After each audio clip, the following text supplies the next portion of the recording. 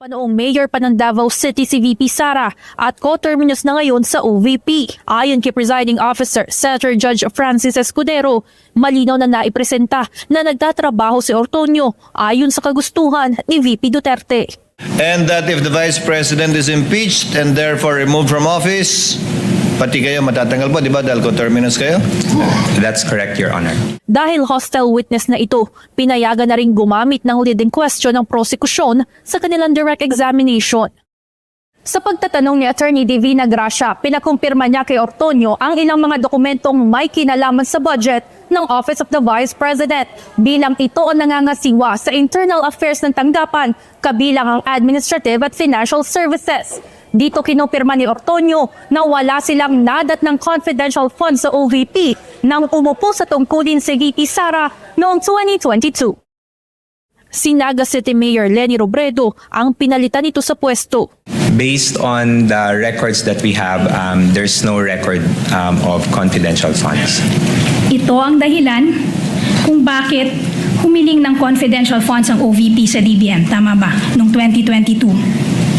Dahil wala kayong dinatnan na confidential funds ng pag-upo mo kasama ng pag-upo ng Vice President Sara Duterte. Tama ba? Yes, ma'am.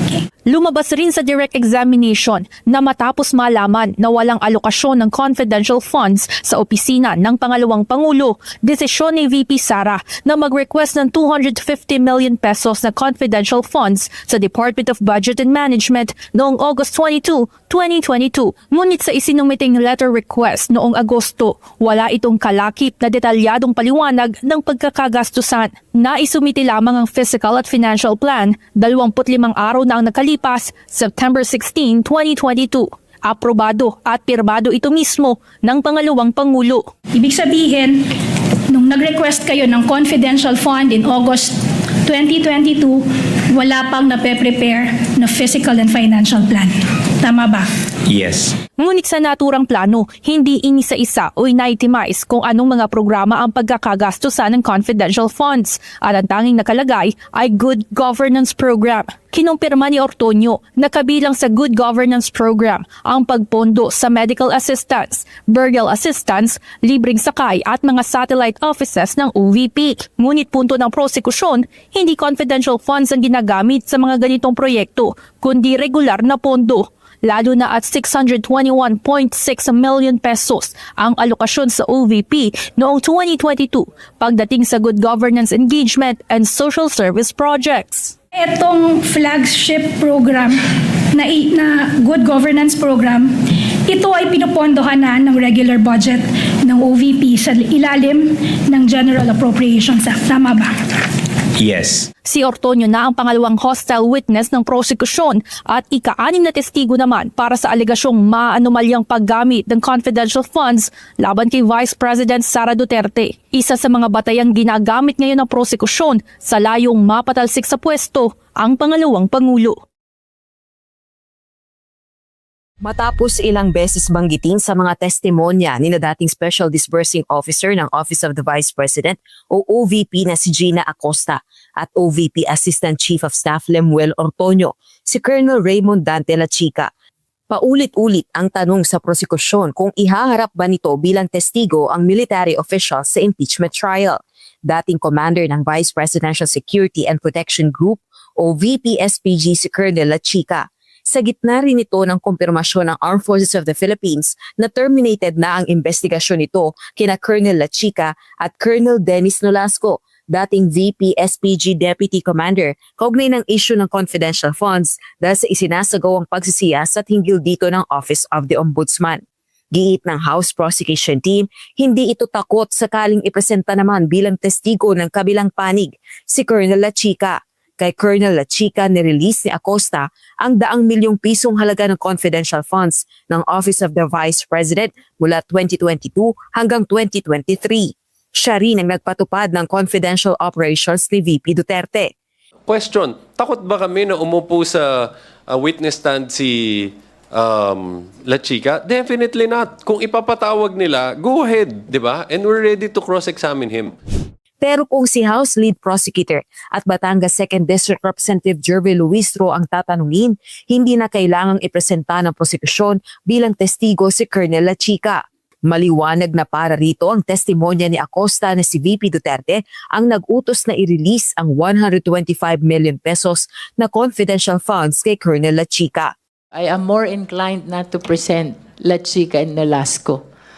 My position is simple. May misuse na ba nung sinabi ni Gina Acosta na tinurn over niya the entire amount to the security officer who is a non-accountable officer? May misappropriation na ba? May irregular liquidation na ba?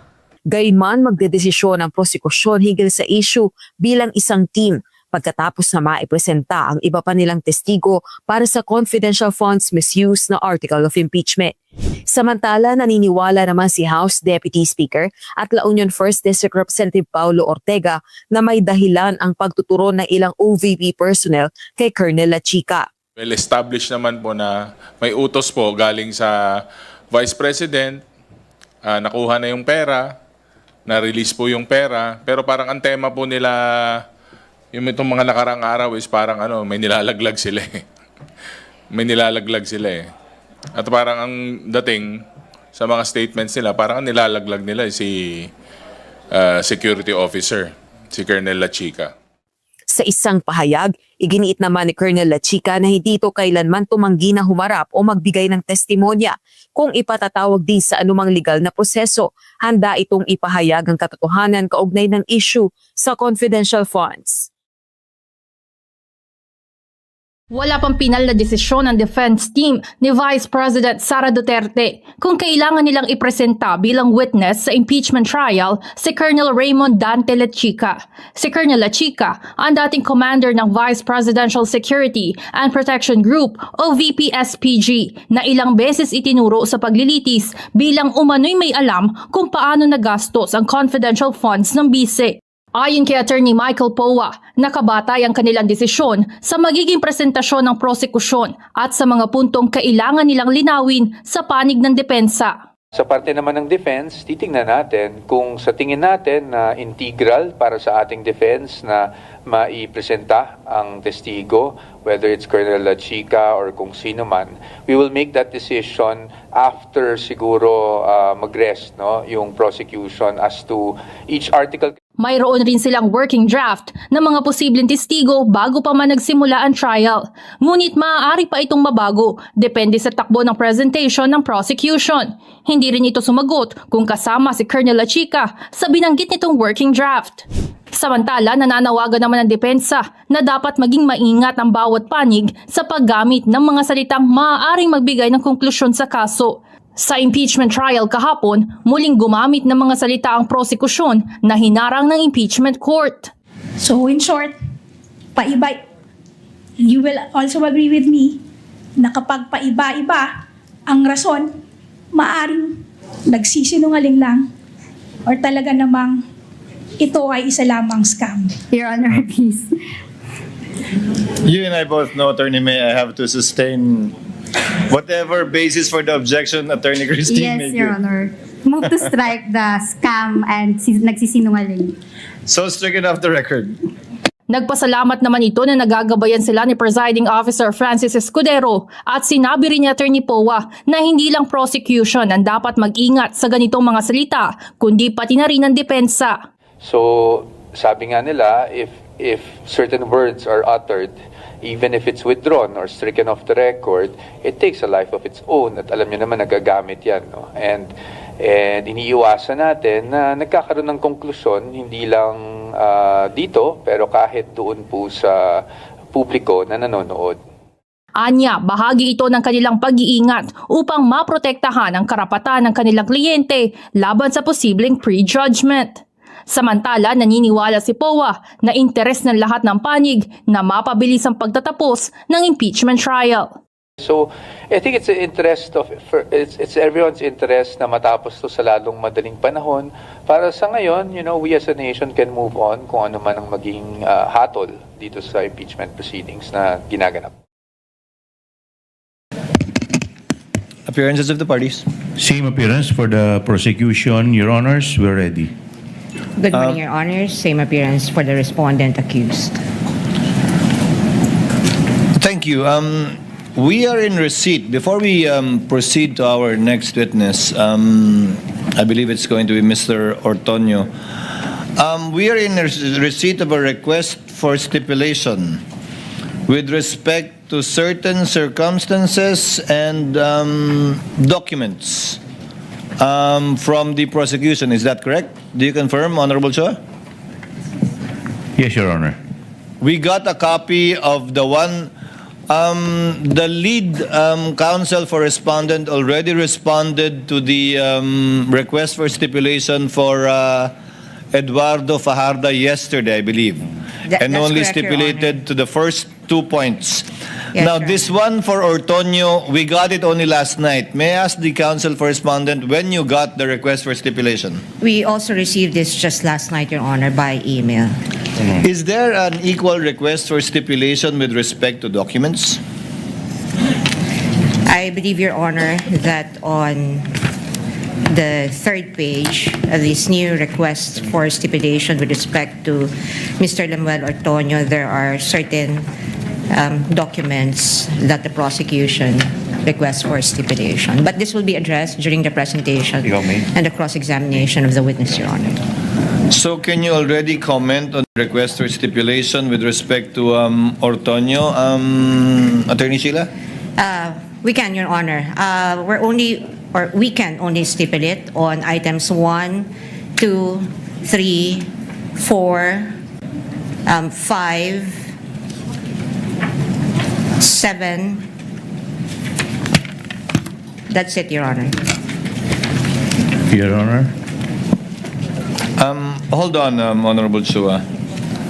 In regard to the documents, Attorney Sheila, some of these, if not all, I haven't checked actually individually because this is a different list from the list of documents that I have that Ortonyo may identify based on our own study of the pretrial order and markings. How about the documents, Attorney? That's our concern, Your Honor. Since we only received this last night, and this is inconsistent also with the order of this court that any request for stipulation must be provided to other party at least 1 day before the hearing, Your Honor. And therefore, we would prefer to hear first the comment of the prosecution on this witness, and we will respond accordingly afterwards, Your Honor.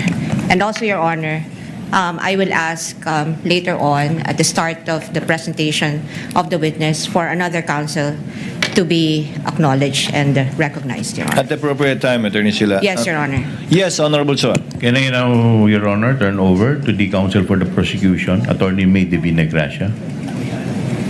I'm sorry, May Divina Gracia, Your Honor. will be the one handling. Yes, Your Honor. We're not yet there, counsel. I'm still at the point of trying to abbreviate the proceedings, at least with respect to the documents. And to give a shot at the counsel for respondents looking at the documents, how many are common documents or common exhibits? Because to the mind of the presiding officer, counsels, if it is a common exhibit, meaning marked by both parties separately, unless there is proof or allegation of fraud and or palpable mistake or absence of regularity, then it would have to be proven through the witness. However, absent that, the court can take it as already being authentic and its due execution having been established without need of proof through the identification of a witness. If there is that chance, the court is willing to give the parties a few minutes while the court is discussing its ruling with respect to the point raised by Attorney Sheila last August 12, which will take roughly about 20 to 25 minutes. Would that be enough time, Attorney Sheila, for you to go over the I think, Your Honor, we'll documents? just need around 5 minutes. We're amenable to some stipulation under item number 25, except for item number 25, B and V. B and Beta and Victory, Your Honor, because these are not common exhibits. But with the rest of the items under number 25, we probably will just be needing 5 minutes to see the prosecution's documents and return to this court with a response to the request for stipulation. 5 minutes? If it's 5 minutes, the court will defer its ruling on your August 12 manifestation and just simply give you 5 minutes before we call Ortonyo. 5 minutes? Thank you, Your Honor. Okay, 5 minutes. Court declares a brief recess in order for the parties to be able to stipulate on the documents they will be presenting to the witness Ortonyo to save on the court's time. Trial is in recess. The trial is resumed. May we hear from the counsel for the respondent with respect to the proposed stipulations on item number 25 in regard to the documents? We can stipulate on item number 25, Your Honor, and on the documents listed under that paragraph from A to V, Your Honor. From Alpha to Victory. Yes, Your Honor, subject to comment on the eventual offer. Thank you very much, counsel. Thank you for helping the court in abbreviating the proceedings. Now, Honorable Chua, who again will be the one to present the witness Ortonyo? The counsel for the prosecution, Attorney May Divina Gracia. Attorney May Divina Gracia. You are recognized, ma'am. Your Honor, Yes, Attorney Sheila? May on the I- part of the respondents? may I also ask that Attorney Christine Ferrer be recognized as counsel for the defense today, Your Honor, for this witness. Attorney Ferrer is recognized. Thank you, Your Honor. Good morning, So it'll Your be- Honors. Is it correct to address you, Attorney May? Yes, Your Honor. So it'll be Attorney May and Attorney Christine. Yes, Your Honor. Call your witness, Attorney May. Your Honor, we would like to call to the witness stand our sixth witness in the person of Mr. Lemuel G. Ortonyo. The clerk of court is directed through the OSA to kindly situate Mr. Ortonyo at the witness stand.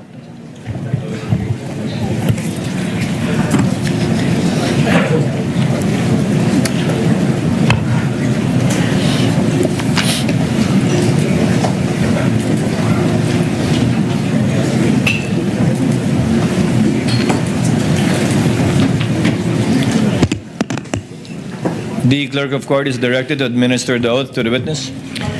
Mr. Ortonyo, please raise your right hand.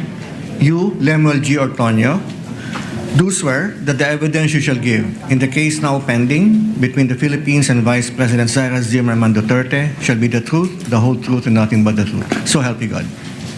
Yes. Kindly place on the record, because it was inaudible, that the witness responded in the affirmative by saying yes. Attorney May, your witness for direct examination. Kindly make the offer. Yes, Your Honor, but before we proceed to our offer, Your Honor, we would like to just read for the record the matters that were already stipulated on, Your Honor, for avoidance of doubt. You may do so, counsel. You may proceed. So, first, that the witness, Mr. Lemuel G. Ortonyo, is the Assistant Secretary and Assistant Chief of Staff of the Office of the Vice President. Second, he holds the position of Assistant Secretary at salary grade 29. Third, his appointment is coterminous with the term of the Vice President. And fourth, his position is one of trust and confidence. May the defense kindly confirm if those are all the matters that you're willing to stipulate on, as well as, sorry, Your Honor, they're also stipulating on the authenticity and the genuine execution of the documents listed in paragraph 25 of the request for stipulation. Attorney Christine? Yes, Your Honor, subject to cross-examination. Duly noted. Kindly proceed with your offer, Attorney May. Your Honors, we are offering the testimony of Mr. Lemuel G. Ortonyo to qualify him as a hostile witness and to prove the following. Number one, the confidential funds answered to no legitimate confidential purpose. The amount was requested before the supporting plan was produced, and the 2023 plan just repeated the operative language of the 2022 plan. Nauna ang 250 million, sumunod ang plano matapos itong hingin ng DBM. Hindi plano ang nagtakda ng halaga. Ang halaga ang nauna sa kahinabol ng plano. Number two, the respondents' handprints are on every document that mattered. Mula request hanggang liquidation, nasa mahalagang dokumento ang kanyang otoridad at pag-aproba. Number three, the reports were written to fit the rules, not the facts. 4 na ulat, iisang template, mga halagang hindi nagbabago at laging eksaktong 125 million. Not a peso more, not a centavo less. Walang natira, walang sinaulit. Number 4, 5 days after COA questioned the medical and food aid item, the line disappeared while the report still totaled exactly 125 million. Question ng Commission on Audit ang medical and food aid na may halagang 40 million, 42 million at 40 million sa tatlong unang accomplishment reports. Makalipas ang 5 araw, wala na ito sa huling accomplishment report. Pero 125 million pa rin ang kabuuan ng halaga. Number 5, in 2 years, not one area, not one operation was ever named. Daang-daang area ang iniulat, 500 million ang ginastos. Ngunit wala ni isang lugar, ni isang operasyon, ni isang petsa ang pinangalanan. Number 6, the liquidation was late, irregular, and backdated. 10 buwan huli ang mga resibo. Mahigit 100 ang may petsang 1 taon pagkatapos ng di umano'y bayaran. Number 7, the certifications vouched for nothing and were signed by the man who received the money. Walang untoward incident. Iyan lamang ang pinatutunayan. Walang halaga, walang pangalan, walang lugar at walang petsa. At ang pumirma, ang mismong tumanggap ng pera. Number 8, the 500 million bought protection the Vice President already had. And against threats, the AFP and the PNP were already paid billions to watch. 473 sundalo at pulis na ang nagbabantay sa kanya. Sahod ng Republika mula sa ibang pondo. Walang pangalawang pangulo sa kasaysayan ang nagkaroon ng ganito. At ang mga bantang tinutukoy sa mga ulat, ang NPA at mga teroristang grupo, sakop na ng intelligence funds ng AFP at PNP. Bayad na ang proteksyon, bayad na ang pagbabantay, bago pa ang kahit 1 piso ng confidential funds. Number 9, the justification for the confidential funds shifted with every finding. Sa DBM, safe implementation ng good governance programs, official engagements, and functional representation ng pangalawang Pangulo. Sa mga plano, confidence building for good governance programs at pagsapit ng 2023 socio-economic program delivery. Sa mga certifications, surveillance and information gathering to prevent untoward incidents from transpiring. Sa protective intelligence operations reports, for intelligence gathering naman. Sa mga sagot sa audit observation memoranda at notices or at notice of suspension for surveillance activities to determine where best to implement the OVP's programs. 6 na bersyon, iisang pondo. Number 10, the officials knew, answered nothing. The man who says he knew nothing answered everything. Lahat ng sagot sa COA, pirma ng testigong ito, na ang sabi wala siyang personal na kaalaman. Ang mga tunay na nakakaalam, ang Respondent Vice President, ang Special Disbursing Officer, at ang Colonel, wala ni isang sumagot. Number 11, the explanations for the confidential funds are a sham. And the failure to account the funds gives rise to the presumption of misappropriation. Pabago-bago ang paliwanag, walang detalye, walang dokumentong sumusuporta, pagtatakip, hindi pagpapaliwanag. At hanggang ngayon, hindi na-account ang 500 million ng bayan. Sa ganitong kabiguan, ang batas na mismo ang nagsasalita, prima facie, na ipinalalagay na ang pondo ay ginamit para sa sariling kapakanan. That would be all for Your Honor. Comment, Attorney Christine? Yes, Your Honor. We note that the 11 items that were mentioned by the prosecution are all conclusions of fact and law, Your Honor. And actually, they are mere speculations and conjectures, Your Honor, not being proven before this honorable court. And they are all theories and, with all due respect, sound bites, Your Honor. Nevertheless, we will cross-examine the witness to verify the allegations or to disprove the allegations of the prosecution. Thank you. They may be statements of fact or law, counsel, but that's what they seek to prove. Through this witness, hopefully, by declaring him as a hostile witness in due time. Duly noted. Comment of the counsel for respondents noted. You may proceed with your direct examination, Attorney May.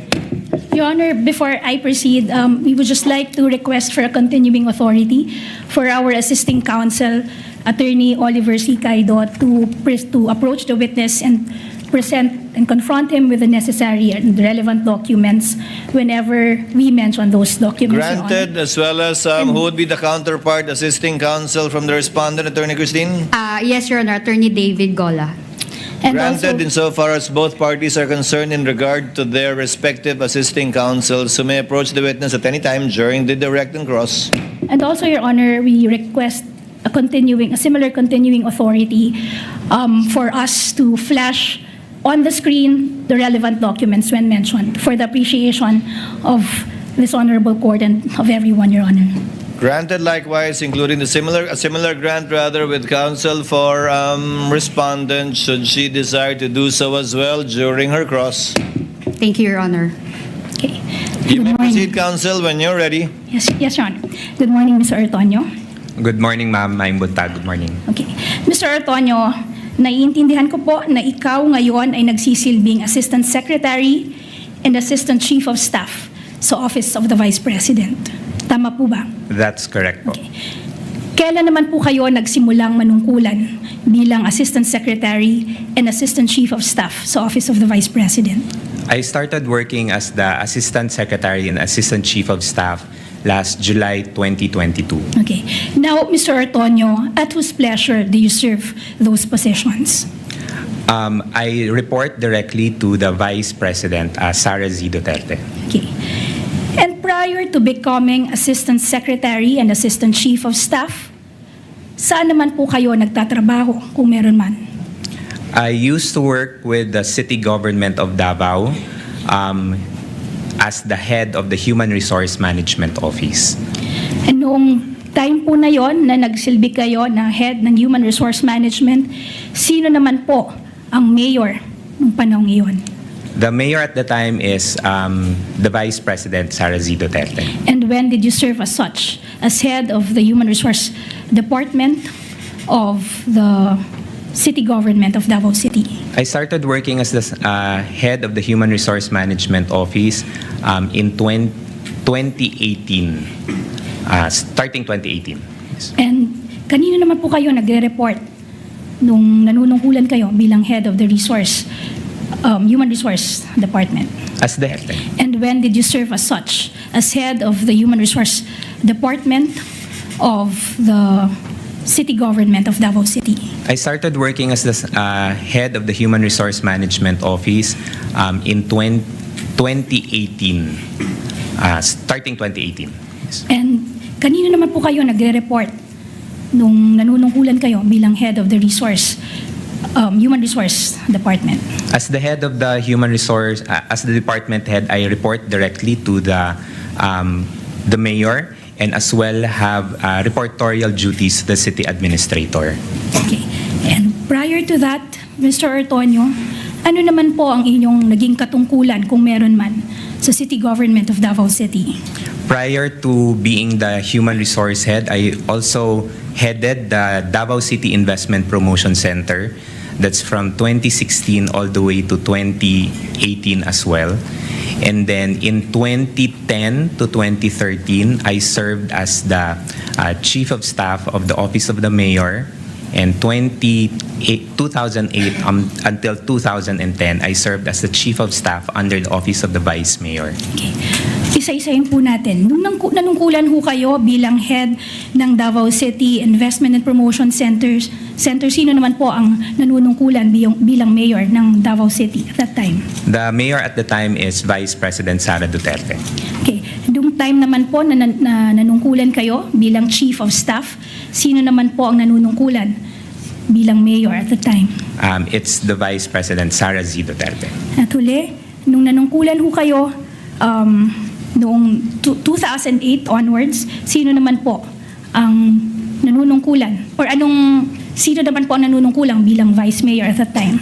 The Vice Mayor at the time is Vice President Sara Z. Duterte. Now, prior to 2008, saan ho kayo nanunungkulan o nagtatrabaho kung meron man?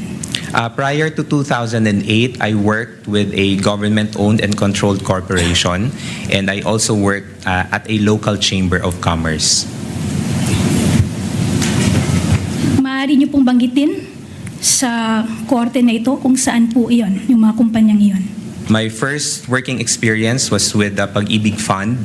That was 4 years, and then I worked around about 4 to 6 months with the Davao City Chamber of Commerce.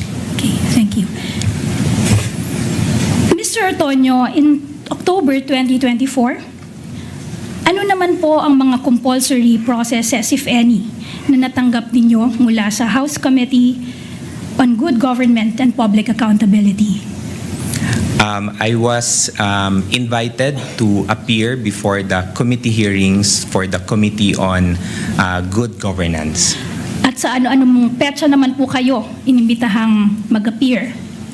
As to the exact dates po, ma'am, I cannot remember anymore the exact dates. However, there were several invitations that were extended to me. Okay, several invitations for several hearings. Yes, that's correct. Ano naman po ang naging tugon ninyo dun sa mga iba't ibang imbitasyon na yun? One of the reasons there was that it's a mere invitation. I'm sorry, Mr. Ortonyo, I have to cut you. Please just be responsive so as not to waste this honorable court's time. The question is merely, what was your response to those invitations for you to appear? You mentioned several. So what was your response? The response was, I will not attend the hearings. Okay, so that was your response. What, if any, judicial remedy did you seek against those invitations? Sorry, ma'am. When you say judicial remedy, what do you... Judicial relief? Did you ask for injunctive relief against the compulsion or the invitation for you to attend the hearings mentioned in those invitations? The reason, ma'am, was that it's a mere invitation. Again, Mr. Ortonyo, I'm sorry, I don't want to be difficult, but again, let me just remind you to please be just responsive to the question. The question is simply, what judicial relief, if any, did you apply for in response to those invitations? If I can remember, ma'am, none, ma'am. Okay. And what was the subject matter of those hearings where you were invited, if you know? It's regarding the confidential funds.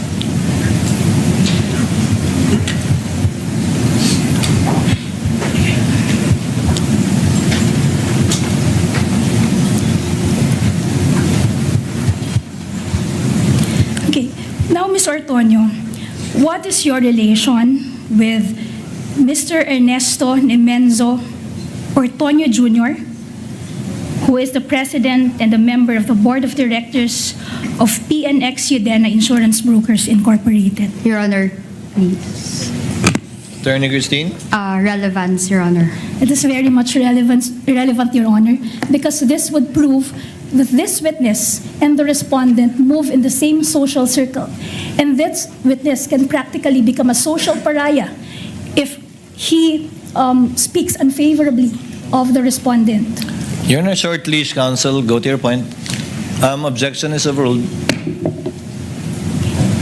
So, Mr. Ortonyo, just to repeat the question, what is your relation with Mr. Ernesto Nemenzo Ortonyo Jr., who is the president and a member of the board of directors of PNX Udena Insurance Brokers Incorporated? He is my father po. Okay.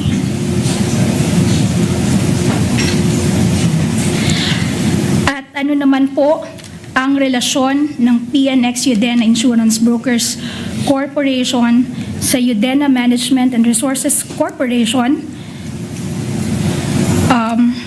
which forms part of the Udena Group founded and controlled by Mr. Dennis A. Your Honor, please. Yes, Attorney Christine. Again, relevance, Your Honor, to the confidential funds. And she's on short leash.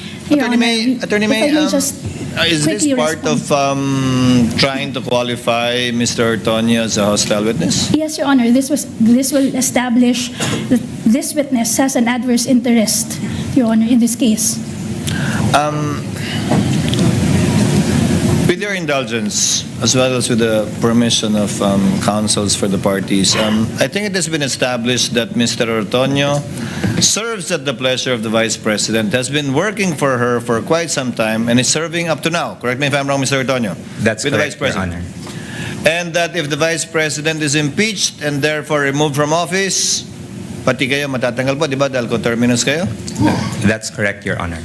And that as far as we know, until today, you are still working with the Office of the Vice President and serving under that capacity, coterminous. Yes, that's correct, Your Honor. To abbreviate the proceedings, the court declares Mr. Ortonyo as a hostile witness based on his adverse interest vis-a-vis the respondent and the prosecution, and that therefore counsel Attorney May can ask leading questions, but again, pursuant to the rules, may not ask misleading questions. You may proceed, ma'am, accordingly. Thank you, Your Honor. Mr. Ortonyo, I am showing you a video footage of the hearing of the CGGPA on November 25, 2024. May I request, Your Honor, our assisting counsel who is stationed at the technical booth to play the said video footage.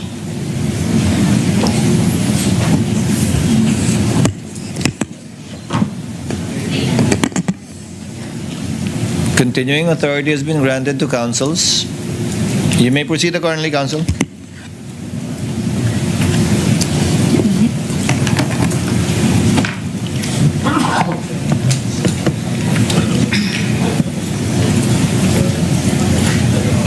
Office of the Vice President, Mr. Lemuel G. Ortonyo, Assistant Secretary and Assistant Chief of Staff, Ms. Winnie G. Diego, Chief of Public Assistance. Okay. Mr. Ortonyo, ano ang relasyon mo sa Lemuel G. Ortonyo na nabanggit sa video na aming pinakita? That's me po, ma'am. Okay. At ano naman, at tama ba, kinukumpirma mo ba na ang event na recorded dyan sa video footage na yan ay ang hearing ng CGGPA noong November 25, 2024? That's correct po. At Mr. Ortonyo, maaalala mo ba na sa hearing na yan, sinabi mo, and I quote, you provide overall supervision for the internal affairs of the Office of the Vice President, end of quote. That's correct po. At pinapatutuhanan mo rin ba na kasama ng supervision na yan, ang supervision sa Administrative and Financial Services Office at Strategy Management Office ng Office of the Vice President? That's correct po. Okay. Ngayon, Mr. Ortonyo, Tama bang sabihin ng Administrative and Financial Services Office, ito ang opisina sa Office of the Vice President na in charge sa pangkalahatang budget ng OVP? That's correct po. Kasama dito ang budget preparation, That's correct. budget disbursement, accounting, at liquidation. That's correct. And since you exercise supervision over this office, sa pangkalahatan, tama bang sabihin, or generally, walang pondo ng OVP ang hinihiling, nilalabas, ginagastos o inililiquidate na wala sa inyong kaalaman at supervision? Tama ba? Generally, Mr. Ortonyo. Generally, yes. Okay. Ngayon, ang Strategy Management Office naman, ito ang tanggapan ng OVP na nangangasiwa sa strategic planning, management, monitoring, evaluation, organizational development at iba pang kaugnayan ng tungkuling pamamahala ng OVP. Tama ba? That's correct. So kasama dito ang pagbuo at pagsubaybay sa mga programa, proyekto at aktibidad ng OVP. Tama ba? That's correct. So ngayon, dahil sa iyong pag-amin, tama rin bang sabihin na bawat programa ng OVP ay dumadaan sa SMO? For all the activities. Yes. Okay. At dahil kayo ang nagsusuperbisa sa SMO, kayo rin ang nagsusuperbisa sa mga programa, proyekto at aktibidad nito. Tama ba? General supervision po. Okay. In short, or sa madaling salita, bawat programa ng OVP ay dumadaan sa inyong supervision ng 2 beses. Una, kapag ito ay pinaplano ng SMO, at pangalawa, kapag binabayaran ito ng AFSO. Tama ba? Yes po. At tama rin bang sabihin na ang mga direktor ng 2 opisinang ito ay nag-uulat din sa iyo? Tama ba? That's correct po.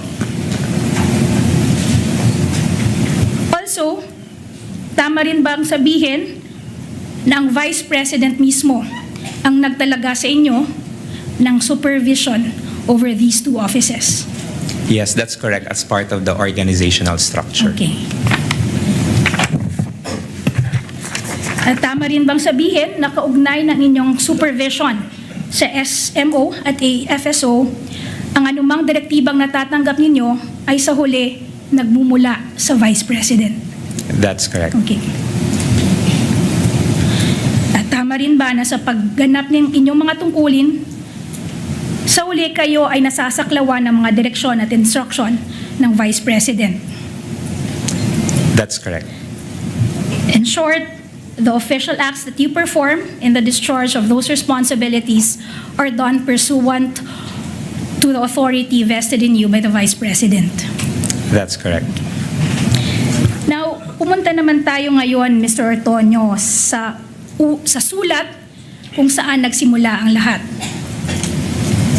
Okay, so, Mr. Ortonyo, you assumed your position you mentioned earlier as Assistant Secretary and Assistant Chief of Staff noon lamang July 1, 2022.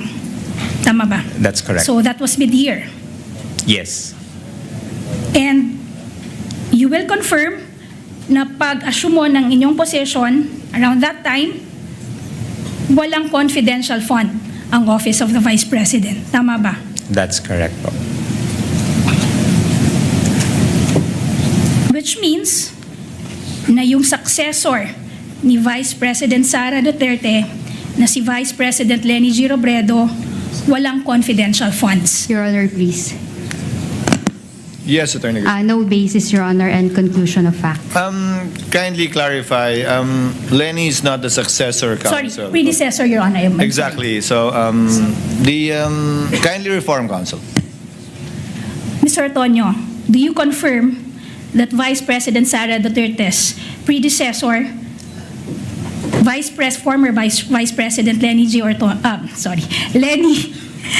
Robredo, Your Honor, Leni Robredo, she did not have confidential funds? Your Honor, please. Yes, counsel. Incompetent. He's not a staff of Leni Robredo. If he knows, if you know, Mr. Ortonyo, you may answer. If you don't, you may answer so as well. Based on the records that we have, there's no record of confidential funds. ang dahilan kung bakit humiling ng confidential funds ang OVP sa DBM. Tama ba? Noong 2022. Dahil wala kayong dinatnaan na confidential funds ng pag-upo mo kasama ng pag-upo ng Vice President Sara Duterte. Tama ba? Yes, ma'am. Okay. And this request for confidential funds, ipinaabot ito sa DBM sa pamamagitan ng isang sulat. Tama ba? Letter request. Yes, letter request. Ngayon, I'm showing you Prosecution's Exhibit P-I-4-A dated August 22, 2022. Ito ang nabanggit mong letter request for confidential funds in 2022. Tama ba, Mr. Ortonyo?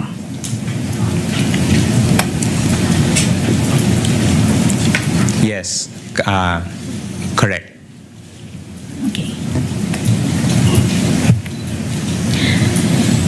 Sa huling pahina nitong sulat na ito, there appears a signature above the printed name, Sara Z. Duterte. You will confirm that this is the signature of the Vice President. Yes, I can confirm that this is the signature of the Vice President. Okay. And you're familiar with her signature, familiar ka sa signature niya dahil sa panunungkulan mo over almost 2 decades with her or under her, nakikita mo siyang pumirma ng mga dokumento at nakikita mo rin ang kanyang pirma sa iba't ibang dokumento. Tama ba? Yes, that's correct. And on the basis of this letter bearing her signature, tama bang sabihin na ang desisyon na mag-request ng confidential funds, it was the decision of the Vice President? Tama ba? Yes, that's correct. And throughout these proceedings, a certain name has been repeatedly mentioned, paulit-ulit na nabanggit, si Colonel Lachica. Kilala niyo siya, tama? Yes, I know him. He's the Okay. group commander for BPSPG. Okay. You mentioned group commander of the SPG, but you will confirm, Mr. Ortonyo, kukumpirmahin nyo na nung Agosto 22, 2022, hindi pa naitatalaga si Colonel Lachica bilang security officer ng OVP. Tama ba? Yes, Yes. that's correct. He started September. Okay. Yes, in fact, he started only on September 1, 2022. Tama ba? Yes, based on documents. Okay. Let us now go to the September 16, 20 booth to kindly enlarge. Granted, so instructed. Copies of the documents being flashed on the screen.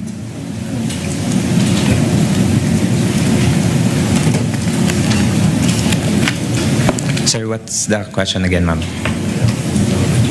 Etong sa letter na ito, pinapatotohanan nito na si Colonel Lachica ay inappoint lamang o itinalaga lamang bilang commander ng VPSPG noon lamang September 16, 2022. Tama ba? Yes, Ma'am, I think the memorandum is the designation of Colonel Lachica as Security officer. security Yes, officer. security officer. As security officer, based on the document. Yes. Now, balik tayo dun sa letter dated August 22, 2022. Dito sa letter na to, you will confirm that the OVP requested 4 items. 1, augmentation of financial assistance and subsidy. 2, augmentation of special duty allowance. 3, additional 192 co-terminus and contractual positions. And 4, confidential funds. Tama ba? Correct, for the 4 items. And you will also confirm that at the time this document was sent to the DBM, nung ihinihanda ang liham na ito at pinadala sa DBM, na iplano na ng OVP ang mga aktibidad nito para sa nalalabing bahagi ng 2022. Tama ba? That's correct. That's correct. Sa katunayan, para sa unang 3 kahilingan, nakapagbigay na ang OVP ng basihan ng mga hiling na halaga. Nakalagay dito ang computation kung paano nakuha ang halagang hinihiling. Tama ba? That's correct. That is for the first 3 requests, the augmentation of financial assistance and subsidy, augmentation of special duty allowance, and additional 192 co-terminus and contractual positions. And dahil rin na-plot out nyo na yung mga activities, programs, and plans ng OVP ng time na yan, nakapaglakip na rin kayo ng supporting documents for the first 3 requests. Tama ba? Yes, that's Pati correct. yung projections, mga relevant projections for these 3 requests. That's correct. But, Mr. Ortonyo, kinukumpirma mo rin na for the OVP's request for confidential funds, in this letter, walang computation na binigay. Tama ba? There For was, let's limit the answer to the letter. In that letter, no computation was provided. Tama ba? that's correct. No There was computation. also no projection provided in the same letter. Tama ba? Yes, that's correct. And also, there was no physical and financial plan attached to the letter. For this letter request, Yes, none. none. In fact, there was no attachment supporting the OVP's request for confidential funds. Correct? There were no attachments, ma'am. Yes, there were no attachments in support of your request for confidential funds. Tama? Okay. Mr. Ortonyo? What's your response? Yes, that's correct. No attachments, ma'am. And tama rin bang sabihin na ultimately, ang nag-decide kung magkano ang hihiningin na confidential funds from the DBM ay si Vice President Sara Duterte. Tama ba? Yes, the determination Yes. for the amount Thank you, is Mr. Ortonyo. in the discretion of the Vice President. Yes, thank you.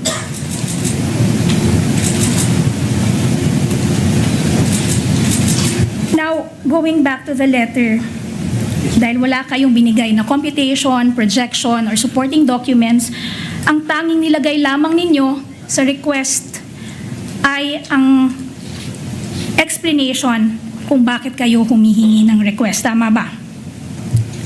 That's correct. That's correct. And the explanation and the justification that you gave was, and I quote, "For and in consideration of the safe implementation of the various projects and activities under the Good Governance Program and the conduct of official engagements and functional representation programs, projects, and activities relevant to national security and peace and order, and is devoted to implement said PPAs with proper security and safety protocols for the benefit of the institution through the OVP satellite offices, its partner stakeholders, and the general public." End of quote. Tama ba? That's correct. So at this point, With Mr. the Ortonyo, permission tama of, ba? with the permission of counsel, can you ask your guy in the tech booth to kindly, whenever you refer to a portion of the letter, to zoom it in so that it's readable on the part of the senator judges, because we really cannot read any part of it. Better. Thank you. You may proceed, counsel. Okay. So tama ba, Mr. Ortonyo, na sabihin na nang pinadala ninyo ang sulat na ito, activities of the OVP for the remainder of 2022. Tama ba? For Yes. Mr. Ortonyo. Thank you, Your Honor. In the context of the plans and programs of the office, there has already been plans already at the beginning of the term of the Vice President in July of 2022. That's why we were able to implement already several programs and projects that we will be implementing Okay. for the rest of the year and for the rest of the term. Okay. But just to clarify, with respect to those plans, programs, and activities relating to national security and peace and order, ito yung ifo-formulate nyo pa lang when you sent out this letter, because that is what stated in the letter. Tama ba? That's correct. That's correct. And you will also confirm na wala nang ibang letter request for confidential funds in August 2022. None. And dahil wala pang plans and physical and financial plan na nakalakip dun sa letter nyo ng August 22, 2022, sumulat sa OVP ang DBM requesting your office to submit this physical and financial plan in support of your request for confidential funds. Tama ba? Yes, that's correct. And the Vice President instructed you, inutusan ka o inatasan ka ng Vice President na sumagot sa letter na ito ng DBM dated September 15, 2022. I'm referring to Prosecution's Exhibit P-I-4-B.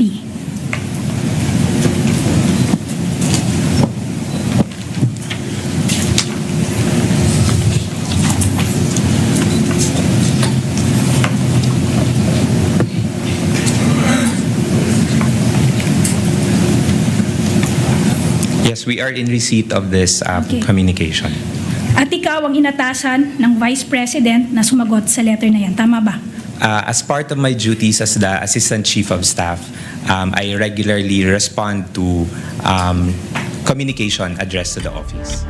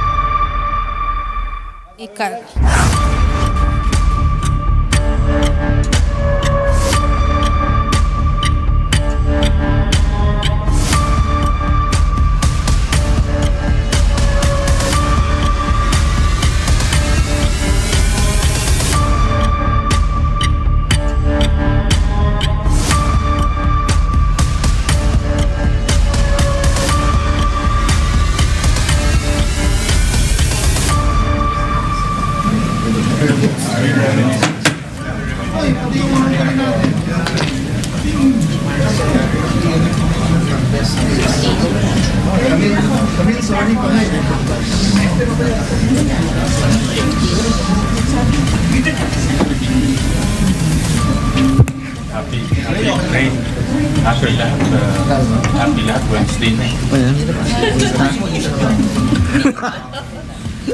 Happy lahat, malapit na weekend. The Sergeant at Arms is directed to make a proclamation. All persons are commanded to keep silent under pain of penalty while the impeachment court is in session for the trial of Vice President Sara Zimmerman Duterte.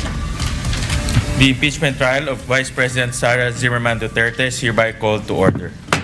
We should be led in prayer by Senator Judge Mark Villar.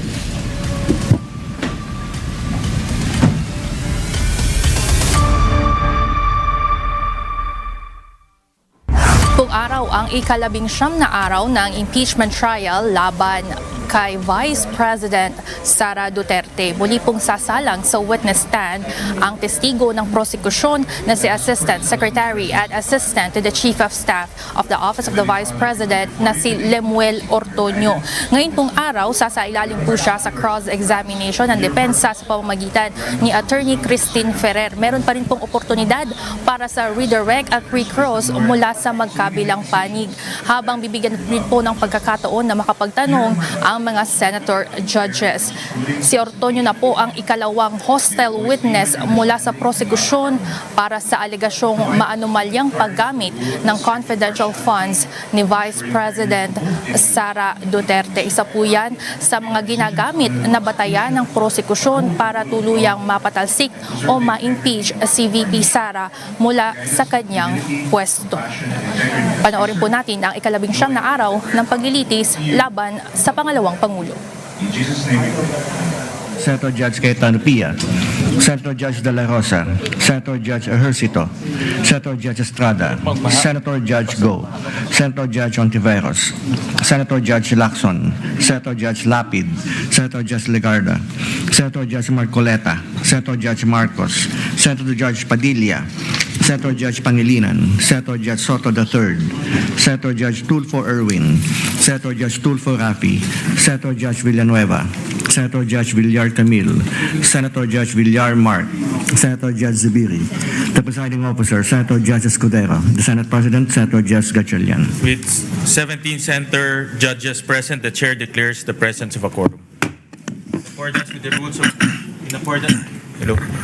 In accordance with the rules of procedure on impeachment trials, the chair now recognizes the duly elected presiding officer to preside over the proceedings of the impeachment court.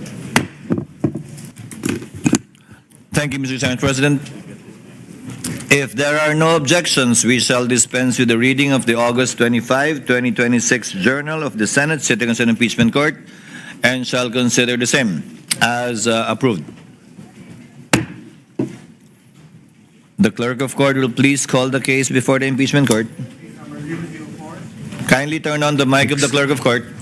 Case number 004-2026 in the matter of impeachment trial of Vice President Sara Zimmerman Duterte.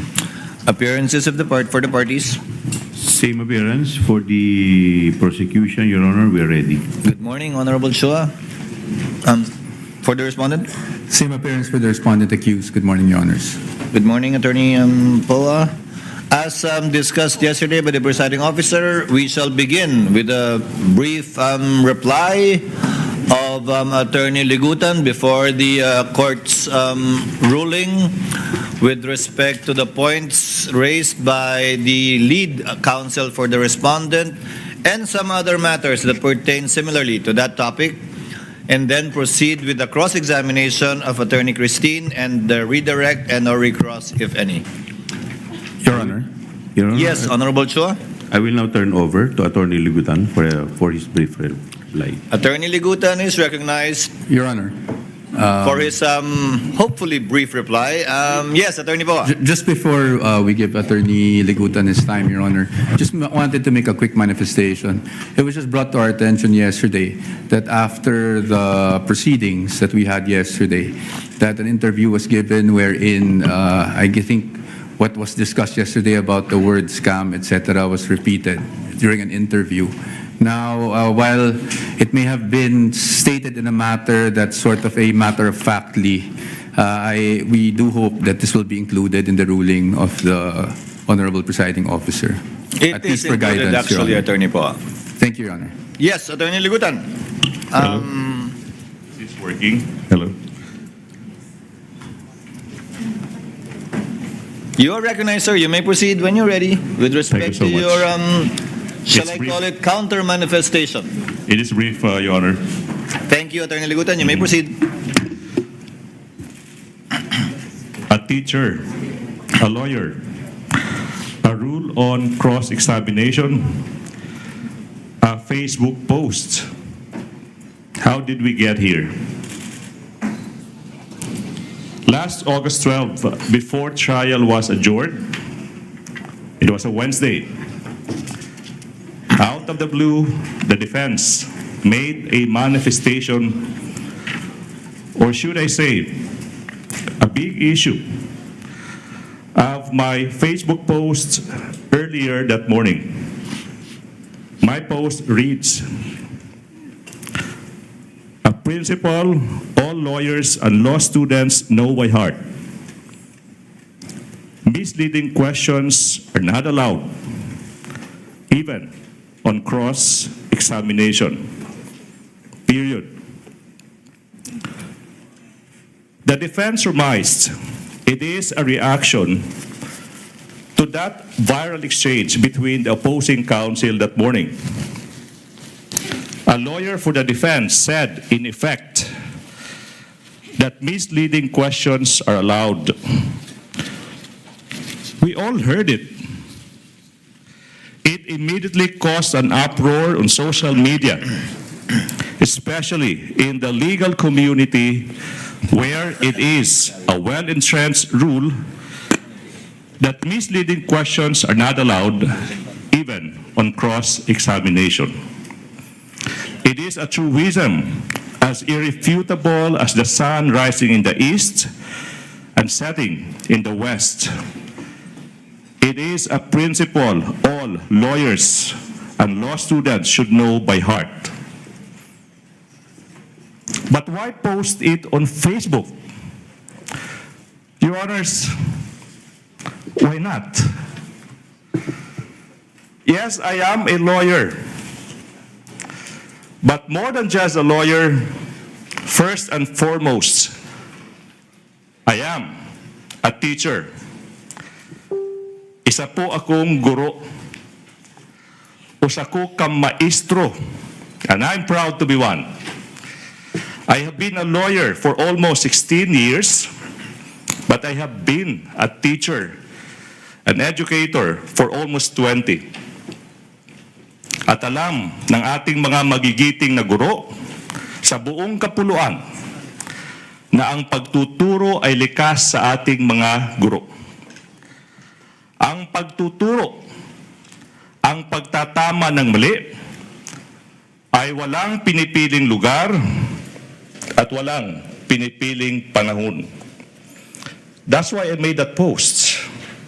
I was concerned that the statement made in open court that misleading questions are allowed will go unchecked.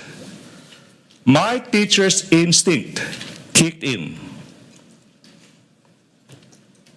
I wanted the students I left in Cebu, especially in the University of San Jose Recoleto School of Law, where I have been teaching for the past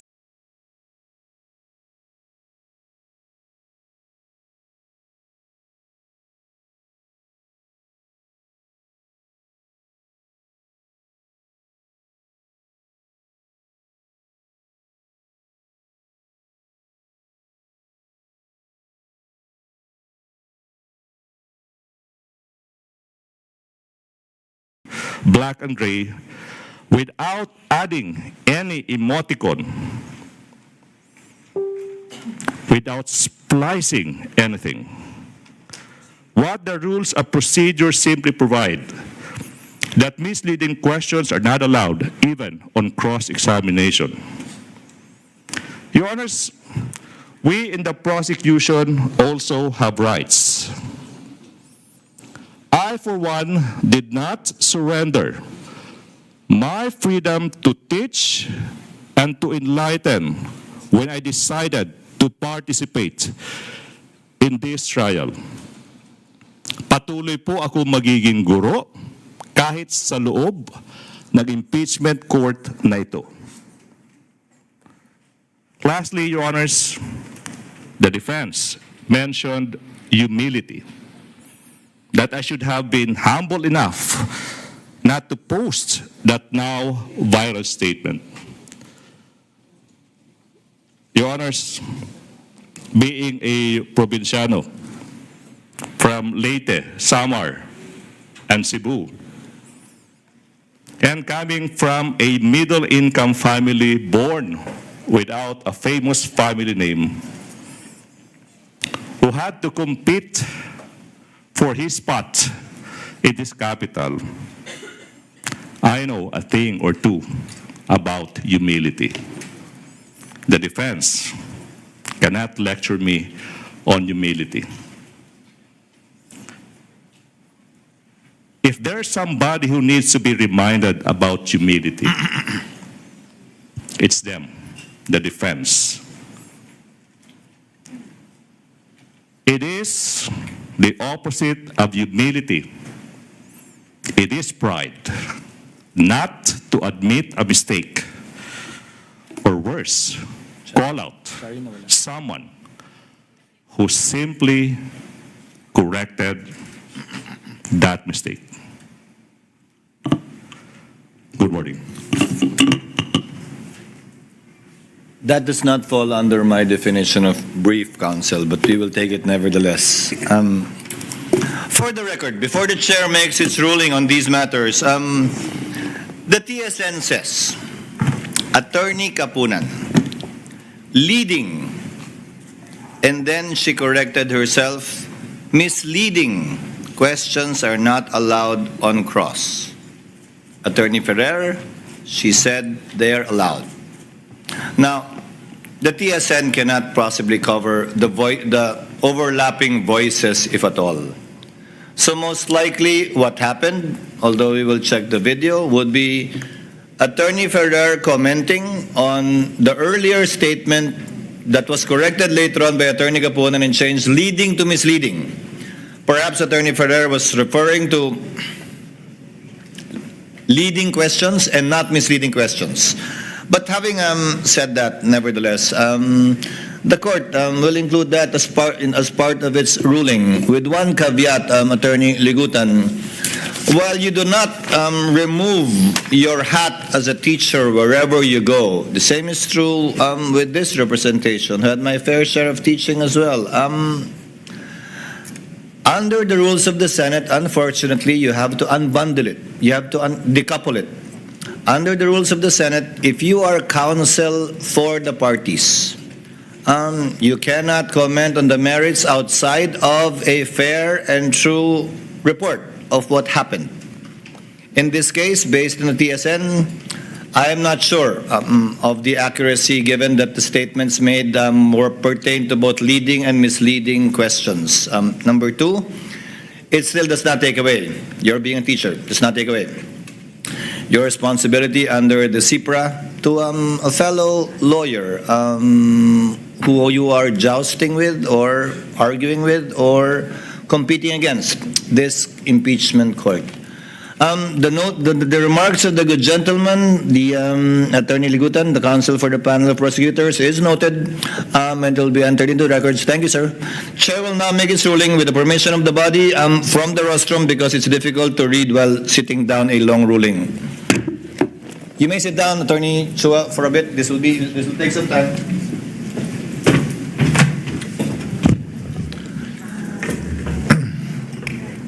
With the permission of the Senator Judges.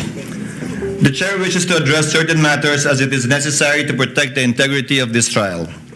It has come to the Chair's attention over time that public statements attributed to persons covered by the rules on impeachment, whether made in interviews or in social media, appear to concern the evidence, the credibility of witnesses, and issues pending before this court, which may fall within the prohibition under Rule 18 of this court. Although the immediate matter arose from statements and conduct involving respective counsel last August 12, it raises broader concerns affecting the impartiality, decorum, and integrity of the impeachment court. Before imposing or enforcing standards of restraint upon the parties and their own counsel, the court must first look inward and put its own house in order. The Chair shall therefore resolve these matters in three parts. First, the duties of impartiality and decorum incumbent upon senator judges. Second, the scope, coverage, and prospective enforcement of Rule 18. Third, the specific guidelines governing compliance with Rule 18. First, senator judges' impartiality, decorum, and the internal remedy. The Chair begins where institutional discipline must always begin, with the court itself. The restraint, impartiality, and decorum demanded of the parties and their counsel must first be exemplified by those who sit in judgment. As senator judges, let us keep in mind our oath, quote, to do impartial justice according to the Constitution and the laws of the Philippines, close quotations. And the requirement under Rule 3 of the Rules of Impeachment to observe political neutrality therein defined as, quote, the exercise of a public's official duty without unfair discrimination and regardless of party affiliation or preference. The Chair likewise cites the relevant provisions of the 2025 Code of Judicial Conduct and Accountability, or CIPRA, on impartiality and the sub judice rule.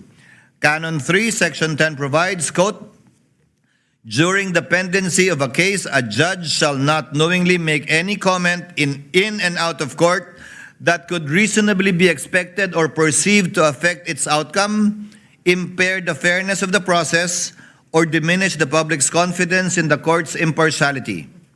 Canon 4, Section 24 provides, quote, a judge shall not engage or use any form of expression which tends to violate or has the effect of violating the sub judice principle, provoke or inflame divisive and contentious issues of public concern, or project an image not compatible with the dignity of their position. Taken as a whole, these principles remind us of our duty to preserve the impartiality of this court and the fairness of these proceedings. As the court said in People v. Court of Appeals, GR number 118882, This court has repeatedly and consistently demanded, quote, the cold neutrality of an impartial judge as the indispensable imperative of due process. Judicial proceedings are not orchestrated plays in which the parties are supposed to make motions and reach the announcement according to a prepared script. There is no writer to foreordain the ending. Close quotation. Also in Berso versus Rabe, AM number RT 21010, a judge must not only be impartial, but must also appear to be impartial, as an added assurance to the parties that his decision will be just. Litigants are entitled to no less than that.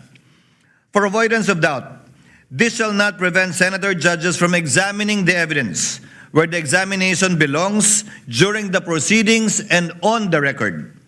The Supreme Court in People versus Gambor, GR 15-2183, said, the trial judge is accorded a reasonable leeway in putting such questions to witnesses as may be essential to elicit relevant facts, to make the record speak the truth. A judge may examine or cross-examine a witness. He may propound questions to test the credibility of the witness and to extract the truth. He may seek to draw out relevant and material testimony, though that testimony may tend to support or rebut the position taken by one or the other party. It cannot be taken against him if the clarificatory questions he propounds happen to reveal certain truths which tend to destroy the theory of one party. Taken together, Rule 17 and the Gambor case confirm that a searching question is not partial merely because the answer may aid one side or weaken the other. The prosecution and the respondent's counsel must be prepared to answer such questions. The inquiry must remain relevant, material, fair, and directed toward clarification of truth. It must not devolve into a speech, harassment, partisan advocacy, or an announcement of a conclusion already reached. The line is clear. Senator judges may test the evidence here under oath and on the record, exercising the cold neutrality of an impartial judge. When constituted as an impeachment court, the Senate does not cast aside the discipline of parliamentary practice, except where the specific rules on impeachment or the adjudicative nature of these proceedings require otherwise. The rules of the Senate establish parliamentary precedents and courtesies of the chamber continue to bind every member sitting as senator judge under Rule 34, Sections 93 and 94 of the Rules of the Senate. Deem acts or language that offend a senator or any public institution or third party to be unparliamentary and prohibit the use of offensive and improper language against another senator or public institution or third party. Henceforth, I hope senator judges shall refrain from unparliamentary remarks, personal attacks, imputations of improper motive, and other language incompatible with the dignity of these proceedings and of parliamentary courtesy to other people. The chair will at all times extend to his fellow senator judges the courtesy befitting equals and reasonable latitude that serious deliberation requires.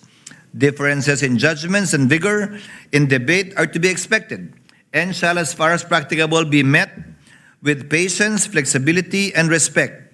Should circumstance so require, however, the chair will not hesitate to enforce the rules of this impeachment court, the rules of the Senate, particularly sections 95 and 96. In this chamber, firmness need not be unkind, nor courtesy come at the expense of duty. Both serve the same end, the fair and honorable administration of justice. Further, where a senator judge is alleged to have violated the impeachment oath, Rule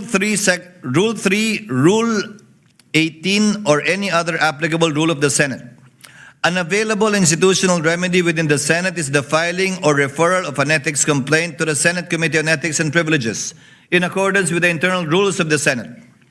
Under Rule 10, Section 1316 of the Rules of the Senate, the Committee on Ethics has jurisdiction over all matters relating to the conduct, rights, privileges, safety, dignity, integrity, and reputation of the Senate and its members.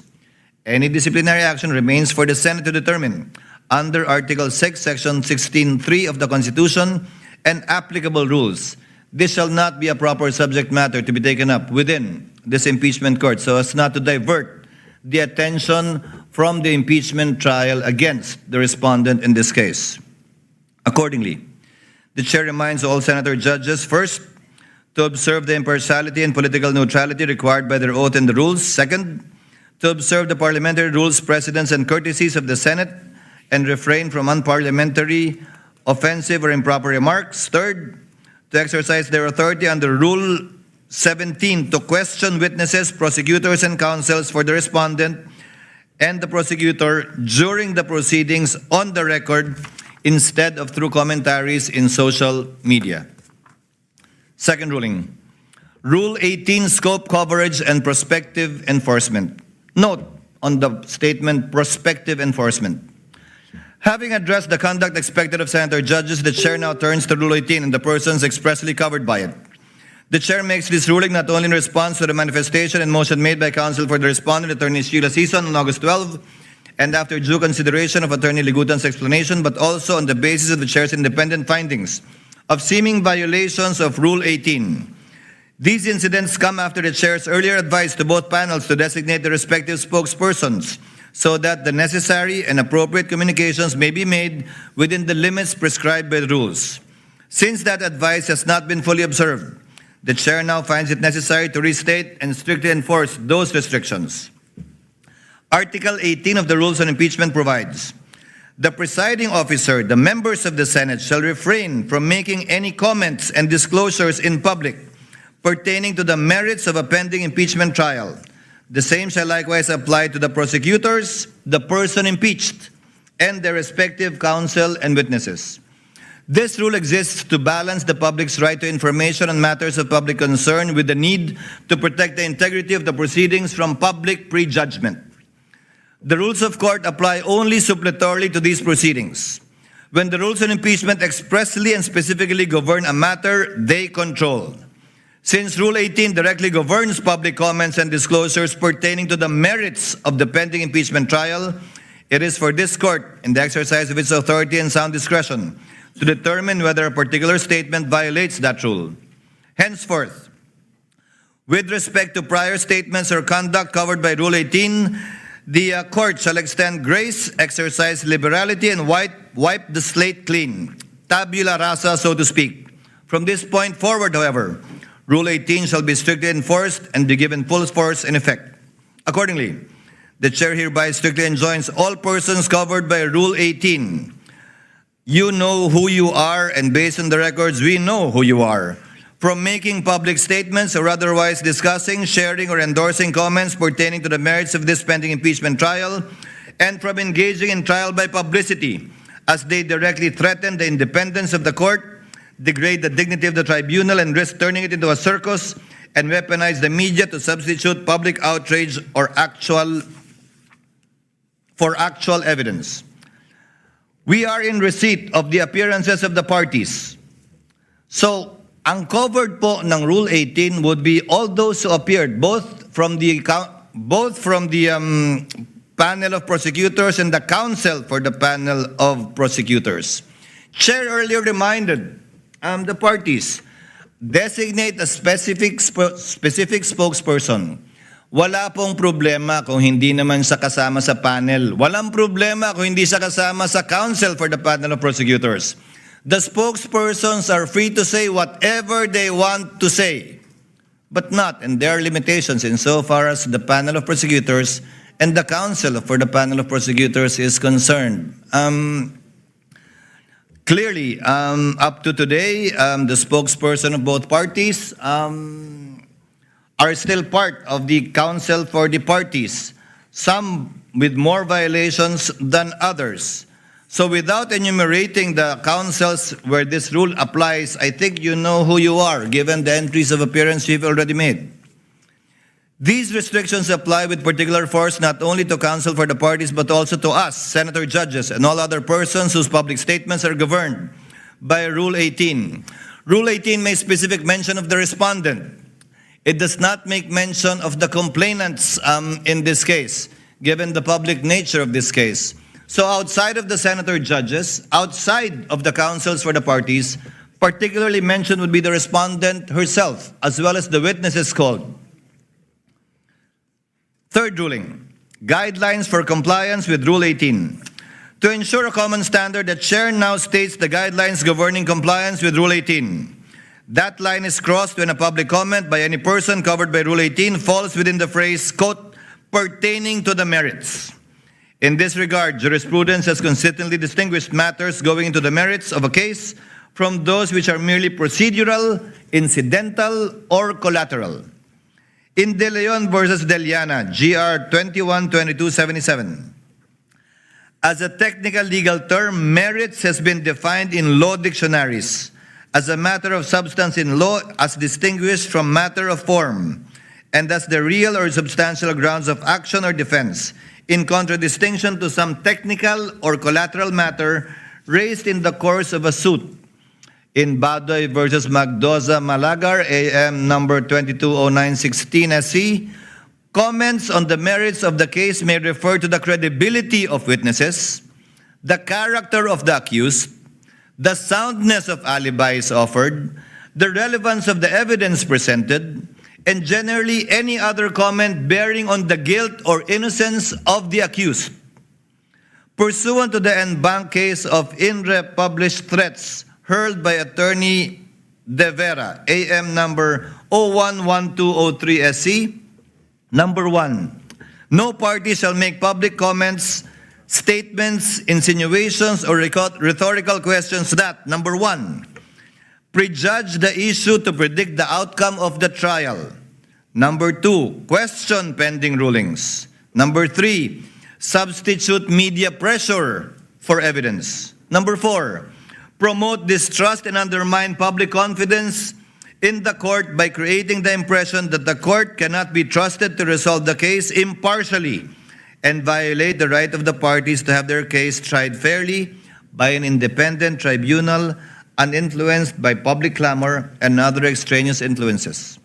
For purposes of this trial, a statement pertains to the merits when viewed in the full context. It evaluates in its full context.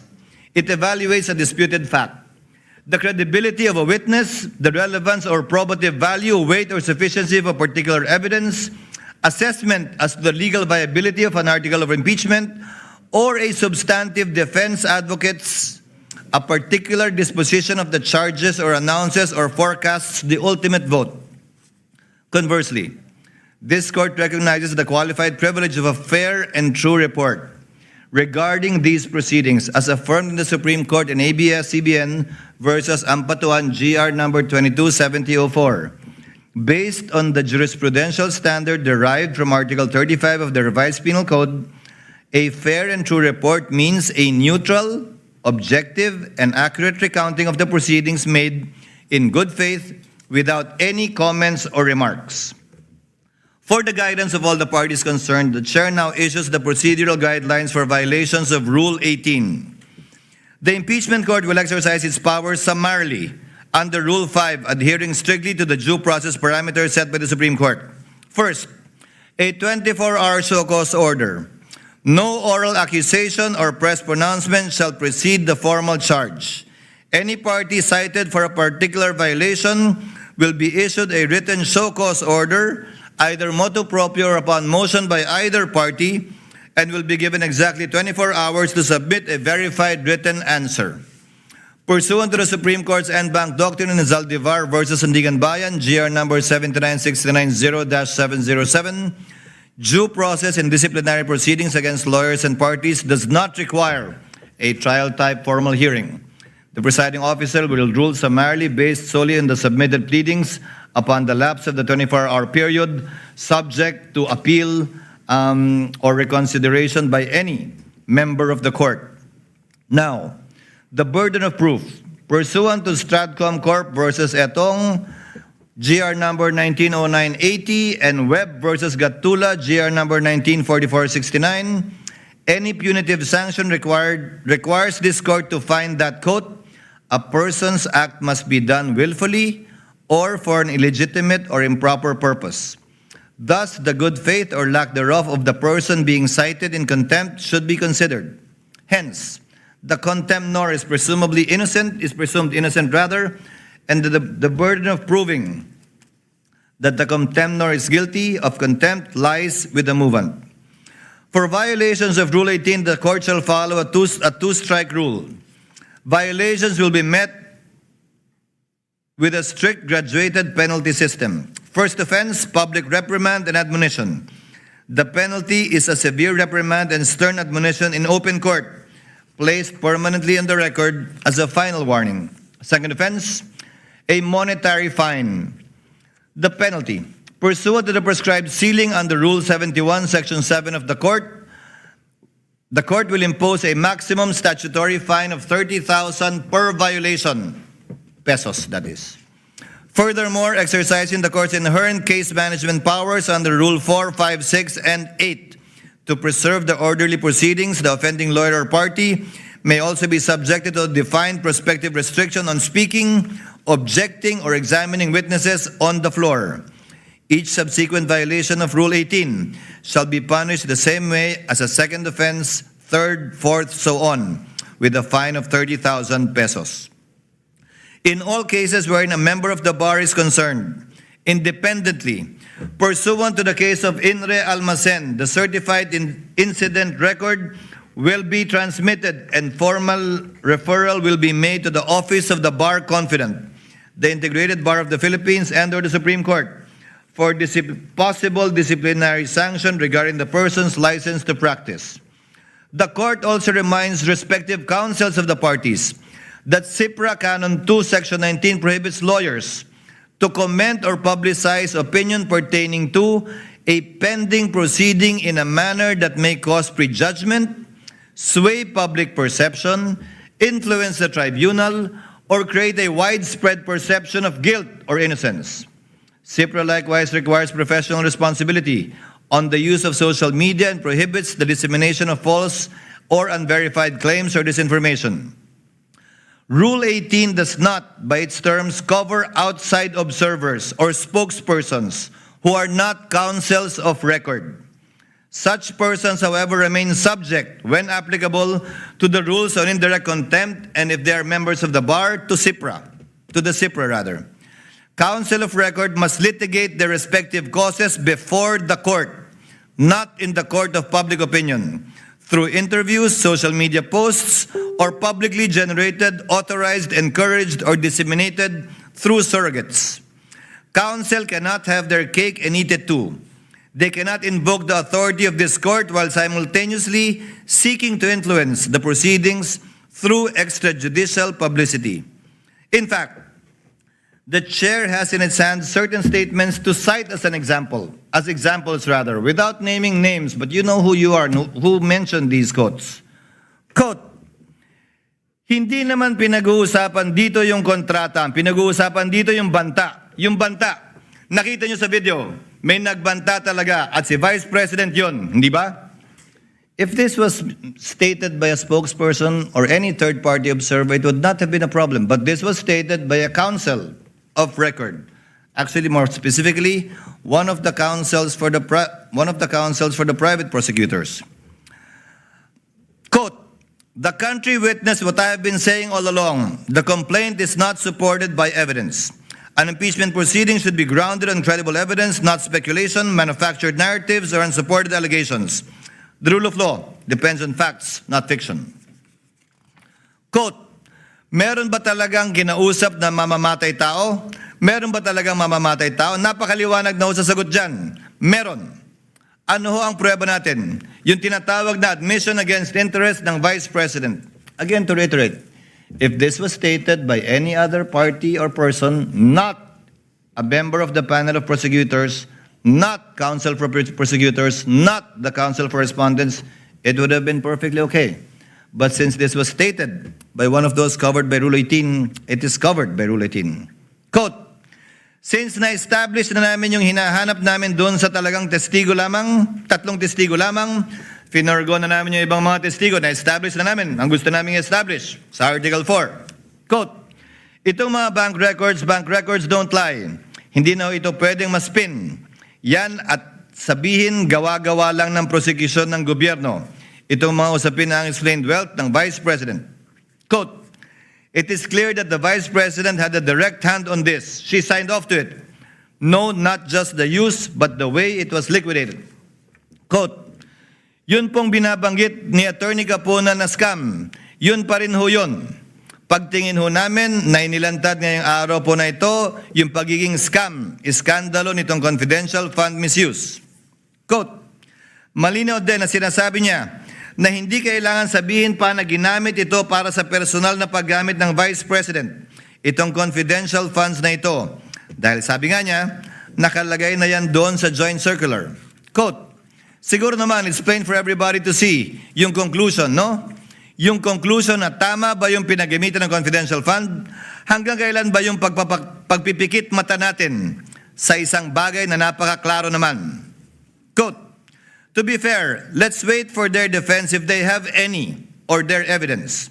But so far as we are concerned, our position, you violated the public trust. Fraudulent liquidation, so you have violated the law. You already betrayed the people's trust. Quote, sa totoo lang po, yung testimonya ni Ms. Acosta na nagsasabing si Pangalawang Pangulo Duterte mismo ang nagbigay ng utos na ibigay ang 125 kay Colonel Lachica. Sapat na ho yun doon sa pagpapakita ng maling paggamit ng confidential fund. Quote, to us, it's a scam that was masterminded by the Vice President. Again, these are statements that may be said by any third party, but certainly not by any of the counsel for the parties. I would like to give credit where credit is due as well. There are some counsel for the parties who have been very circumspect with their statements. And you also know who you are. After hearing these examples, no person covered by Rule 18 may reasonably claim uncertainty as to where the line is drawn. The statements read into the record are illustrative, not exhaustive. They are cited not to punish past conduct, but to give clear and fair warning of the standard that shall govern henceforth. As the Chair stated in my opening statement, the discretion entrusted to this court will be exercised with a steady hand, liberal where justice permits, but exacting where fairness, due process, and the integrity of these proceedings demand. Consistent with that commitment, the court will strictly enforce the restraint required of counsel outside the courtroom, while ensuring that within the courtroom, counsel are afforded reasonable latitude to present their arguments, challenge rulings through proper channels, and advocate their respective causes fully and fairly. This discretion does not require counsel to remain silent within the impeachment court. The Supreme Court ruled in ABS-CBN Corporation versus Ampatuan, as earlier cited, that the court recognizes that lawyers may criticize the courts and their decisions, subject to the responsibilities they bear as officers of the court. Such criticism, however, must be legitimate, made in good faith, and directed toward the proper administration of justice. Rule 18 closes the avenue of litigating the merits through interviews, social media, and the court of public opinion. It does not close the courtroom to legitimate advocacy. If counsel believes that the ruling is erroneous, that a proceeding has become unfair, or that conduct affecting the trial requires correction, the proper course is to bring the matter before the court where it may be heard, answered, and resolved on the record. Rule 18 demands restraint beyond these walls. It does not command silence within them. This court will not close the door to trial by publicity. Rather, this court will close the door to trial by publicity, but it will keep the courtroom open to the disciplined advocacy where evidence is tested, error is corrected, and justice is done. Within these chambers, counsel shall be afforded reasonable latitude to present their theory of the case and vigorously test the evidence. Emotions may run high and frustrations may arise in the course of adversarial proceedings, but neither excuses a departure from the restraint and decorum expected of officers of the court. The case of Navarrete versus Court of Appeals, GR number 124245, mirrors the exact situation that has transpired before the court. Quote, with respect to the words swindlers, plunderers, stupid, and bastards, uttered by private respondent in the course of her testimony, we are inclined to disagree that such language is too ignominious and degrading for a lawyer to say to a fellow lawyer in the courtroom. In Baltao versus Falsis III, AC number 14443, the court said, while a lawyer is entitled to present his case with vigor and courage, such enthusiasm does not justify the use of offensive, abusive language. Language abounds with countless possibilities for one to be emphatic but respectful, convincing but not derogatory, illuminating but not offensive. The latitude afforded to counsel is not a license to substitute inflammatory, intemperate, or undignified characterizations for proof. Consistent with the chair's earlier ruling, the term scam, mastermind, modus operandi, as used during the past proceedings, stand stricken from the record. Counsel remain free to advance the factual and legal theories underlying their positions, but they must do so through evidence, reasoned argument, and court-appropriate language, not through expressions that prejudge disputed facts, attribute wrongdoing not yet established, cast offensive personalities upon others, or needlessly inflame the proceedings. Language uttered in the presence of the court that amounts to disrespect, offensive personalities, or misbehavior that obstructs or interrupts the proceedings may, when the applicable threshold is met, be dealt with as direct contempt under the rules on impeachment, with Rule 71, Section 1 of the rules applying suppletorily. Whether or not such language rises to the level of direct contempt, counsel remain independently bound by the CIPRA to observe courtesy and civility and the use of dignified language in all their professional dealings, even as adversaries. This brings the chair to the relevant provisions of the CIPRA independently of Rule 18, Canon 2 of the CIPRA requires every lawyer at all times to observe respect and courtesy in personal and professional dealings. Canon 2, Section 2 further requires lawyers to act with courtesy, civility, fairness, and candor towards fellow members of the bar. These duties govern how counsel treat one another both in and outside the courtroom. Canon 2, Section 4 likewise requires dignified language in all personal and professional dealings and prohibits abusive, intemperate, offensive, or otherwise improper language, whether oral or written, and whether made through traditional, electronic, mass, or social media. For the avoidance of doubt, Rule 18 applies only to the persons expressly covered therein: the presiding officer, the senator judges, the prosecutors, the person impeached, and their respective counsel and witnesses. With respect to counsel, Rule 18 applies specifically to those who have formally entered their appearance before the impeachment court. Separately, when a spokesperson is a member of the bar but has not entered his or her appearance, the relevant provisions on indirect contempt under Rule 71, Revised Rules of Court, and when warranted, the CIPRA shall nonetheless apply to said person. In any case, this shall be without prejudice to any recourse to Rule 71, Revised Rules of Court, with respect to any person who may commit indirect contempt against the impeachment court not covered by Rule 18. Accordingly, the chair hereby declares, number 1, directing all persons covered by Rule 18 to refrain from making, sharing, endorsing, or otherwise amplifying any public statement concerning the merits of the pending trial. Counsel for both parties are further directed to observe the applicable provisions of CIPRA. Number 2, reiterates the chair's suggestion that each party consider appointing a spokesperson who is not a member of their legal team, or if they are, for it to be clear to them that these rules shall apply to them, given that they are counsel for the parties strictly. If the parties elect to retain their current spokespersons, the Rule 18 shall be strictly applied as to them. The court further advises respective counsel that the violation of this order may carry a separate form of consequences separate from contempt. Where the same conduct appears to violate CIPRA, the chair may direct the clerk to transmit the certified copy of the pertinent order, transcript, and records to the Supreme Court or the Office of the Bar Confidant for whatever action the Supreme Court may deem proper. Such transmittal is a referral, not a finding or penalty of professional discipline. Disciplinary jurisdiction over members of the bar still remain with the Supreme Court. Further, for avoidance of, again, doubt, a referral through the Office of the Bar Confidant shall not rest on an alleged violation of Rule 18 standing alone, Such referrals may concern other conduct outside of Rule 18 unbecoming of a member of the bar. The chair then issues this final warning: on any willful disobedience of this order, it shall be dealt with accordingly henceforth.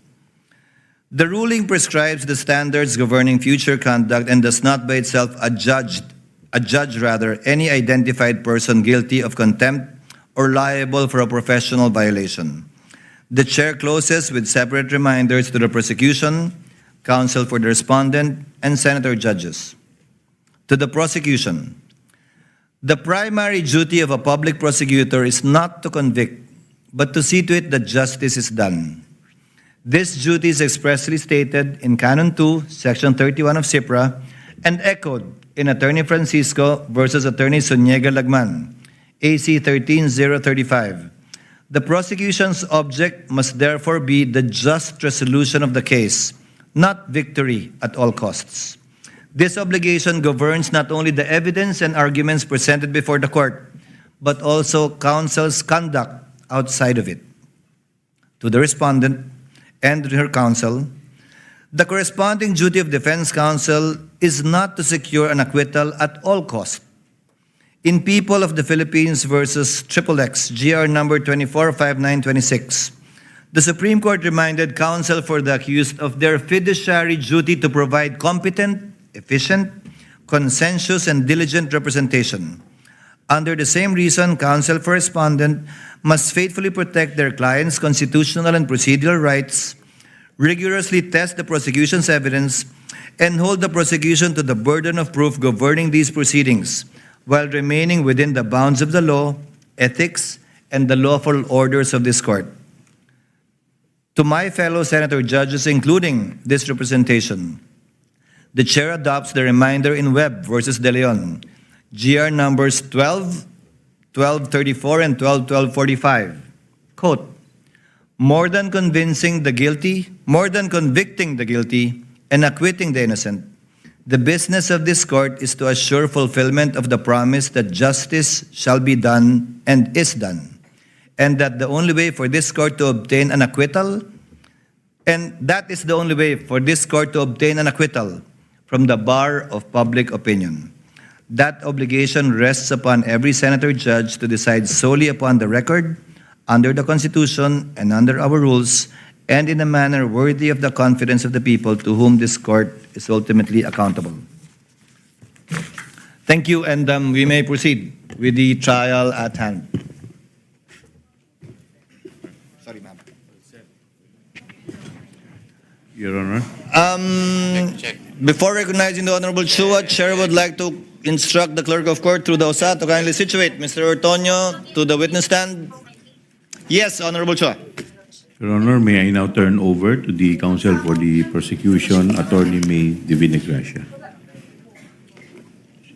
Attorney May is recognized, and also, before recognizing Attorney Christine. We will just ask for Attorney Christine Ferrer to be recognized, Your Honor. Yes, Attorney Christine and Attorney May then.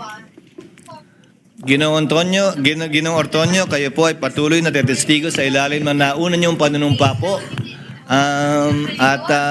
Kung saan nanumpa kayo magsasabi ng katotohanan at pawang katotohanan lamang. Naunawaan po niyan? Yes po, Your Honor. We may proceed now with cross. Attorney Christine, you ready? Your Honor, if I may be recognized. Yes, Attorney May. Your Honor, before the defense counsel proceeds with their cross-examination, the prosecution respectfully moves that the defense be directed to conduct its cross-examination in non-leading question form, Your Honor. Yesterday, Your Honor, this Honorable Court declared Mr. Ortonyo a hostile witness pursuant to Rule 132, Section 13 of the Rules of Court. And in so ruling, effectively, this Honorable Court also declared that the interest of this witness is aligned with the respondent. Now, Your Honor, the permission to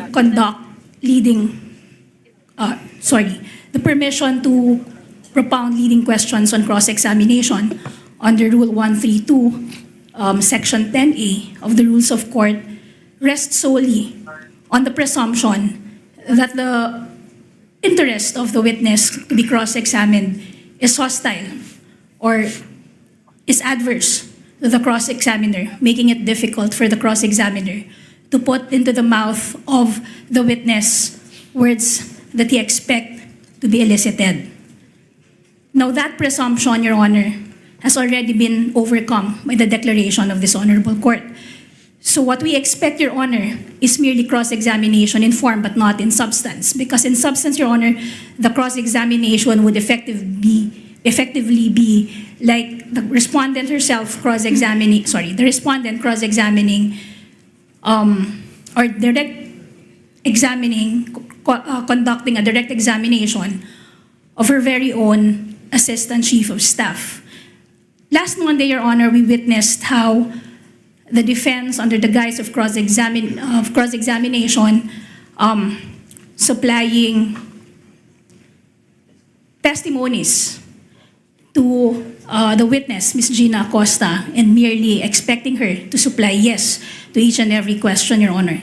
And that is the very evil sought to be prevented by the rule against leading questions on direct examination. Your Honor, I understand before I'm lectured on the contents of the rules of court, I'm very much aware of what the rules of court provide. But I'm also very much aware, Your Honor, that under the rules of this honorable court, the rules of court is merely suppletory in application. And in fact, the presiding officer is granted leeway to rule on every matter of evidence. Comment, Attorney Christine. Yes, Your Honor. Rule 132 of the Rules of Court does not convert a hostile witness into as our own witness, Your Honor. So, therefore, we are not obliged to ask direct examination questions, Your Honor. Thank you. If I may, Your Honor. Short reply, and so replying, Attorney May, kindly cite a legal basis outside of the rules of court, since you said it's not in the rules of court. Your Honor, I'm citing the very own rules of this honorable court, saying that the rules of court is merely suppletory in application, and at the end of the day, it will be the presiding officer who will be deciding on matters of evidence. And early in the proceedings, Your Honor, if I remember correctly, two senator judges encouraged this honorable court to look beyond the wordings of the law and consider the intent for its application. That it, Attorney May? Yes, Your Honor. Chair will make a ruling. Rules of court, although it has merely supplementary application to these rules, nevertheless do apply, and the rules of court state specifically that leading questions may be asked on cross-examination without any exception nor any limitation. And as held in the Bolos case, there is no need to interpret the rules in case where there is no doubt, and the rule is quite specifically clear. Number two, we already have a precedent, at least with respect to the previous witness declared as a hostile witness in the person of Gina Acosta, where the court allowed counsel for the respondent to ask leading questions. You shall be accorded the same privilege, Attorney May, on the part of the prosecution, should the respondent rather present a hostile witness during the presentation of their evidence in chief. The court shall apply the rule equally. So ordered. Thank you, Your Honor. You may proceed, Attorney Attorney Christine. Yes, Your Honor. When you're ready. Yes, Your Honor. Before I start with my cross-examination, just to put the record straight, Your Honor, when I said they are allowed, I was referring to leading questions, Your Honor, because the journal dated August 12, 2019 would show that I was indeed asking a leading question before Attorney Kapunan objected, Your Honor. So if we take a look at it, with all due respect, the objection was even improper at that time, Your Honor. So, but I want that issue to be closed. That was similarly pointed out by the presiding officer, counsel. Thank you, Your Honor. Sorry, Your Honor, before I proceed, may my colleague be recognized, Your Honor, Attorney Kapunan? Of course. Attorney Lorna. Your Honor, please, first of all, I'd like to commend the presiding justice. Very clear. The ruling on sub judice is very clear, and we will take it with strict compliance, Your Honor. Thank you, Counsel. I'd like to manifest, though, that, again, the statement of counsel is misleading because it was very clear. It was very clear, and the transcripts will show that the immediate phrase which led to my remark was not about leading, it was about misleading, Your Honor. If I heard it, if the whole legal profession heard it, if this courtroom heard it, if the outside audience heard it, then it must be, it is what it is. She had said misleading is allowed, and I responded to that, and I'd like that to be on record, Your Honor. Let us not mislead again this honorable court. Thank you. Your Honor, The chair already made a ruling earlier regarding this matter brought about by the lead counsel. In lieu of that, the chair will simply furnish the parties with a copy of the TSN, wherein, I will quote again for the record, for the last time, and then we proceed with cross. It's already 11. Attorney Kapunan, leading, misleading questions are not allowed on cross. Attorney Ferrer, they are allowed. This is what the transcript says, and it has no reference to Attorney Ferrer stating specifically that misleading questions are allowed.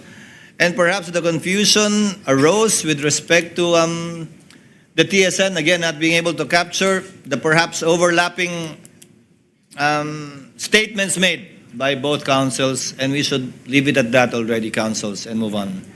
thank you, Your Honor. So, when you're ready, no more manifestations, Attorney Christine? None, Your Honor. We will Proceed to cross. Yes, proceed to cross. Attorney May, you shall be the counsel for the prosecution? Yes, Your Honor. Okay, you may proceed, ma'am, when you're ready. Good morning, Mr. Ortonyo. Good morning, Ma'am Maing Buntag.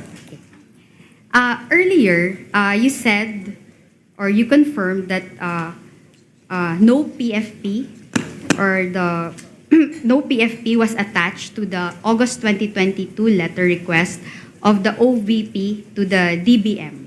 Do you remember that? Yes, ma'am. That's correct, ma'am.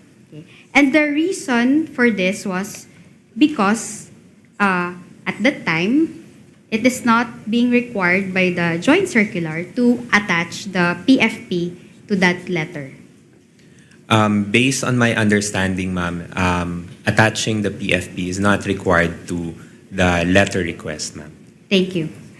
Nonetheless, when the DBM asked for documents in response to that request, you complied and submitted documents, correct? Yes, that's correct, ma'am. And you submitted those documents through your letter dated September 9, 2022. Yes, through our transmittal letter to the DBM. Thank you. And the DBM, in fact, accepted your subsequent transmittal.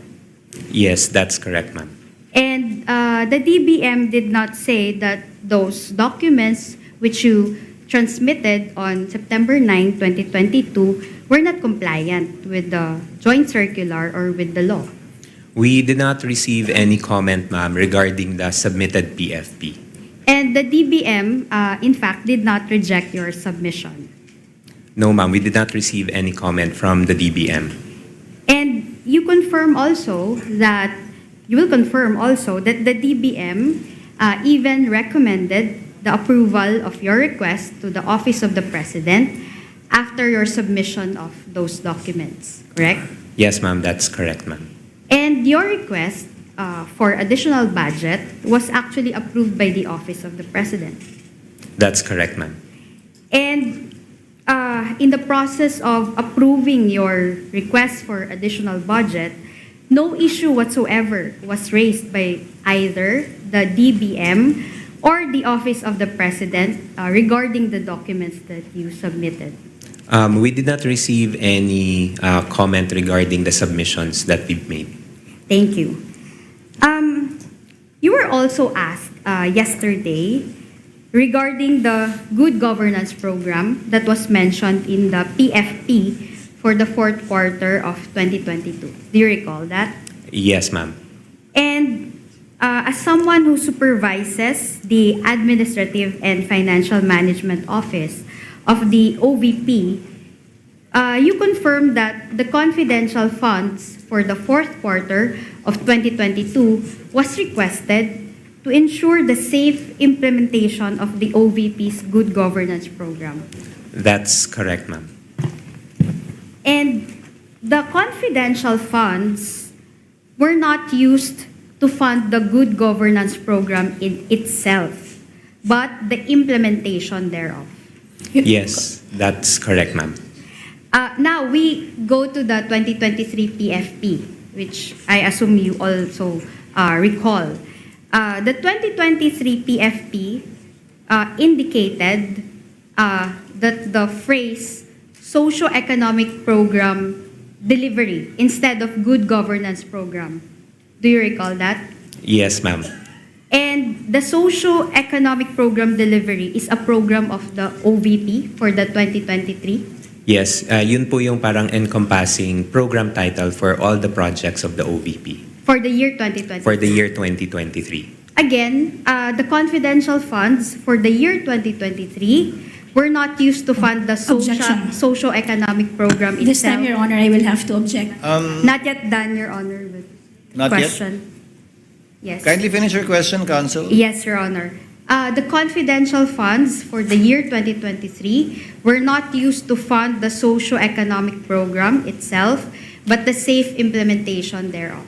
Yes, Your Honor, I will that's have to correct. So for the Your Honor, we prosecution, would like to- before the witness answers, the answer of the witness is stricken off. Yes. Yes, Your Honor. The question, this witness, Your Honor, based on his answers yesterday, is incompetent to testify on that. Why do I say that, Your Honor? First, this witness admitted yesterday that it was the Vice President herself who requested the confidential funds. And second, Your Honor, he himself explained that he had no participation whatsoever in the disbursement of said confidential funds. So this witness, Your Honor, by his own admission, is incompetent to testify where the confidential funds were spent or what the confidential funds was spent on or were spent on. Quick reply, Your Honor. Yes. Yesterday, yes, the witness also testified that he is the Administrative and Financial Management Officer. Your Honor, he is the supervising officer of the Administrative and Financial Management Office of the OVP, and that all budgets, as a general rule, are being approved by him, Your Honor, and he in fact participated in the request for the confidential funds in the year 2022, Your Honor. Your Honor, if I may just make a very quick rebuttal. Before the chair makes a ruling, yes. Your Honor, we've heard it straight from the horse's mouth. The statement of this witness yesterday was that that was the general rule. Since that is merely the general rule, there are exceptions. And he also mentioned, Your Honor, that confidential funds is not among those funds that went through him. Your Honor, quick reply. We've dealt this too many exchanges already, counsels.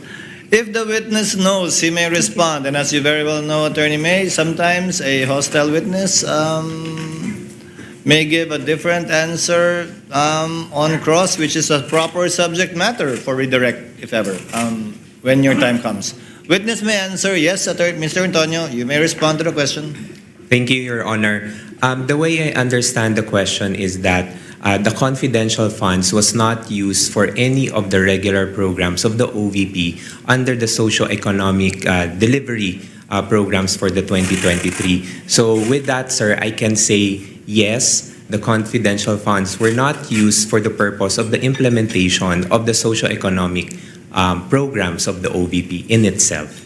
And you know that information by virtue of your position, not only as the Assistant Chief of Staff, but also as the Administrative but also as the Supervising Officer of the Administrative and Financial Management Office of the OVP. Yes, ma'am, that's correct, ma'am. Thank you.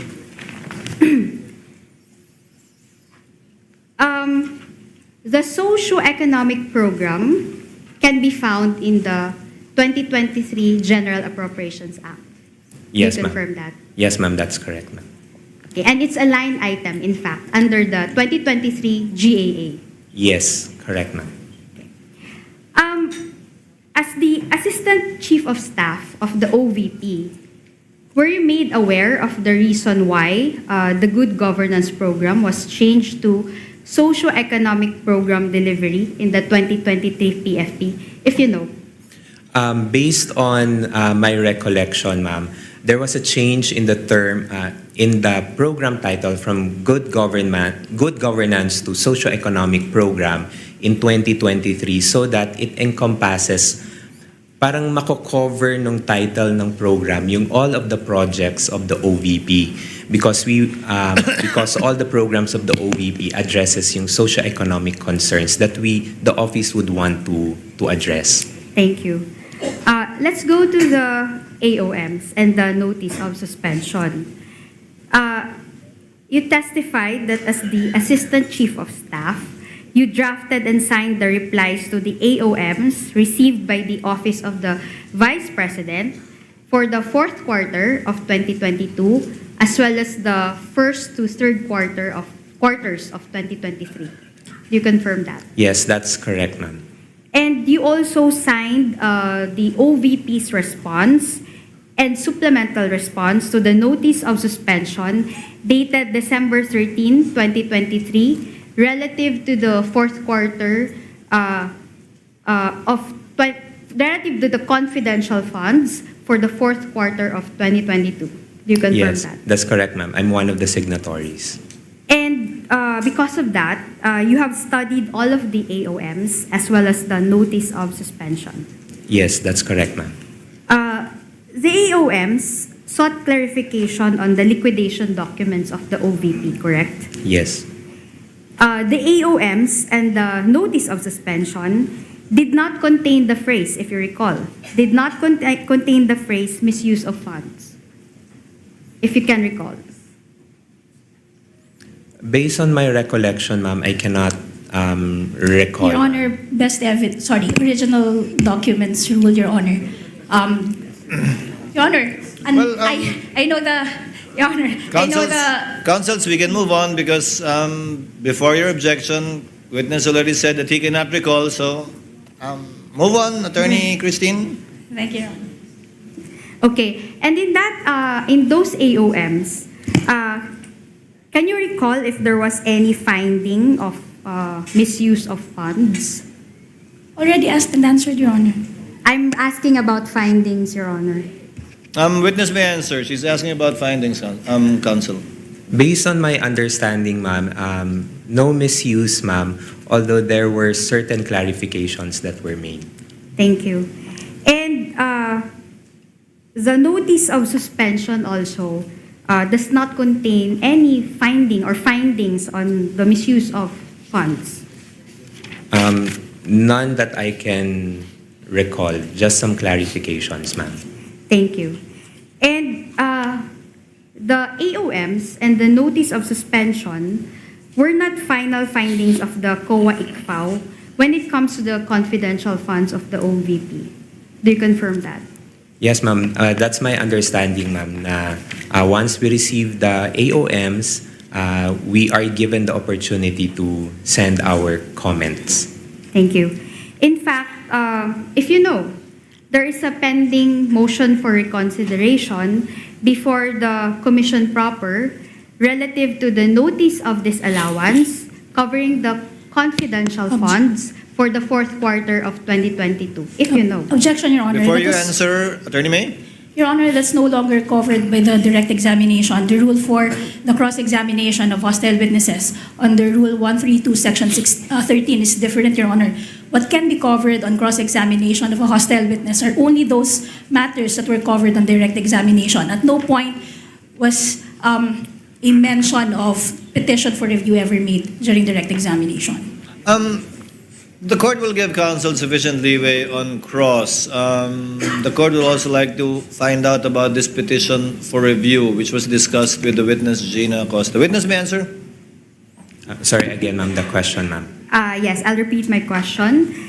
If you know, there is a pending AR on the note, there is a pending motion for reconsideration of the notice of disallowance covering the confidential funds for the fourth quarter of 2022.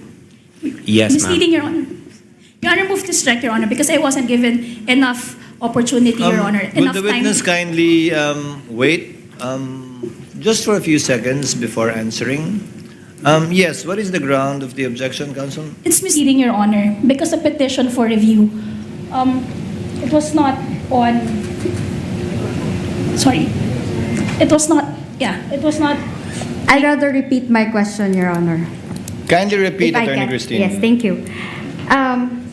In fact, okay, if you know, there is a pending motion for reconsideration of the notice of disallowance covering the confidential funds for the fourth quarter of 2022 before the commission proper of COA.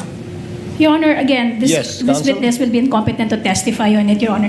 The participation of this witness in the filing of the petition for review has not yet been established.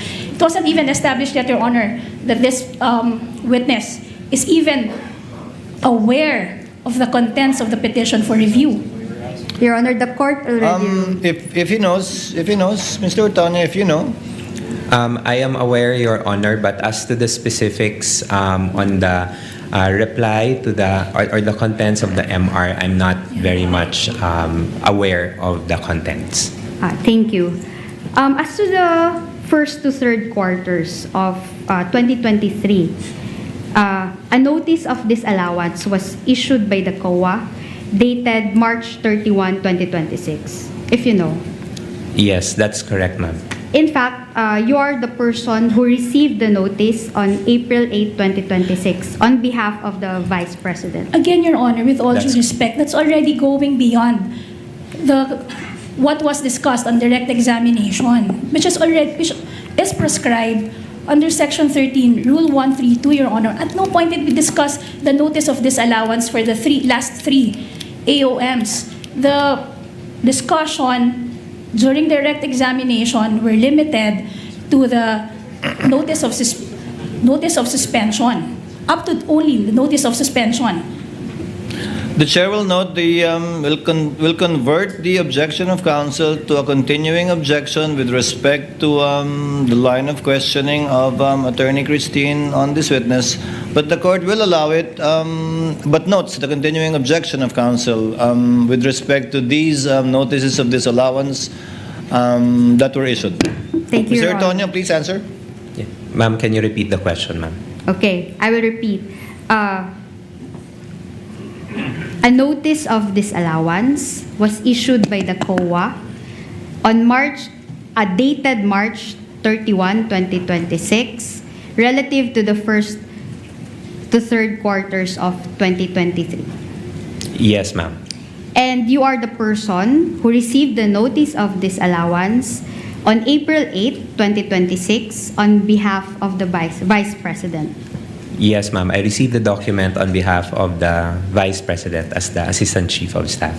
Okay, thank you. Under the COA rules, if you know, since you are the one who also responded to the AOMs, under the COA rules of procedure, the OVP has 6 months from its receipt of the ND or the notice of disallowance to file a petition for review with the Commission proper of the COA. Objection, Your Honor. This witness will be incompetent.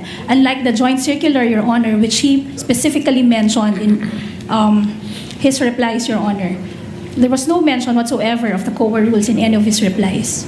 If you know, Your Honor. Your Honor. Attorney Christine, move on to, we get your point. You can move on to your Okay, next Your point. Honor. I will continue. Now, your involvement when it comes to the OVP confidential funds were, kindly confirm each item. Number 1, processing the request for the confidential funds for the fourth quarter of 2022. Misleading, Your Honor. There was no statement to that effect during the direct examination. Your Honor, she asked for the functions, Your Honor. She even presented the documents, Your Honor, pertaining to the confidential funds of 2022, Your Honor, If I may, Your which the witness also processed. Thank Yes, you. Attorney May? If I know, there was no, again, that's misleading, Your Honor, because I never asked about the participation of this witness in that request. In fact, he himself explained, Your Honor, during direct examination, that the request was purely the Vice President's. He had no participation whatsoever in the request. He is only aware that a request was made because of that letter that he was confronted with. That's why throughout the direct examination, his answers would be limited to what is contained in the documents. Well, if he knows counsel, and again, this would be a ripe subject matter for your redirect if he all of a sudden regains, if all of a sudden he remembers, it is a proper subject matter of redirect. Witness may answer. Your Honor, yes, I will repeat my question. Your involvement when it comes to the OVP confidential funds were, number one, processing the request for the confidential funds for the fourth quarter of 2022 as evidenced by your letter dated September 9, 2022 to the DBM. Ma'am, just a quick clarification, ma'am. When you say processing, ma'am, in terms of... Handling the request. Yes, ma'am. Through my office, ma'am, we transmitted the request to the DBM. Okay. Signing of vouchers. That's correct, ma'am. Signing of vouchers. Signing of checks. Yes. Signing of responses to the AOMs and the notice of disallowance. Yes, ma'am. And acting as liaison when it comes to the submission of the liquidation documents to the ICFAO. Yes, ma'am. Okay, thank you. You were not involved in the drafting of the quarterly liquidation reports of the confidential funds, correct? No, ma'am. That work belongs to Ms. Gina Acosta, right? As of my understanding, ma'am, yes, ma'am. You were not involved in the disbursement of confidential funds, is that right? No, ma'am. And also the recording of confidential expenses. No, ma'am. The recording of confidential expenses is being done by Ms. Gina Acosta. As of my understanding, ma'am, yes, she is. And you were not also involved in the confidential operations of the OVP. No, ma'am. And you have not met any of the confidential informants of the OVP. No, ma'am. Neither did Ms. Gina Acosta meet any of them, if you know. That I would have no not personal knowledge, ma'am. Okay, thank you. As far as you know, the confidential informants only liaise with Colonel La Chica, if you know. That is of my understanding, ma'am. And the reason being is that the information as to the identity of the informants is classified and sensitive under the joint circular, specifically item 3.28. Objection, Your Honor. This witness has already repeatedly testified that he had no participation in the disbursement of the confidential funds, Your Honor. And yet, defense counsel, with all due respect to her, keeps on propounding questions related to the disbursement. And this answer, counsel, will always be in the negative because he has been consistent in regard to not having any participation with the disbursement. I think that has been established, Attorney Christine, that he has no participation in the disbursement. Actually, Your Honor, my question was not about the disbursement, Your Honor. If I can repeat it, Your Kindly Honor. repeat the question, Yes, thank Attorney you. Christine. You answered earlier that as far as you know, the confidential informants only liaise with Colonel La Chica. That was your answer earlier. And the reason being, okay, if you know, is that the information as to the identity of the informants is classified and sensitive under the JC. Can I just finish my question, Your Honor? Finish the question, counsel. Yes. And I will repeat, Your Honor. The reason being is that the information as to the identity of the informants is sensitive under the joint circular. Your Honor, I raised the same objection, Your Honor. This witness already testified that he has no participation in the disbursement and implementation of the confidential funds. Now, defense counsel is asking the reason why the informants did not directly Your Honor, please. Chair will make a ruling. Chair will sustain the objection, but not on that ground, but on the ground it is misleading because the witness did not say that it is of a sensitive nature, but that, if I remember correctly, it was confidential. That was the statement made by Attorney Lachica to him. Na Yes, hindi niya sasabihin because it was confidential. Yes, Your Honor. We will no longer push the question. Thank you. Move on to your next point, Attorney Christine. I'm already done, Your Honor. Thank you. Are you ready for your redirect, counsel? Your Honor, may I just have 10 minutes, Your Honor, to organize my redirect, Your Honor, given the number of questions that were propounded on cross-examination. With the permission of the senator judges, so as to save on time, while we're giving Attorney May some time, you will have the similar amount of time, Attorney Christine, if you so desire for your recross. I will, in the meantime, allow senator judges to interject in the interregnum to save on the court's time. I can see the hand of Senator Soto. Anika, can you, after Senator Soto, can you list the rest? Chair recognizes Senator Judge Soto for his interjection. You may proceed, sir. You have 2 minutes. Thank you, Mr. Presiding Officer. This is actually just one question to Mr. Ortonyo. And this is out of my curiosity. Earlier, you confirmed that all admin and finance matters dumadaan sa'yo. That's correct po, Your Honor. Also, you said that you were the head of HR in Davao, LGU. That's correct po, Your Honor. Correct. In this regard, I'm sure you would know, what is the employment status of Colonel Lachica in the Office of the Vice President? Colonel Lachica po is the group commander of the VP-SPG, and he is not an employee of the OVP, but he has an order coming from the AFP designating him as the group commander for the Vice Presidential Security and Protection Group. Therefore, designation. There is an he is not employed. He does not have any employment status in the office of the Vice President. Yes po, Your Honor. That's all I wanted to know, Mr. President. Thank you. Point well taken, Senator Judge Soto. Next to interject is Senator Erwin Tulfo. You may proceed, sir. You have 2 minutes. Thank you, Mr. Presiding Officer. Ginoong Testigo, nabasa niyo po ba na mabuti at naintindihan ang nilalaman ng Joint Memorandum Circular, sir? Good morning, sir. Yes, Your Honor, I was able to read it, and based on my understanding, I was able to understand the contents of the JMC. Nung kayo po ay pinadalahan na ng Notice of Disallowance ng COA, nabasa niyo rin po ba kung bakit kayo po pinadalahan ng Notice of Disallowance? Kailangan niyo pong sagutin yung kanilang AOM.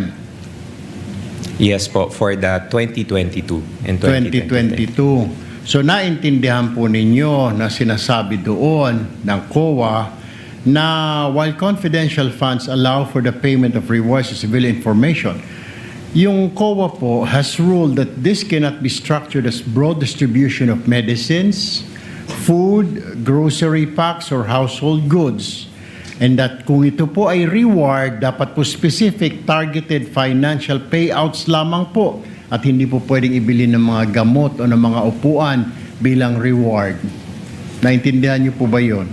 Sir, based on my understanding, sir, that is the initial observation coming from the COA, and we were able to provide comment on that on our replies. Tama. Pero alam niyo po ba ng Office of the Vice President is a civilian office? Ibig sabihin, hindi po sila military, therefore, hindi po sila maaaring mag-possess ng formal national security or law enforcement mandate. Sabi po ng COA guidelines, sir, again, specifically, the operational intelligence gathering is the domain of military, police, and specialized enforcement bodies. Hindi po kasama ang VP, PSPG po roon. Did you know that? Sir, based on my understanding, sir, sa pagkakaintindi ko po sa JMC is that the confidential funds is allowed for civilian agencies, sir, and in coordination with the different law enforcing agencies. Yun po yung pagkakaintindi ko Yun po ang pagkakaintindi ho ninyo. Pero iba po yung sinasabi po ng COA sa inyo, kaya po kayo may notice of disallowance. Kaya po sinasabi ng COA at ini-issue po sa inyo formal notice of disallowance na 73.3 million ng OVP December 2020 to confidential spending. Yun po ang dahilan na major reason for disallowance was the 24.93 million pesos spent on medicines and 34.857 million spent on various goods were improperly categorized under the guise of intelligence rewards. Alam niyo po ba yun? Kaya pinadalhan po kayo ng COA, sir. Sir, based on what I can recall po, sir, on the notice of disallowance that was sent to our office, what they required, sir, was that the submission of an intelligence report to support the payment of those rewards. So yun po yung pagkakaintindi ko regarding sa letter. So nakita po ninyo na may problem, sir. May problem. Kaya kayo pinagpapaliwanag. There is an issue po, sir, that we needed There's to an comply. issue. Okay. Panghuli na lamang, Mr. Presiding Officer, one last question. So, sino po You may mga proceed. nag-invento at saan galing yung mga alias po na yun? Is that only Colonel La Chica o sa grupo ninyo, sila Chippy McDonald, sila Pusa, Aso, etc., may sila Pagong? Who invented those? Sir, I do not know, sir. Number one, sir, I cannot answer, sir, if invented, sir. But as to the AR, sir, I cannot provide information, sir, because I do not have any participation in the implementation of the confidential activities. Thank you, Mr. Witness. Presiding Officer, thank you, sir. Thank you very much, Senator Judge Erwin Tulfo. Senator Judge Pangilinan is recognized. You have 2 minutes, sir. You may proceed when you're ready. Maraming salamat. Magandang umaga, Ginoong Ortonyo. Good morning, sir. Yes. Pwede nyo bang ipaliwanag yung naging proseso, no? Dahil base sa testimonya ni Acosta, ni Ginang Acosta at sa inyo, yung testimonya nyo, from December 2022 to September 2023, a total of 122 million pesos in cash was distributed to perhaps hundreds of informants after doing surveillance work, was given rewards, and they purchased medicines. Tama po? Based on the information that was shared to me by the security officers. That's correct. Yun yung nangyari. Based on the information, sir. Bakit gamot? Would you know? Sir, I would not know, sir, but although based on the information that was shared to me by the security officer, those were parang yun po yung representation or yun daw po yung inilapit ng mga informants or agents that they needed at the time. Bilang reward? Yes, as a Pero form. pera ang binigay, sabi ninyo, no? Yes, sir. Pero hindi nyo alam kung talagang gamot ang binili. I would have no idea, sir, on the implementation, sir. Dahil walang resibo. Acknowledgement receipt meron. Acknowledgement receipt, sir. You were head of the BAC, no? Bids and Awards. Bids and Awards. So committee, familiar ka, pagka regular purchases, dapat may bidding ang medicines. Correct, sir. Di ba? Yes, sir. So, kung yun ang pinaliwanag sa'yo, sa loob ng 9 na buwan, hindi mo ba tinanong o hindi mo ba sinita na dapat pagka medicines, dapat bidding? Kasi ako ang head ng Bids and Awards. Alam ko yan eh. Sir, I was only made aware of the concern regarding the medicines and food supply, sir, when the AOM, when we received the AOM, which was around October of 2023, sir. So that was parang almost 9 months after the 2022 na implementation for the confidential funds. Okay. So, hindi mo alam kung bakit gamot, no? Sinabi lang sa'yo, no? Pero bilang in charge ng financial services, yun na nga, hindi mo rin talaga alam kung yung 122 million ay gamot ang binili.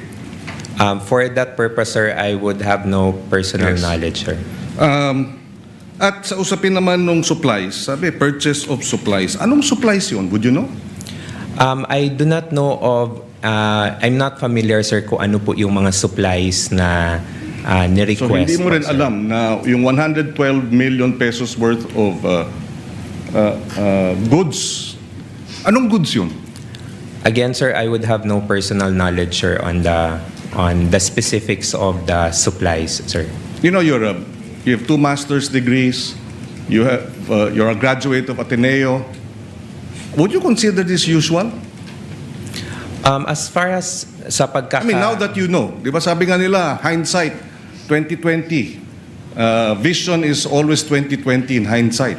So ganitong, para sa surveillance, binigyan ng gamot na 122 million, yung mga informant, sila na lang daw ang bibili ng gamot. Is this usual? In terms of using government funds? And you being a BAC head? Based on my understanding po, sir, at saka sa pagkakaintindi ko po, sir, it went through the the process that is allowable by law. So it's usual for you? It's usual? That's just my question. Do you find this usual? And you say yes or no. So you find this process na medicines ang binibigay bilang reward sa mga informant, pero hindi medicines, pera, sila bibili ng medicines, 122 million in a period of 9 months. For you, that's usual. Kung sa pagkakaintindi ko po, sir, and based po sa understanding ko po sa JMC, sir, I would say so, sir. Okay. No further questions at this time, Mr. President. Thank you. With the permission of the next in line is Senator Judge Tulfo, but with your permission, Honorable Tulfo, thereafter, Senator Villanueva, the Senate President, Senator Rivera, Senator Lacson. The 10 minutes of Attorney May is up. Attorney May, can you now proceed with your redirect? Again, without prejudice, to Attorney Christine asking for a similar time for her recross. Should she require it? Good morning. Attorney, you may proceed when you're ready. Good morning, Mr. Ortonyo. Good morning, ma'am. Okay. Kanina, on cross-examination, sinabi mo na sa pagkakaalam mo, hindi required na i-attach ang PFP sa request for confidential funds. Tama ba? Yes po. Okay. Now, may we confront you with Section 3.24 of the Joint Circular 2015-01. Can you kindly read it for may the approach record? and show the witness the JC 2015-01, the relevant provision thereof.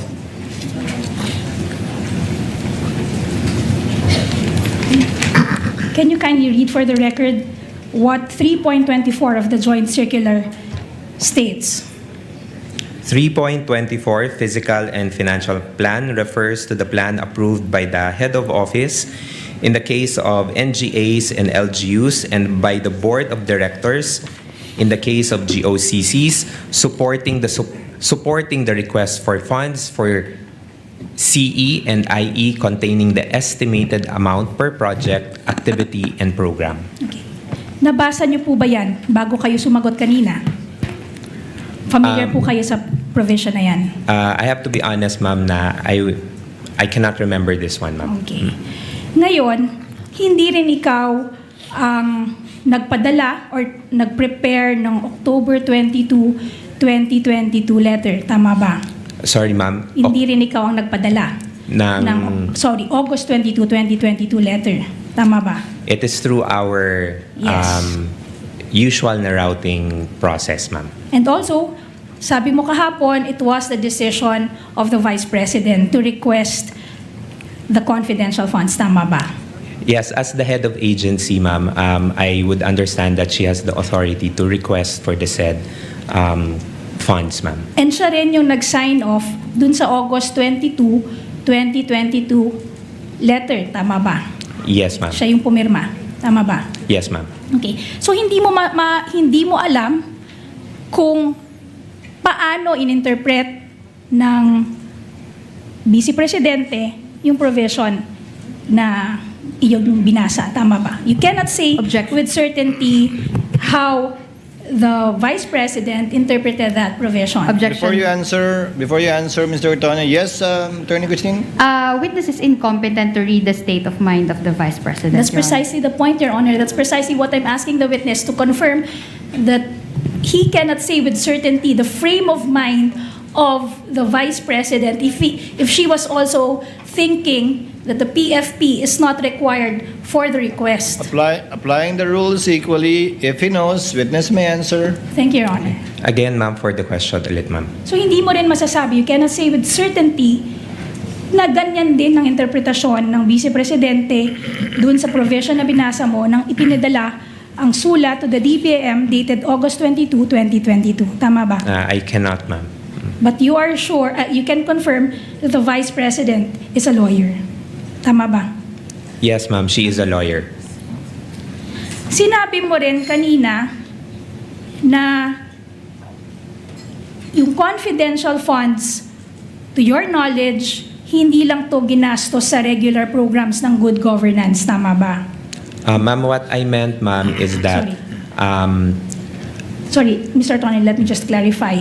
Sinabi mo kanina na to your knowledge, yung confidential funds were not spent on the regular programs under the good governance program. Tama ba? That's correct, ma'am. Yan din yung sinabi mo para sa socio-economic delivery programs. Ang sabi mo, yung confidential funds hindi ginamit sa regular programs ng socio-economic delivery programs ng OVP. Tama ba? That's correct, ma'am. Pero you will confirm na yung sa PFP, hindi naka-indicate na the confidential funds will be used not for the regular programs of the good governance program of the OVP. Tama ba? Walang qualification dun sa PFP. Tama ba? Ang nakalagay lang doon, good governance program. Yes, ma'am. Based on the document that I saw, ma'am, it only indicated the program titles. Okay. Tama. So, hindi naka-indicate doon na gagamitin ang confidential funds para sa programa other than the regular programs under the good governance program. Tama ba? Yes, ma'am. The same is true for the 2023 PFP. Ang nakalagay lamang doon, socio-economic delivery.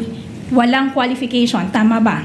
Based on the document that was presented, ma'am. Hindi rin sinabi na the confidential funds for 2023 ay gagamitin for programs other than the regular programs of the socio-economic delivery programs of the OVP. Tama ba? Sorry, ma'am. Can you repeat the question, ma'am? Hindi To be rin clear. sinabi sa PFP for 2023 the confidential funds of the OVP will be used for programs other than the regular programs under the socio-economic delivery program of the OVP. Based on the document, ma'am, it does not specifically indicate. Okay. And you would confirm that the seeming confusion would have been avoided had the Office of the Vice President only indicated the specific programs under both the good governance programs and the socio-economic delivery programs in the PFP. Tama Objection. ba? Objection. What is the ground? Speculative, Your Honor. Your Honor, again, a question does not... The witness is smart enough. Mr. Ortonyo, you may answer if you know. Can you repeat the question, ma'am? The confusion would have been avoided or would have been averted. Maiiwasan sana ito kung yung OVP nilagay doon sa dalawang PFP for 2022 and 2023 yung specific each and every program that will be funded by the confidential funds for both years. Tama ba? Objection, Your Honor. What's the objection, Attorney Christine? The witness did not say there was a confusion, Your Honor. That was misleading. I didn't say, Your Honor, that this witness mentioned But her question says, so the confusion should have been avoided, Your Honor. The question is misleading.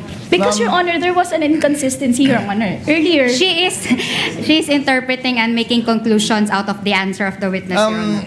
Attorney May, kindly reform. Yes, the witness did not say that he was confused. Okay. Reform, you can get to the same point. Throw another way. Okay. So, Mr. Mr.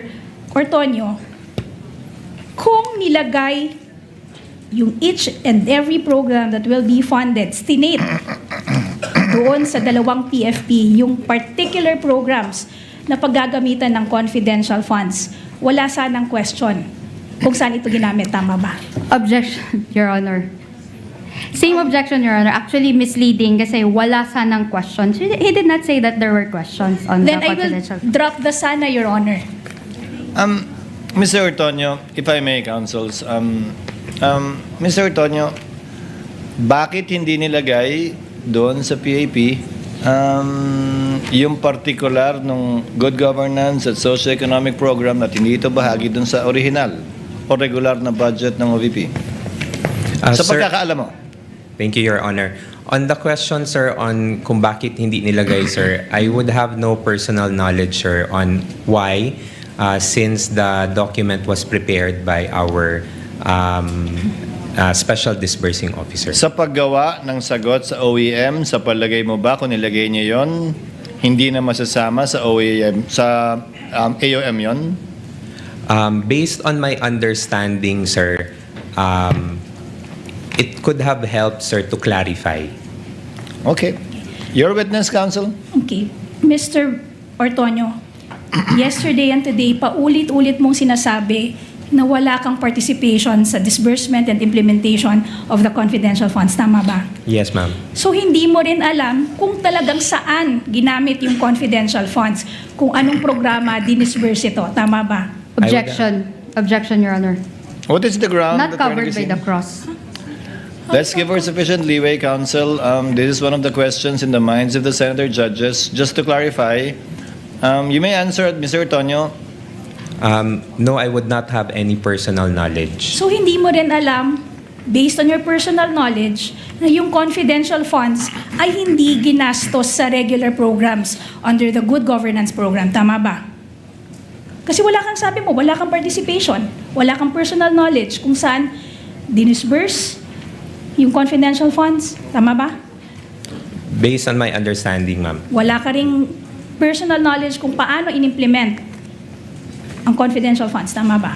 Yes, ma'am. So hindi mo rin masasabi, based on your personal knowledge, na yung confidential funds ay ginastos sa mga programa other than the so-called regular programs of the good governance program. Objection, Your Honor. What is the ground, Christine? Misleading, Your Honor. The witness did not say that the confidential funds were spent on the good governance programs of the OVP. That was not the point, Attorney Christine. Witness may answer. If the presiding officer may, Mr. Ortonyo, kung wala kang personal na kaalaman kung paano ginastos yung confidential fund, edi wala ka ring personal na kaalaman kung ginastos sa regular na programa ng OVP yung confidential fund. I do not have any personal knowledge, sir, on how the confidential funds was implemented, At all. sir. Kung saan napunta yon, wala kang alam. No, sir. Kung napunta man sa tama o mali, madumi o malinis, wala kang alam. I would have no personal knowledge, sir. Okay. Your Earlier, witness, counsel. tinanong ka din, bakit nag-change yung program, the PPAs, for the 2023 PFP?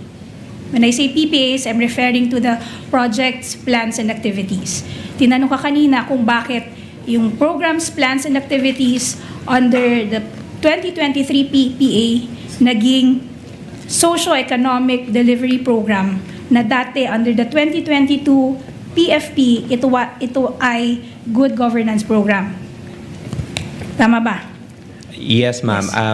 The Yes. way I understand the Wait. question, ma'am. Wait lang. Ito yung tanong, Mr. Ortonyo. Ang sabi mo kanina, nag-change ng PPA sa 2023 PFP para makover ang mas marami pang programa. Tama ba? Ma'am, I'll clarify, ma'am. Wait, Mr. Ortonyo, please just answer my question with a yes or no. I answered, ma'am. Your Honor. Let the witness answer, Attorney May. Thank you. I answered the question earlier, ma'am, in the context of why there was a change from good governance to socio-economic delivery in the context of what is reflected in the GAA. So that's how I answered it, ma'am. Okay.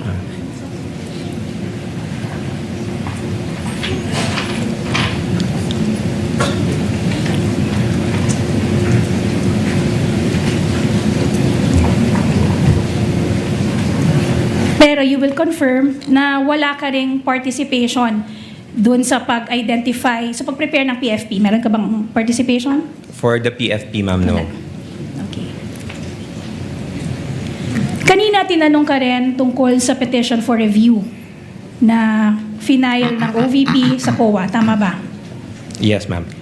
And you will confirm that this petition for review was denied by the COA. Tama ba? And yes, ma'am, and Yes. subject for motion for reconsideration. Ibig sabihin, nang dininay ito ng COA, yung COA, it stood pat with its earlier decision, with its earlier findings. Tama ba? Your Honor, If he knows, counsel. Yes, ma'am, but then again, subject for the filing of motion for reconsideration. Sinabi mo din kanina na wala kang participation sa drafting ng liquidation. Wala kang participation sa drafting ng request. Wala kang participation sa drafting ng liquidation documents. Wala kang participation sa disbursement. Wala kang participation sa recording kasi ang may gawa nito ay si Ginang Acosta, di ba? Yes, Naalala ma'am, mo that's yun? correct. You will confirm na ikaw, ang Chief of Staff at ang Vice President, ang 3 top officers ng OVP, tama ba? As Assistant Chief of Staff, ma'am. Yes. So, kayong tatlo, kayo yung top 3 officers ng OVP. Assistant Chief of Staff, and the Vice President herself. Tama ba? Yes, ma'am. Okay. Sinabi mo na wala kang alam tungkol din sa mga bagay na yon. At sinasabi rin ng Chief of Staff na wala rin siyang alam tungkol sa mga bagay na ito. So, tama bang sabihin na among Your the three Honor, of you, si Vice President lang ang nakakaalam? Let her finish the question. Witness will not answer the question until the objection is ruled upon by the chair. Finish your question, Attorney May. Done, Your Honor. Attorney Christine, what's your objection? misleading, Your Honor, and vague. First of all, the Chief of Staff has not yet testified with regard to the confidential funds. Well, Attorney Christine, the court took judicial notice of the proceedings in the House of Representatives where the Chief of Staff, Attorney Lopez, testified, and I went through the TSN, and such statements were made along those lines by the Chief of Staff of the Vice President. Witness may answer. Ma'am, can I be clarified with the question? Can you repeat the question, please? Okay. Kanina, sinabi mo na ang top 3 officers ng OVP ay ikaw, as Assistant Chief of Staff, ang Chief of Staff, at ang Vice President herself. Tama ba? Yes, ma'am. Ngayon, sinabi mo na wala kang alam tungkol sa drafting ng liquidation reports. Tama ba? Wala ka ring alam sa disbursement ng confidential funds. Wala ka ring alam tungkol sa recording relative to the confidential funds. Tama ba? Yes, ma'am. Ito rin yung naging posisyon ng Chief of Staff. Wala rin siyang alam tungkol sa mga bagay na to. Ngayon, tama bang sabihin na dahil kayong tatlo, ang top 3 na officers or officials ng Office of the Vice President, si Vice President lamang ang may alam tungkol dito sa mga bagay na to? Objection. What's the ground, Christine? Speculative, Your Honor. If he knows, Your Honor, again, Your Honor, we don't want to belabor this point, Your Honor, but defense counsel keeps bringing us back to this point, Your Honor.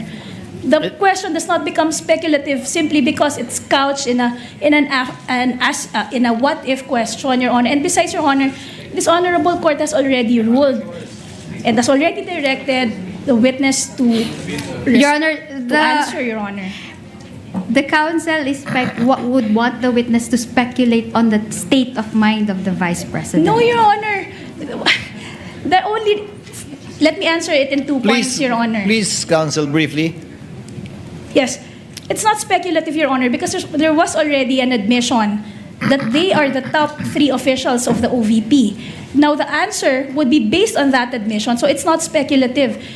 The question would only be speculative. It's completely conjectural, Your Honor. And second, Your Honor, the only reason I repeated the answer because the witness himself requested me to repeat, but prior to me repeating the question, the Honorable Presiding Officer has already made a ruling. Your Honor, we will be squandering away time if every time I would repeat a question, the defense counsel would all of a sudden invoke another ground for objection. We're about to break for lunch, so let's end it on a good note.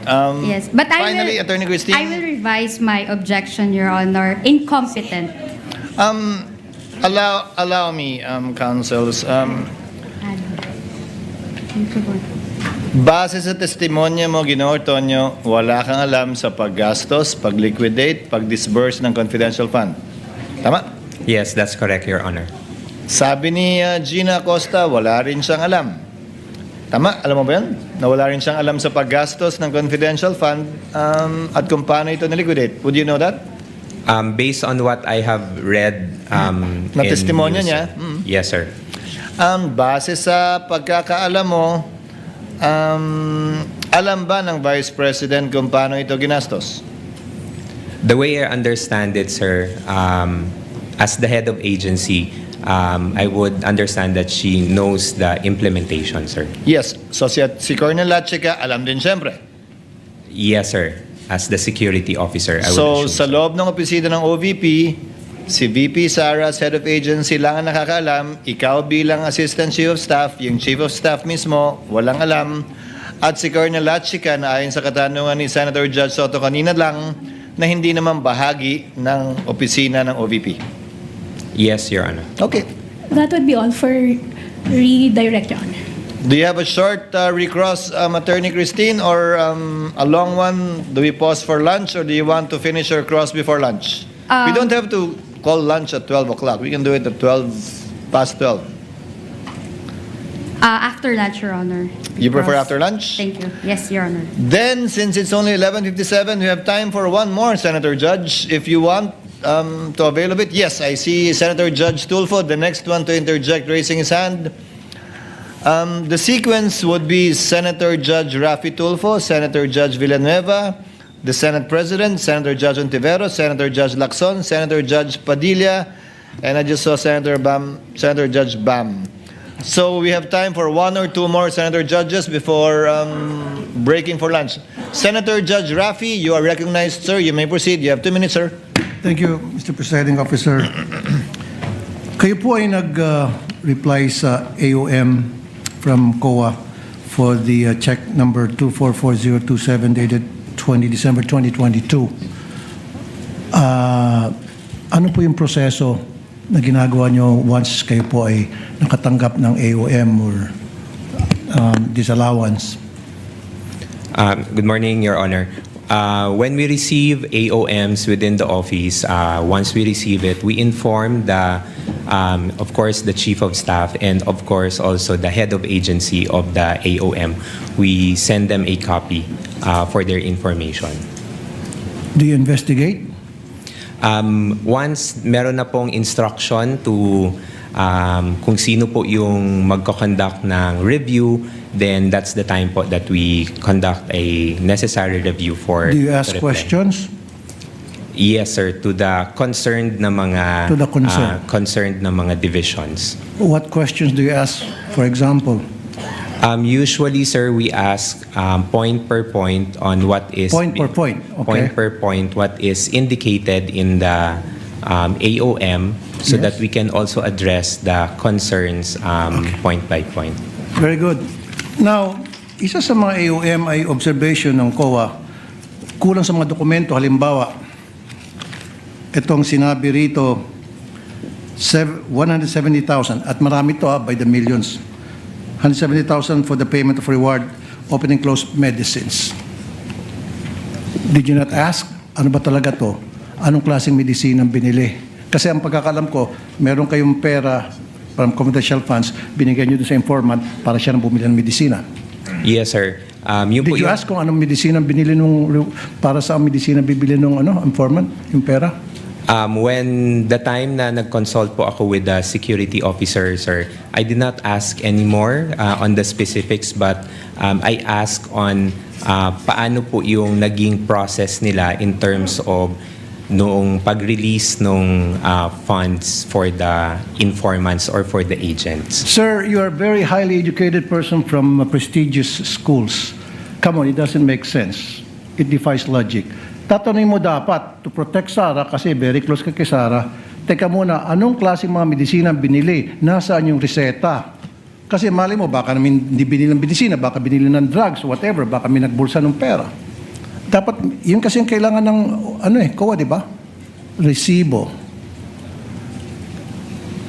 At the time po, sir, when I consulted with the security officer, sir, I was not able to ask anymore on Why the not? details, sir. It's part of your job. In fact, pumirma ka doon sa pag-reply mo sa IOM.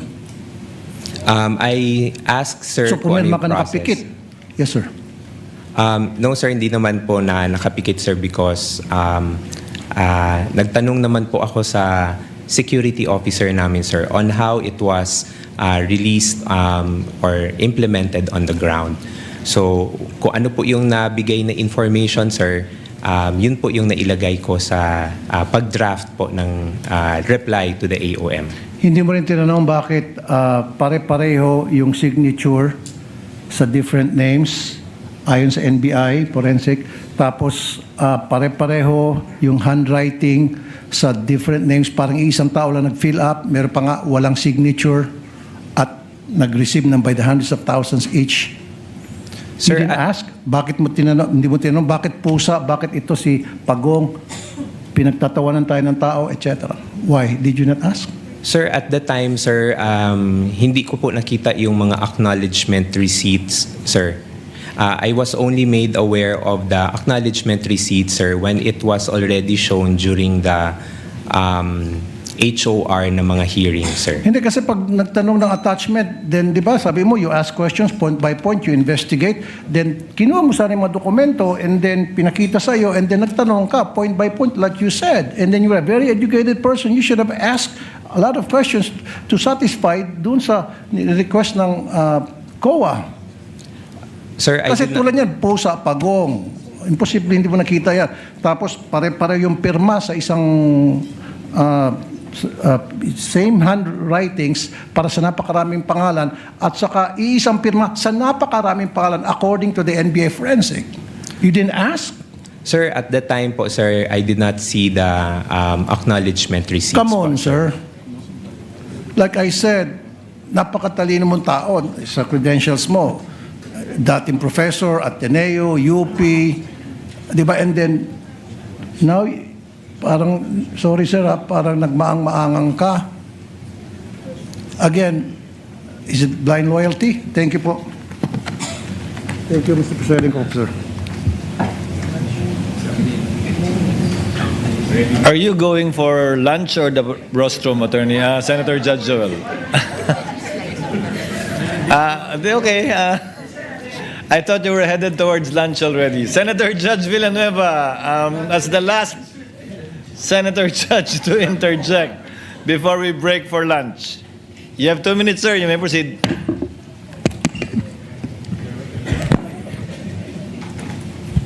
Thank you.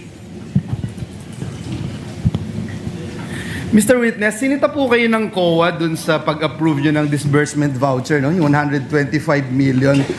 At ang explanation nyo, delegated po sa inyo pag more than 1 million. Is that correct? Yes po, sir. There is an office order, sir. Ano yung extent of your authority? Ministerial approval or may responsibility din kayo na determine if this is lawful, properly supported, and authorized expenditure bago kayo pumirma? There is also a level of checking, sir, if documentary attachments have been complied, sir, prior to the affixing my signature, sir. Like? Kung sa mga disbursement voucher, sir, dapat merong mga supporting documents on the reasons for the request po, sir. Like? One of which, sir, say for example, there is an activity design, sir, which indicates kung ano yung mga activities to be done and the expenses for those activities. Okay, nung winidraw po yung salapi, 125 million, sabi po ni Ms. Acosta, you accompanied her. Alam niyo po na after nung winidraw yung salapi, diretso po pinlace ito sa custody ni Colonel Lachica. Alam niyo po yan? At the time, sir, I did not know, sir, kung ano yung arrangement nila ni Ms. Gina Acosta, sir. I just accompanied her to the bank, sir, as per her request. So you have no knowledge? I have no knowledge po, sir. You're the disbursement officer. You don't have any knowledge, so wala ding written authority, no? Anyway, dun po sa testimony ni Ms. Acosta, sabi po niya, si Colonel Lachica was not bonded, yet the confidential funds were released to him because he was supposedly na siya yung mag-implement ng activities on the ground. As Assistant Chief of Staff, as disbursement voucher signatory, officially approving the DVs. Aware po ba kayo dito sa ganitong arrangement? I had no personal knowledge po, sir, on that arrangement, sir. Kasi kung ganun, parang sinasabi nyo na parang ministerial duty lang po yung sa inyo. Although kanina sabi nyo, hindi po. Kasi why would you allow that, no? Then, next question, Asek, kayo po mismo yung pumipirma dun sa November 30, 2023 OVP response to COA stating that all transactions involving the 125 million pesos were valid, proper, and regular, and explaining that the 40 million medical and food aid was given to persons conducting nationwide surveillance operations. Bago po ninyo ginawa, may factual representation po ba kayo sa COA? Ano po yung inyong ginawa, yung personal po ninyo na verify bago niyo po ito ginawa? Sorry, sir. The question again, sir. Just to be clarified lang, sir. Ulitin ko po yung question. Nung nag-respond po kayo dun sa COA that all transactions involving the 125 million were valid, proper, and regular, in-explain nyo din po yung 40 million medical and food aid was given to persons conducting nationwide surveillance operations. Bago po ninyo ito ginawa, yung factual representation po na iyon sa Commission on Audit, ano po yung inyong personal na ginawa to verify all of this? I consulted po yung our security officer on how the implementation was done on the field, sir. And what was relayed to me, sir, yun po yung nilagay ko sa draft for the reply, Ano sir. po yung hiningi nyo? Information, sir, on how it was implemented, sir. So I asked if I can remember it right, sir, because it was quite a long time ago, sir.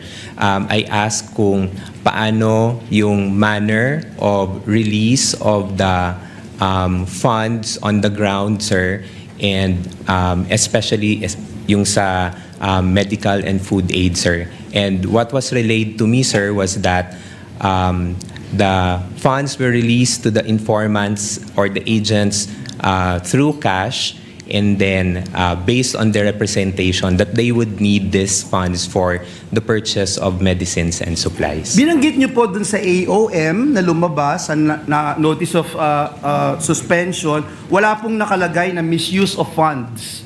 Right? So, ano po yung ginawa po ninyo after po lumabas ito? Despite the fact na wala ho kasi yung nakalagay na misuse of funds, pero nakalagay po doon yung lacking of documentary records to support yung ginawa po ninyo. Ano po yung inyong ginawa para makorek? From example, from AOM to before ma-issue yung notice of suspension, before ma-issue yung notice of disallowance. Ano po yung inyong ginawa to suffice yung hinahanap po ng Commission on Audit? Based doon po sa mga points that were raised in the AOM, we provided answers for But you those. also, before you answer, presiding officer, you agree na yung binanggit niyo po, no, there's no such word misuse of funds doon sa mga AOM, NS, Yes, sir. ND. Yes, sir. Okay, sige po. So we provided the documents that were required of us, sir, in support on the issues or concerns raised by the Commission on Audit. And apparently, hindi po sila pumayag at hindi sila nag-agree because kulang pa rin po yung documents. Based po sa NS, sir, ND, sir, meron pa pong mga hinihingi ang COA, sir. And that's why, as a response to the ND, sir, we also supply those information. Yeah. Salamat po, salamat po. Gusto ko lang kung sabihin that indeed yung confidentiality may limit what can be disclosed to the public, but it cannot erase yung accountability within the government. Salamat po, Mr. Witness. Thank you, Senator Judge Villanueva. We shall declare and call a recess so that everybody can have lunch. Mr. Ortonyo, you're excused from the witness stand. Kindly have lunch, and we expect you back. We expect everyone back at 1 p.m. Your Honor, please. Yes, Senator, the Honorable Luistro.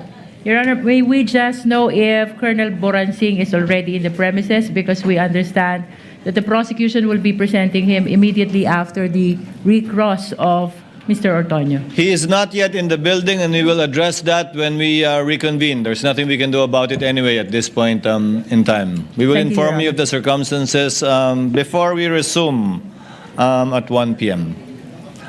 We are on recess until 1 p.m. Kindly have a hearty lunch.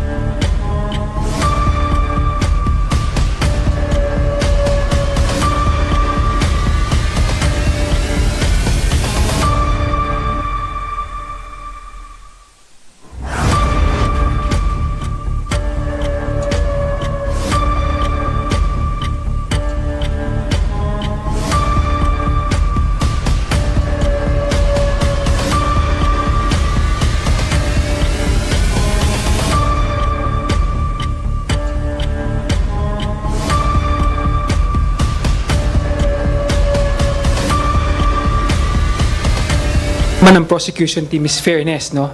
Pag sinisita yung prosecution sa kanilang mga sinasabi, kailangan maging fair din na kailangan sitahin din yung mga nasasabi ng depensa, at syempre kailangan sitahin din kung ano yung nasasabi ng nasasakdal, no?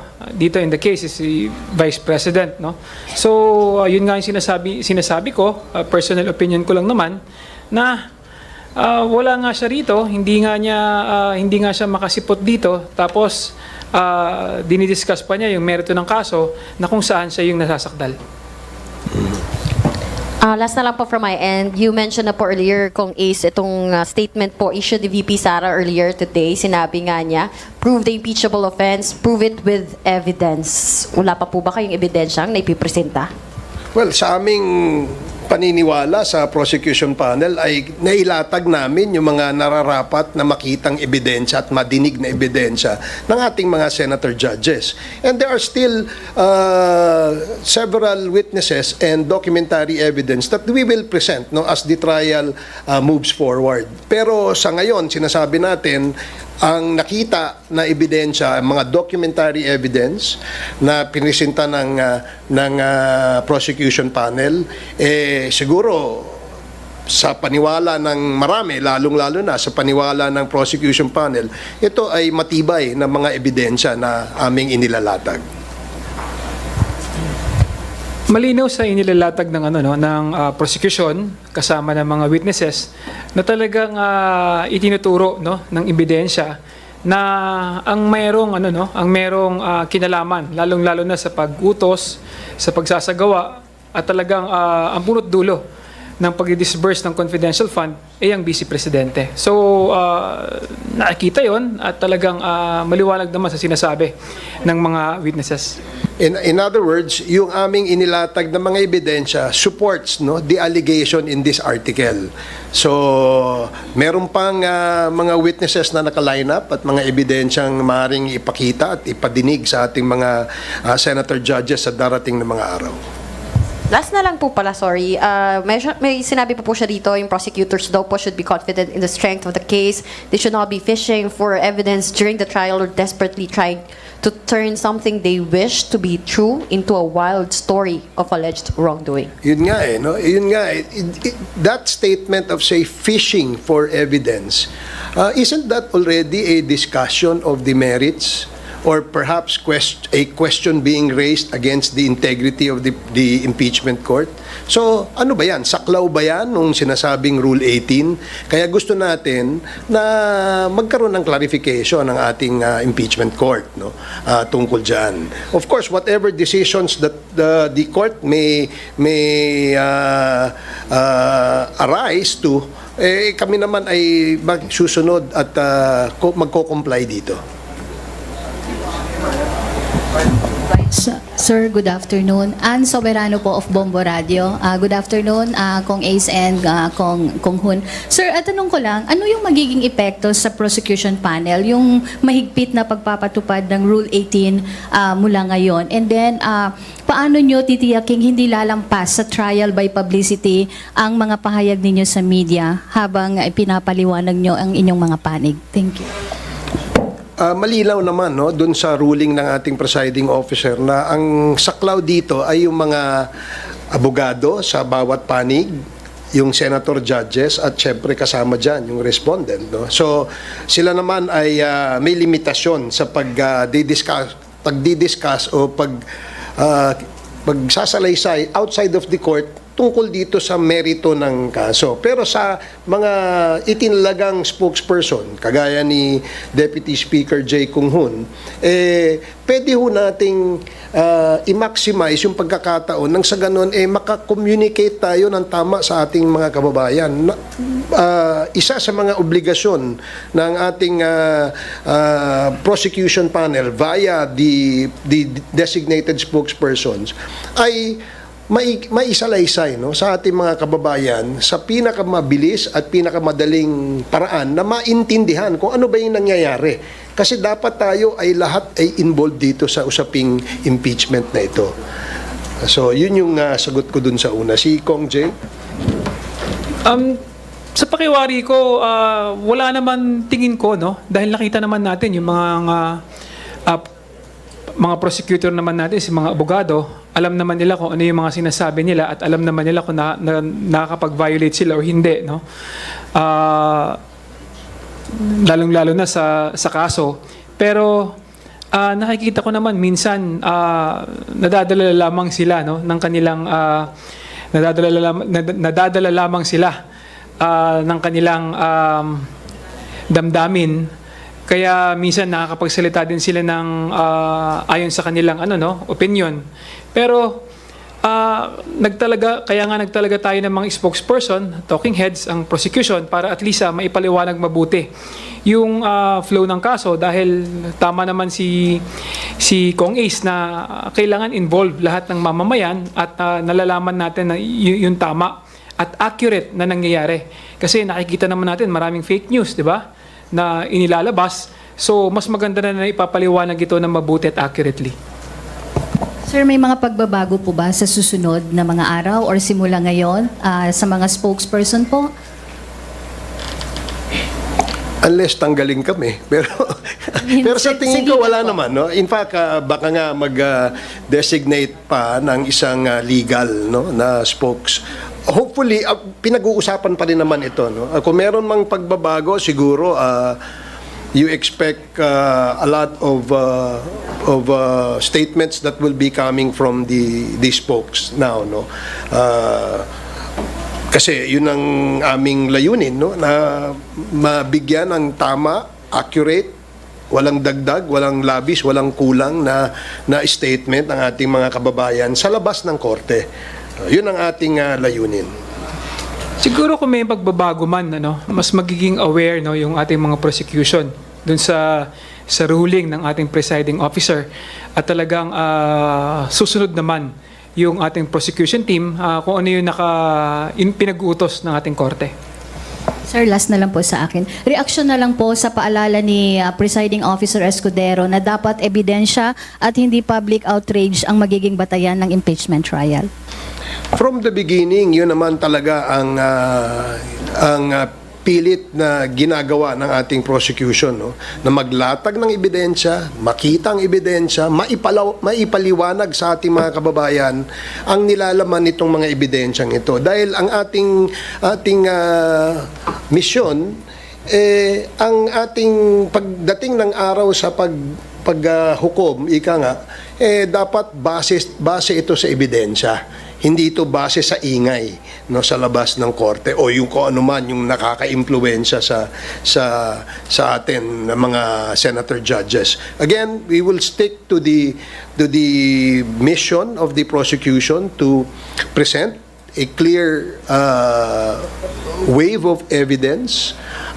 Second, manawagan sa ating senator judges na matimbang nila, no, yung bigat nung mga ebidensyang ipipresenta ng bawat panig. Hindi lamang yung prosecution, pati yung defense. Kasi pag sila dumating na sa punto na gagawa ng desisyon, kailangan matimbang nilang mabuti kung sino o ano ang mas mabigat na ebidensya.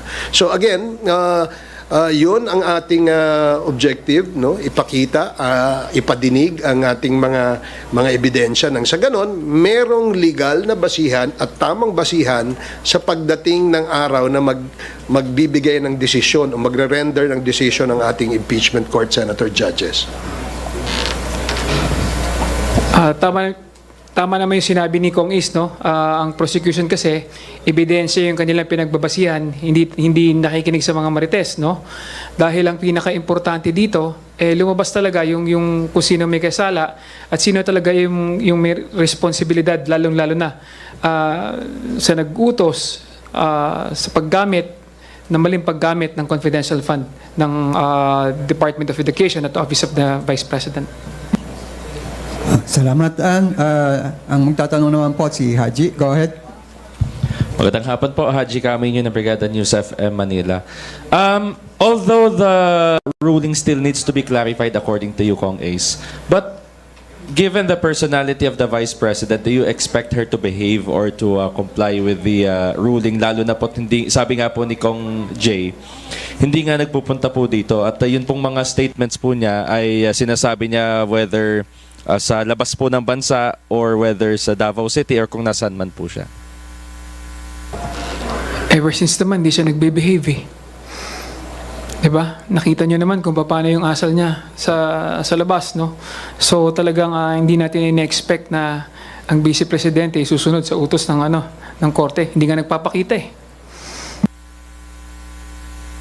Kaya ang ating panawagan sa ating impeachment court na sana merong equal application itong rule na ito, no? Hindi pa natin sinasabi na walang equal application, but that is what we want to be clarified on, no?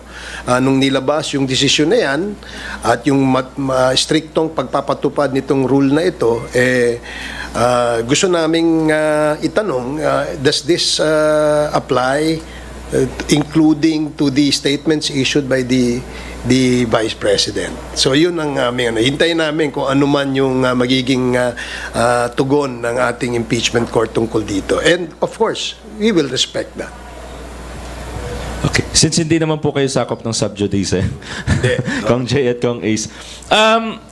Kanina na sabi nga po ni Lemuel Ortonyo na sa palagay niya, usual naman daw po yung binibigay yung pera doon sa informants, tapos sila na po yung bibili nung kinakailangan po nila, like gamot, like tables and chairs kung kailangan man po ng mga informants at saka pagkain. But for you, do you find it disturbing? Do you find it, ano pong feeling po ninyo doon na sabi nga po niya, sa experience niya, mukhang usual naman daw po yung ganoon na gawain? Well, para sa akin, hindi usual yung 200,000, 150,000, 170,000, ganun-ganun mo lang ibibigay at sasabihin, para sa gamot. Diba? In fact, kung sususugan ko yung tanong ni ni Senator Tulfo, dapat merong na-produce, ano bang sakit yung, buti kung biogesic lang yung pinabili sa iyo binigyan ka ng 150,000, 250,000 and yet sasabihin mo, binili ko ng gamot. First question, kaya nga hindi sa akin, hindi usual yun Diba? It doesn't add up na ganun yung tingin mo dyan sa paggastos niyan and sasabihin mo, usual yun. No? Ibig bang sabihin, itong mga perang ipinamigay na pambili ng gamot, totoo bang binili kaya ng gamot? Kung totoong binili ng gamot, anong klaseng gamot yan? Napakamahal naman na gamot yan. Number 2, nasa na resibo niyan? Not one or a single official receipt was provided when they submitted their liquidation reports to the Commission on Audit. So kaya nga malaki yung tanong. It's a big question mark. Sa akin, hindi usual yun. Nakita naman natin na merong kakaiba sa mga pangyayari. Kumbaga, hindi ito yung normal na ginagawa, lalong-lalo na patungkol sa pag-disburse ng pera ng ating pamahalaan. At katulad nga na sinabi ni Kong Ace, kailangan be specific kung ano yung gamot na binili, saan binili at may resibo ba. Pero kung ipagkakatiwala mo yung 70,000 at sasabihin mong ibibili ng gamot, hindi ba parang sa akin palagay parang katangahan naman yata yun, di ba? Na ibibigay mo isang pera sa isang tao na hindi mo alam kung saan gagamitin. Sasabihin mo, binili nila ng gamot. So, hindi siya normal. Last na lang po. What about yung confirmation ni Ortonyo na hindi nga po organic employee ng OVP si Colonel Lachica, and considering yung mga nakalipas po ninyong binibigyang diin na hindi nga po siya accountable officer doon sa pera. So since si Ortonyo na po yung nag-confirm na hindi nga po siya employee ng OVP, ano pong may bigat po ba yon lalo doon sa sinasabi ninyo na in the first place dapat hindi nabigyan o hindi binigay yung pera kay Lachica? Well, yung testimonya ni Ortonyo makakadagdag bigat doon sa unang testimonya ni Acosta saying na ibinigay niya kay Colonel Lachica na alam natin at alam ng lahat na siya ay hindi bonded, hindi siya special disbursing officer at wala siya dapat kinalaman sa paggamit nitong pondong ito because ang sinabi ni Ortonyo hindi siya organic. Much more reason na bakit mo binigay sa kanya. Di ba? Hindi ka naman pala organic, hindi ka kasama doon sa organization where the disbursement of these confidential funds, mailalagay sa kamay mo na hindi ka disbursing officer, hindi ka rin banded officer. So doon natin makikita na meron talagang pagkakamali sa proseso, na meron talagang pagkakamali, lalong-lalo na sa pagtatalaga kung sino yung may responsibilidad, no, na mag-disburse. So again, bumabalik tayo, sino ba yung merong responsibility, sino ba yung nagsabi, sino ba yung nag-order na kung sino yung mag-disburse. So talagang command responsibility yung nakikita natin na nagkaroon ng problema. Thank you, Haji. This time, let's recognize Gab.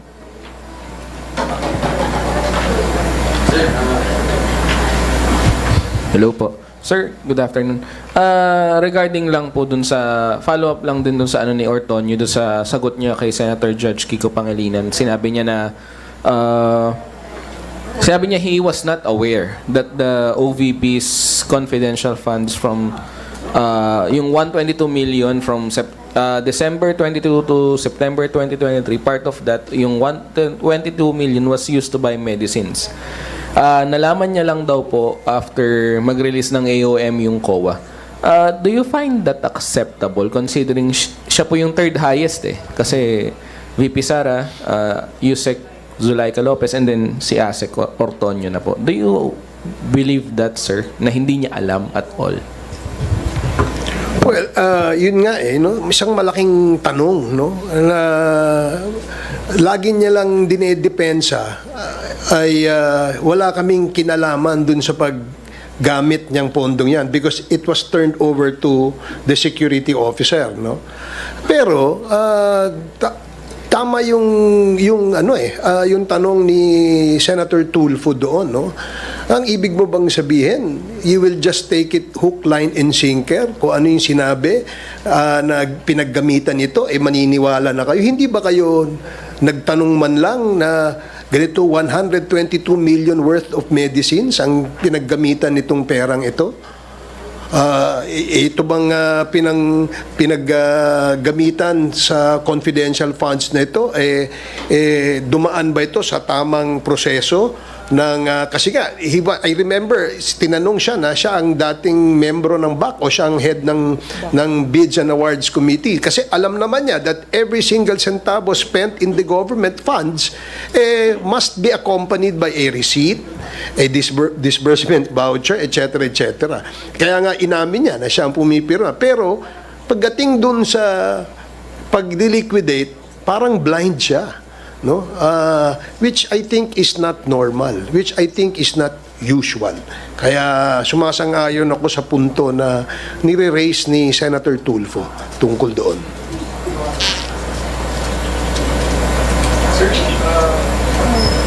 Second question po. Kanina kasi, sir, I was kinda expecting the prosecution to, after nung nagbigay ng ruling si Presiding Officer Escudero, parang may katulad ko at may mga iba na nag-expect na sasagutin ng prosecution yung ruling by asking the court kung bakit hindi nabanggit yung mga ibang instances or mga utterances ni VP Sara Duterte. Which leads me to the question na bakit po hindi ni-raise ulit ng prosecution yung mga ganong statements considering na parang mas mabigat yung mga sinasabi ni VP Sara dahil touching on the credibility of the court, not just the merits but the credibility of the court itself and the proceedings. Well, nakapag-desisyon naman ang impeachment court, no? At sinabi na malinaw na sinabi ng ating presiding officer na ipapatupad nila ng mahigpit, no, itong rule na ito, no. Now, bakit hindi nabanggit, no, yung mga naunang mga pahayag ng ating Vice Presidente na kung saan ang paniwala ng marami ay isang question, no, sa integridad at kredibilidad ng proceedings. Kaya nga tayo ay hihingi ng clarification sa ating impeachment court. Ang tanong natin, ito bang Rule 80 na to equally be applied to all the parties, including the respondent, di ba? So that is what we want to hear from the impeachment court. Ito hindi to pagtatanong lamang ito, hindi ibig sabihin na hindi tayo tutupad o susunod sa kagustuhan o direktiba ng ating korte. We will follow that to the letter. At syempre, we will comply kung ano man yung desisyon na kailangan gawin ng korte tungkol dito sa isyong ito. Well, tingin ko kailangan dito masusubukan, no? Kung talagang may papatupad, no, yung section 18 na ruling ng ating presiding officer, dahil nakita naman natin na habang nagsasalita siya about sa tinatalakay kanina, no, at nag-post ang ating vice presidente ng statement. So sa aking opinion, parang ito ay may direktang paghamon, no, na talagang sa katatagan para ipatupad ng ng impeachment court yung kanilang ruling.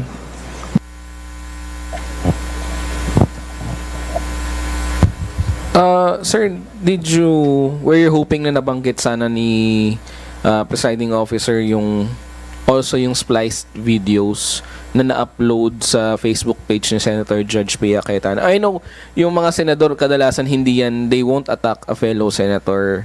Pero were you hoping na it was specifically mentioned? Although may reminder sa mga senator judge, pero were you hoping that hindi lang prosecution and defense statements yung nabanggit or quotes yung nabanggit during the trial?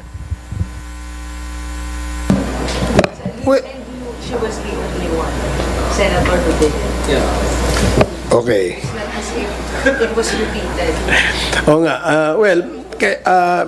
In fact, when the presiding officer read the decision, his ruling on the issue of sub judice, emphasizing on rule number 18,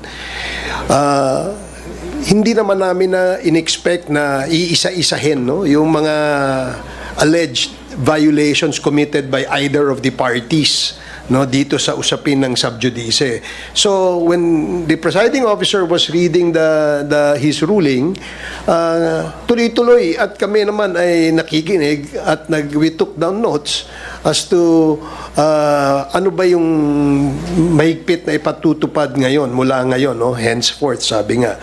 So that's why we are now in a position that I think we would ask for clarification. Ito bang ruling na ito will apply, sa dalawang panel, yung defense at saka yung prosecution, yung senator judges that could have violated this rule, and including the respondent. So we will have to wait kung ano yung magiging desisyon o clarification na ibibigay ng ating impeachment court tungkol dyan. May tatayo na prosecutor sa court to ask that? Or letter ba? We have not discussed that yet in the prosecution. Wala namang ganong usapan at the moment. But if it is necessary, I am certain that the prosecution panel will do its action on this issue. Teka, bumababa yung upuan ko Bigat ako. Kong Barbers, follow up doon sa tanong ni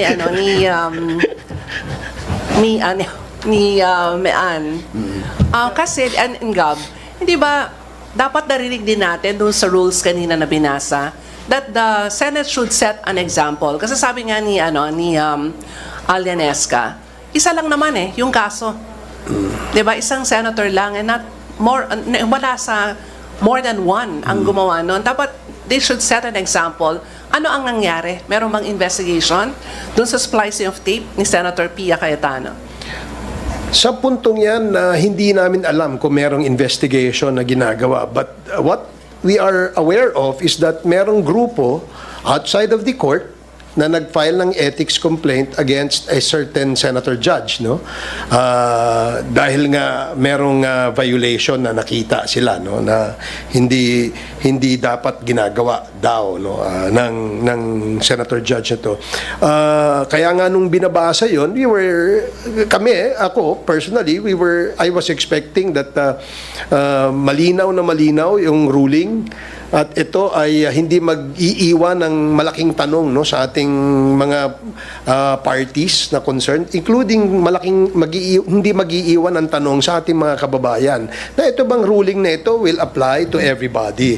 Kaya nga at the moment, I'm sure na you're all anxious about ano yung kayang stand ng korte tungkol dito, considering na merong bagong statement, no, na issue ang ating pangalawang pangulo, and we would expect, no, a clarification siguro if the presiding officer deems it appropriate later, maybe he will make a ruling or a clarification. Sorry.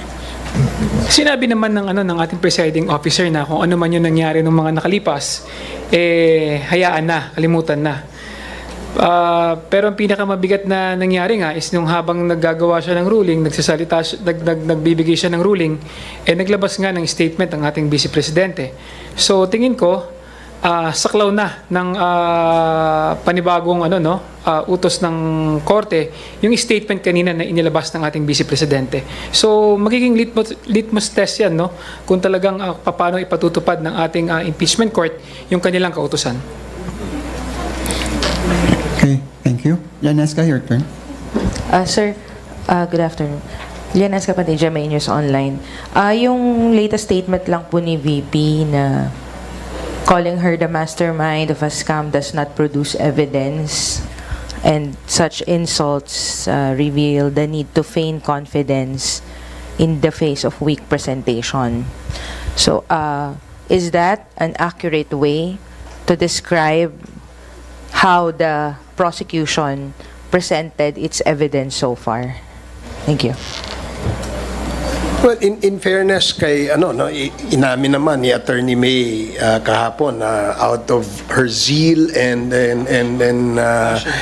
being passionate about the issue, nakapagbitaw siya ng ganong klaseng word, no, yung sinasabing scam. But how else will you describe, no, yung ganong sistema na kung saan mukhang may ulo at may mga nasa ilalim nito na siya ang gumagawa ng isang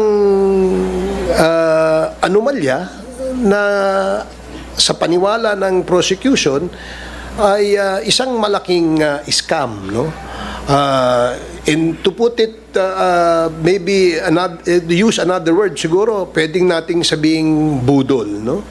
So parang ganun yung the way to describe the whole scheme, no? Ito ay isang malaking eskema na kung saan pera ng gobyerno ay nagagamit o merong maling paggamit dito sa pondong ito. So I don't know, maybe for lack of a better word, kaya ganun siguro yung nagamit na description ni Attorney May. But again, if you look at closely the evidence that the prosecution has presented, you will probably come up with your own opinion na ito ay merong maling paggamit, no, sa pondong ito dahil nga hindi ito napatunayan na ginamit dun sa dapat paggamitan.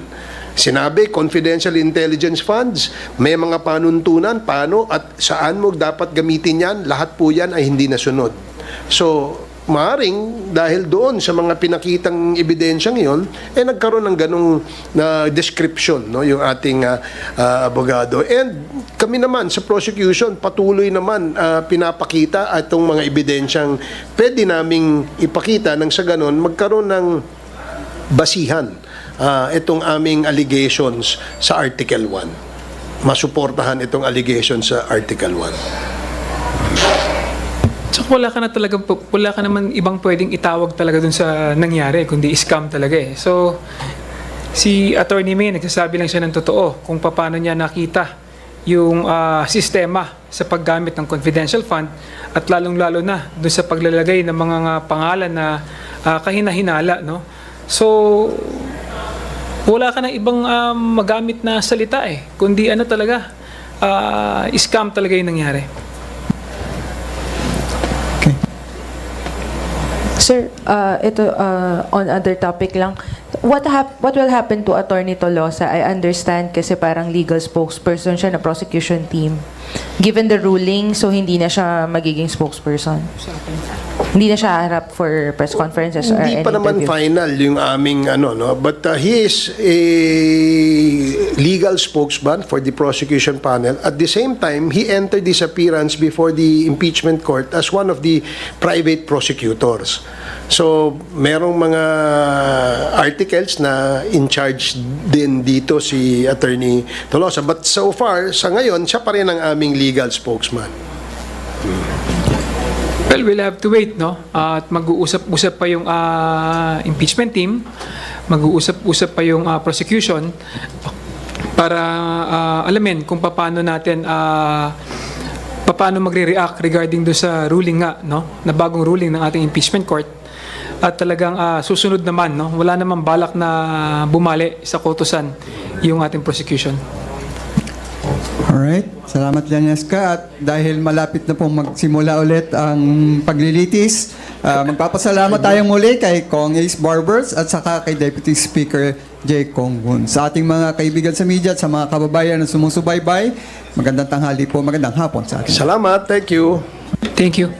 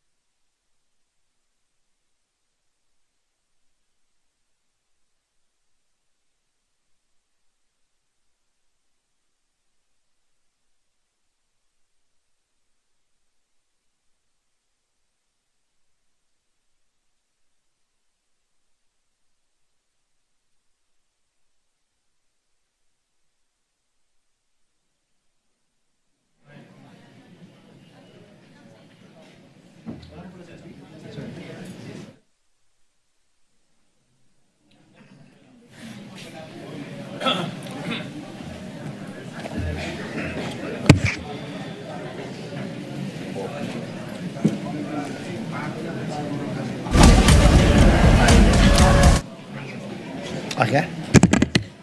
The trial is resumed.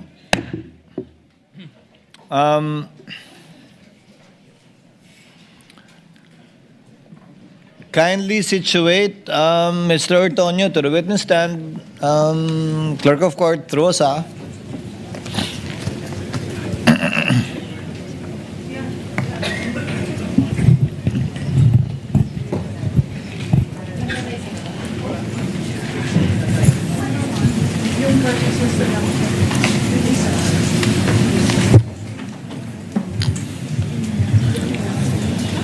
Thank you, sir. You are under the same oath, Mr. Ortonyo. Do you understand that, sir? Yes, sir. Thank you. Attorney Christine, your witness for your recross. Yes, Your Honor. Good afternoon, Mr. Ortonyo. Good afternoon, ma'am. Ngayong hapon. Earlier, you were asked to confirm that the PFPs for the fourth quarter of 2022 and the first to third quarters of 2023 did not reflect that the confidential funds were used for the safe implementation of the OVP's Good Governance Program for 2022 and social economic delivery for 2023. Can you Misleading, recall Your that? Honor. Yes, Misleading, Your Honor. Move to strike, Your Honor. Why is it misleading, Attorney May? Because, Your Honor, during the redirect examination, I never mentioned safe implementation. Reform Council, I don't recall the word safe as well. But it was somewhere along those lines, I believe. Yes, Your Honor. But actually, that was what registered to me. But can I continue, Your Honor? You may continue, Attorney Christine. But, Your Honor, we move to strike the answer of the witness. So stricken off, reform your question, Attorney Thank you, Your Christine. Honor.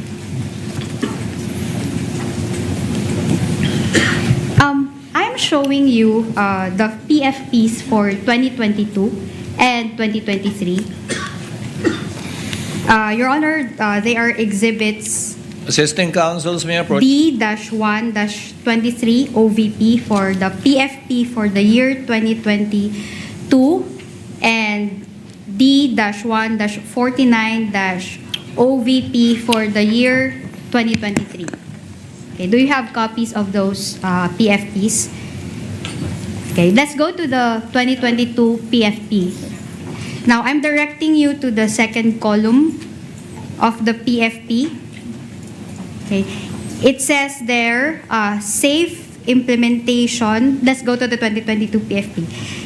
It says there, safe implementation of the OVP initiatives and confidence building. Do you see that? Yes, ma'am, based on the documents presented. And that is under the table, under the heading, expected outcome. Yes, ma'am. Okay. Now, let's go to the year 2023, CY 2023 PFP. Now, I'm directing you also to the second column. It says there's safe implementation of OVP initiatives and confidence building. Do you confirm that? Yes, ma'am. And that is under the heading expected outcome. Yes, ma'am. Okay.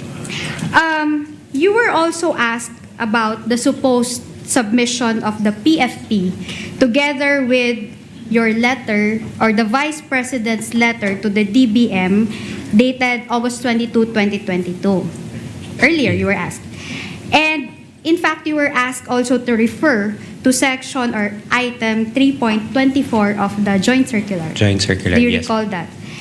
Now, do you also recall that in a letter dated September 15, 2022, the DBM requested that you submit the PFP in relation to your request for additional funding? Yes, ma'am, that's correct, ma'am. In fact, in compliance with such letter of the DBM, you submitted a copy of the PFP through your letter dated September 19, 2022. Yes, ma'am, we transmitted that report, ma'am. And as earlier mentioned, during your cross-examination, your submissions to the DBM, okay, I will rephrase, Your Honor. As earlier mentioned, okay, the DBM recommended the approval of your request for confidential funds to the Office of the President. That's correct, ma'am. In fact, the Office of the President approved the issuance of confidential Objection, funds Your Honor. to the OVP. Let her finish the question, counsel. Are you done, Objection, Your Attorney Honor. Christine? What is the objection, counsel? That was not covered by the redirect anymore, Your Honor. In the discretion of the court, we will grant latitude. Counsel, overruled. Witness may answer. Thank you, Your Honor. Earlier also, you were asked whether you knew if confidential funds were used in the regular activities of the OVP. Do you confirm that? Yes, Your I Honor. was asked earlier. That was misleading, Your Honor. The question earlier, first, Your Honor, we move to strike because the question is misleading. What I asked was whether or not this witness has personal knowledge, not just any kind of knowledge, Your Honor, personal knowledge. Okay, I will rephrase my question. Kindly using- rephrase to yes, include Your Honor, personal using knowledge. the wordings of the counsel. You confirmed earlier that you were asked whether or not you have personal knowledge as to whether the confidential funds were used in the regular activities of the OVP. Yes, ma'am. As the one who drafted the AOMs and the response to the AOMs and the response to the notice of suspension, was there any findings in the AOMs? Was there any findings in the AOMs which relative to the supposed use of the confidential funds in the regular activities of the OVP? Misleading, Your Honor. If you can recall. Misleading, Your Honor, because this witness could not have drafted the AOMs. The AOMs came from the Commission She on Audit. corrected herself, counsel, the response to the AOM. Yes, Your Honor. Witness may So answer. I will repeat my question, Your Honor, for clarity. Now, as the Proceed, one who Attorney drafted, as the one who drafted the responses to the AOMs as well as the notice of suspension, if you can recall, was there any findings of the COA relative to the supposed use of the confidential funds in the regular activities of the OVP? Not covered by the redirect, Your Honor. I never touched upon the AOMs during the redirect examination. Same ruling, counsel. You may register in the court notes a continuing objection along these lines of questioning by the counsel. Witness may answer. Based on the documents that we have received from COA, there was no any indication or any comment that the confidential funds were used for regular programs. Nothing further, Your Honor. Thank you. Thank you, counsel.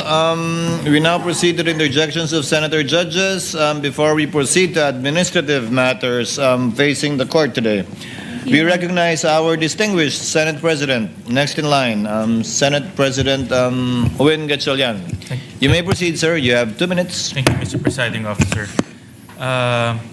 Mr. Ortonyo, nakita ko sa mga records na 6 na beses ko yung pumirma ng reply to COA.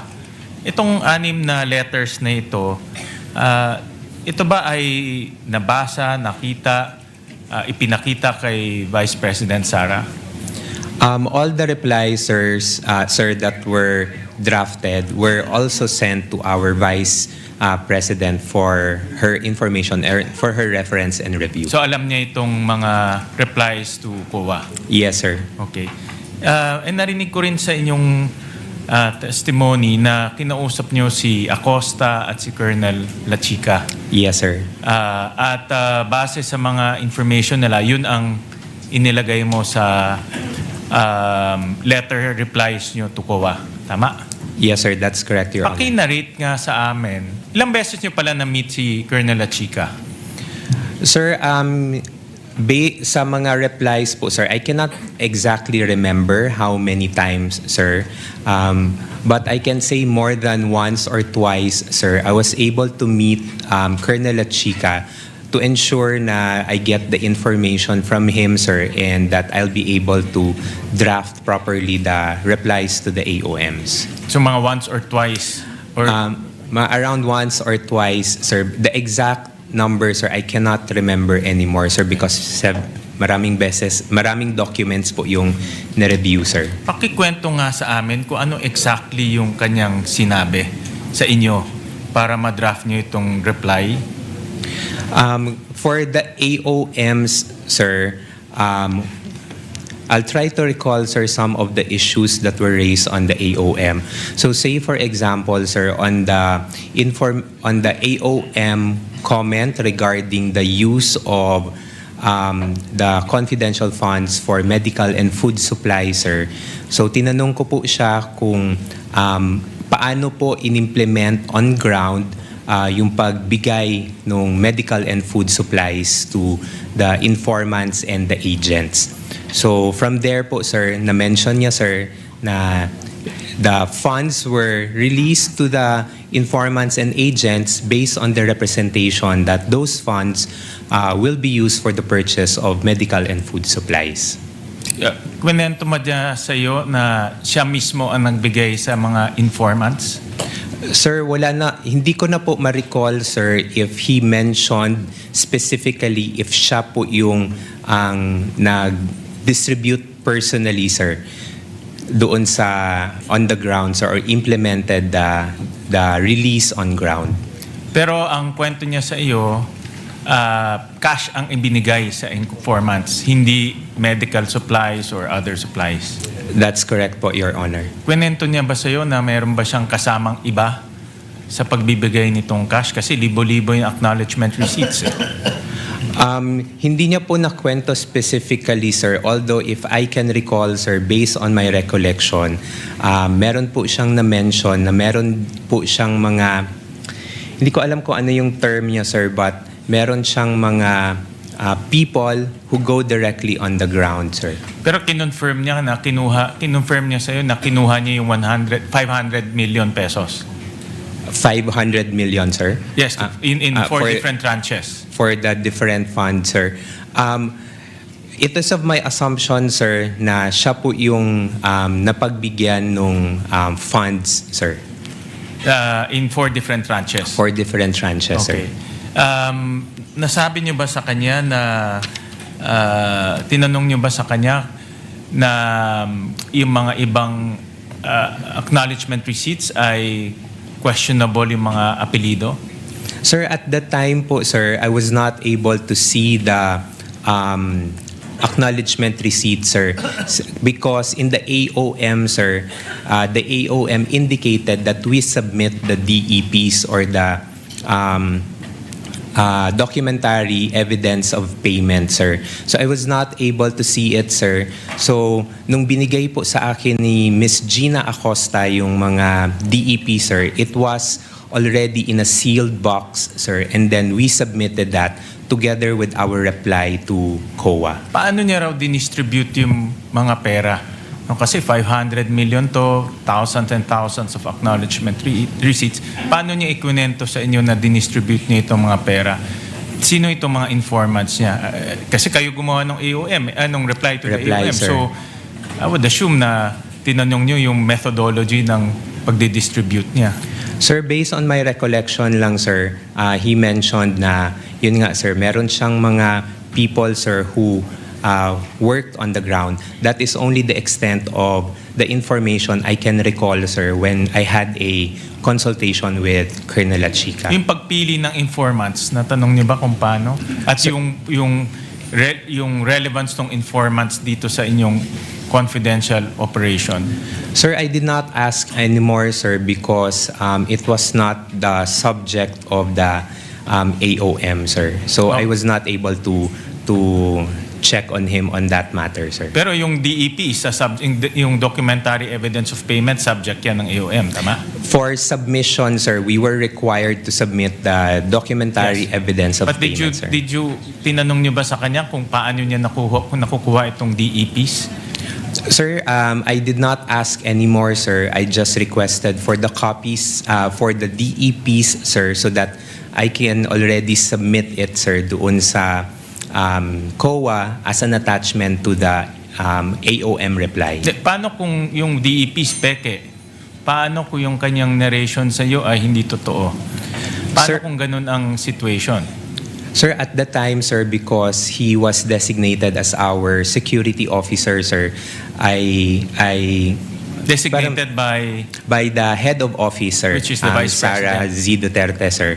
So it is of my, sa tingin ko po sir na maayos naman po yung pagkakatrabaho ni Colonel Chica doon sa pag-dispense niya ng duty as the security officer. Last question, Mr. Presiding Officer. Bakit parang nagkukuha ko buo yung tiwala ninyo sa kanya at kinuha niyo lahat ng information at yun ang ginamit niyo sa inyong reply to the COA? Bakit buo nakita ko bakit buo yung tiwala, hindi kayo nag-probe na mga additional questions considering na kayo ang nag-justify nito sa COA at kayo pumirma dito sa COA. So bakit parang kung ano sinabi niya, yun na lang ang linagay niyo sa inyong reply?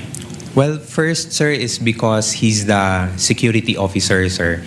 So, I believe, sir, na siya yung the best person that can provide the information. And then, second, sir, as the security officer, sir, he was designated by our head of agency, which I believe also gave the trust and confidence to him to implement the activity. So, kung ano po yung na-mention ni Colonel Chica sa akin during the time when I checked or asked for questions, yun po yung pinagbasihan ko for the drafting of the reply. Thank you very much, Mr. Presiding Officer. Thank you, Mr. Senate President. Senator Judge Ontiveros is recognized for her interjections. You have 2 minutes, ma'am. You may proceed when you're ready.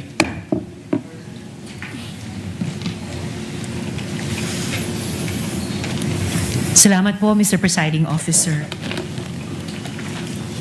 Mr. Ortonyo, tama po ba na lahat ng ginagawa ng OVP tungkol sa confidential funds, so request, amounts, justifications, use at pagsagot sa mga puna ng COA, tama po ba na lahat ng ito ay dinesisyonan at inaprubahan ni VP Duterte?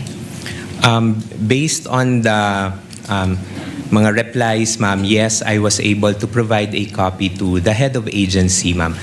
Again, being the head of agency, ma'am, I provided her with the information.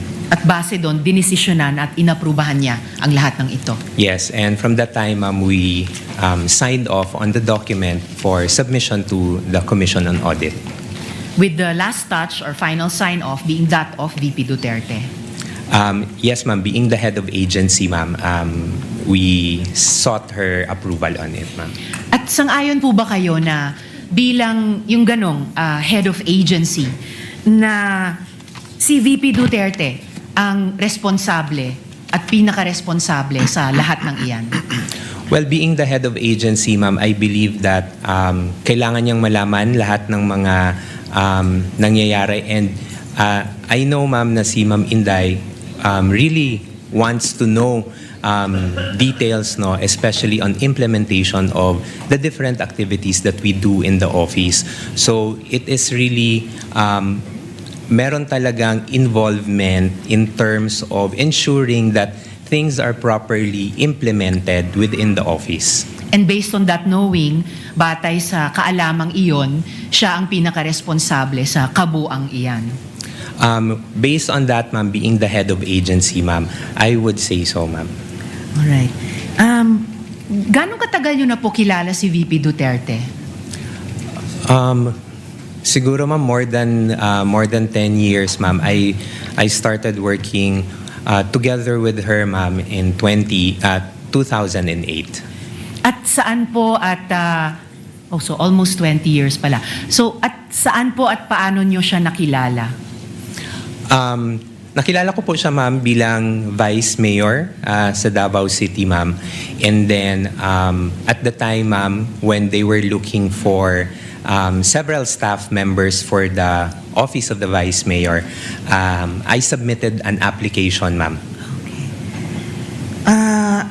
At magkakilala rin po ba kayo ni Ms. Gina Acosta kahit bago po kayo nakipagtrabaho sa isa't isa sa OVP? I knew of Ms. Gina Acosta, ma'am, during my employment, ma'am, with Sangguniang Panlungsod during the time ni Ma'am Inday as the Vice President, ma'am, and Vice Mayor as the Vice Mayor. So prior sa OVP, magkakilala at magkatrabaho na po kayo. Kilala Sa ko po Davao. si Miss Gina, nakikita ko po siya sa Sangguniang Panlungsod. Panlungsod. And then, what about po si Colonel La Chica? Magkakilala na rin po ba kayo at magkatrabaho bago kayo magkatrabaho sa OVP?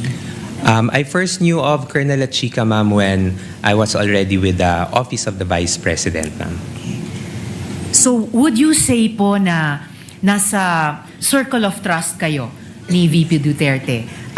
Kayo ni na Miss Gina Acosta, Colonel La Chica at kayo nga po? Well, ma'am, I can only answer for myself, ma'am. In terms of working relationship, ma'am, I would say that I have the trust and confidence of the VP in terms of doing duties that are assigned to me. Pero sasabihin nyo ba na walang trust at confidence si VP Duterte kay Miss Gina Acosta? I cannot categorically say, ma'am, but I would say, ma'am, na could be, baka meron po, considering that there are also duties and functions that are being entrusted to them. In fact, kung mas candid pa po tayo, madali naman siguro kahit from an observation at hindi lang observation dahil malapit yung katrabaho na may trust and confidence. What about po si Colonel La Chica? Sasabihin nyo ba na walang trust and confidence si VP Duterte sa kanya? Considering, ma'am, that he is the group commander of the Vice Presidential Security and Protection Group, ma'am, I would say, ma'am, I would say that she may have the trust and confidence. Again, kung mas kaya nating maging candid, of course, lalo na kung security officer ng isang public official, of course, may trust and confidence. Otherwise, hindi ipagkakaloob ang kaligtasan sa kamay niya. Lastly po, napaksa for now, paano pong, and winding up Mr. Presiding Officer, paano pong sinama kayo ni Miss Gina Acosta dun sa pag-encash ng mga cheque? Halimbawa, kung kailangan po ni Ms. Acosta ang tagabuhat ng bag, ng cash, bakit po kayo in particular ang sinama niya? I cannot answer, ma'am, kung bakit ako po ang naisama ni Miss Gina Acosta. But at Hindi the lang time, naisama, pero sabi nyo, hiniling niya sa inyo na Yeah. kayo yung sumama. Yes, ma'am. So, bakit po?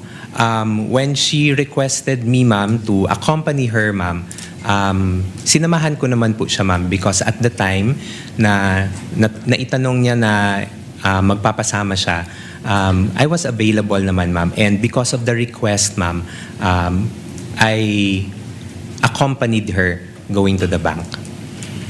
So simpleng nagkataon, walang reason kung bakit kayo yung isinama niya. You were the person the warm body who happened to be available.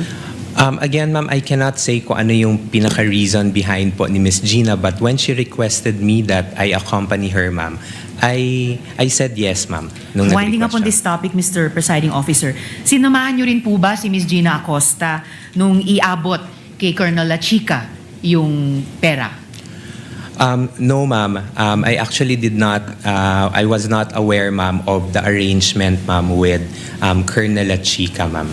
At huli po on this topic, Mr. Presiding Kindly Officer. wind up. Winding up, Mr. Presiding Officer. Nabanggit niyo po na alam ninyo yung joint circular on confidential and intelligence funds. Hindi niyo po ba naisip na violation ang pagbibigay ni Ms. Acosta kay Colonel La Chica ng bulto-bultong code cash? Ma'am, based on, because again, ma'am, I was not aware of the arrangement, ma'am, but when I was doing the replies, ma'am, to the AOM, and of course, I also checked on the JC, ma'am, the pagpili po ng mga ng person to implement the different activities of the confidential activities and to designate a security officer is indicated also in the JMC and is within the authority of the head of agency. So yun po yung pagkakaintindi ko at the time. So with that, ma'am, I saw it that it was the manner of how the funds were handled, ma'am, was following a regular process, ma'am, based on the JMC, based on my understanding. But then again, Mr. Ortonyo, in closing, yung close reading ng JMC na sabi nyo nga familiar kayo would show na hiwalay pa sa usapin ng implementation. Dun lamang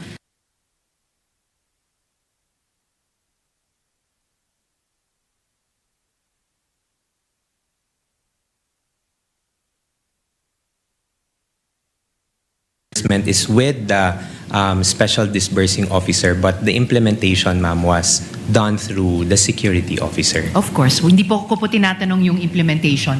Tinatanong ko po yung violation ng JMC na alam ninyo nung tinurn over ni Ms. Gina Acosta ang bulta-bultong cash kay Colonel La Chica. Something that I simply think should not and could not have escaped your eyes, Mr. Ortonyo. Yes, ma'am. Again, ma'am, based on for the 2022, ma'am, I could not recall that that was a concern, ma'am, in the AOMs, ma'am. Although for the 2023, ma'am, na notice for disallowance, ma'am, it is subject for reply also on our end, ma'am, and we are currently drafting also a reply for that one. And of course, given the strict internal controls na siguro kayo yung pinaka may oversight sa opisina, even prior further communications from COA, after yung unang pagpansin nila sa last quarter 2022, di dapat nag-exert kayo ng higit na pagbantay the next 3 quarters of 2023. Ma'am, Kindly wind up, Senator Judge Riza. Yes, winding up now, Mr. President. Your Honor, we were able to receive the audit observation memo for 2022 in October 4 of 2023. So we got the observations po, ma'am. And we already got the AOM, ma'am, and yung 3 quarters for 2023 was already implemented. Again po, Mr. Ortonyo, even prior any further communications from COA, dahil familiar kayo sa JMC, sabi nyo nga, dapat alam nyo na po yun. Dagang salamat, Mr. Ortonyo. Thank you, Senator Maraming Judge salamat po, Riza. Mr. Presiding Officer. Senator Judge Lacson, you may proceed with the interjections when you're ready, sir. You have 2 minutes. Thank you, Mr. Presiding Officer. Good afternoon, Mr. Ortonyo. Good afternoon, Your Honor. You know, even setting aside your educational background and your work experience, it is not difficult to conclude na matalino kayong tao, you're an intelligent person, and an intelligent witness, as well. So, kayo po yung Assistant Chief of Staff ng OBP. Yes, Your Honor. Kayo rin yung concurrently Administrative and Financial Officer. As the Assistant Chief of Staff, sir, I oversee the Administrative and Financial Officer. Yeah. Yes, sir. So, effectively, kayo yung Admin and Financial Officer. Yes, sir. I oversee the Admin and Finance, sir.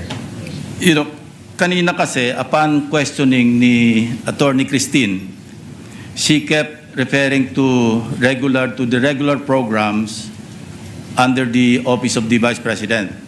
No? Natatandaan niyo yun?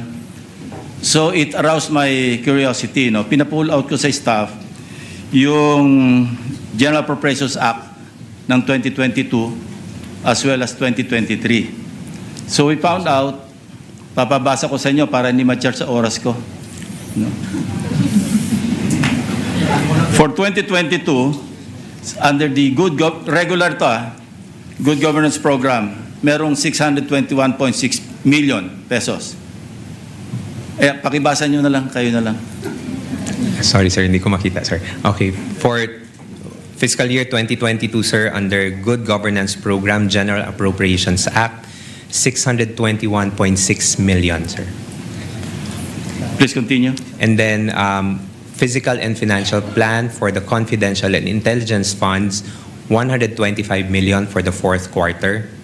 And then for fiscal year 2020... No, under the same program, Good Governance Program. Good Governance under Program. Under the PFP. Under the PFP, Okay, please sir. continue. And then for fiscal year 2023, Socio-Economic Program Delivery, 2.21 billion Billion under General Appropriations Act, and then 500 million for 125 million first quarter, 125 million second quarter, 125 million third quarter, and 125 million fourth quarter. Okay.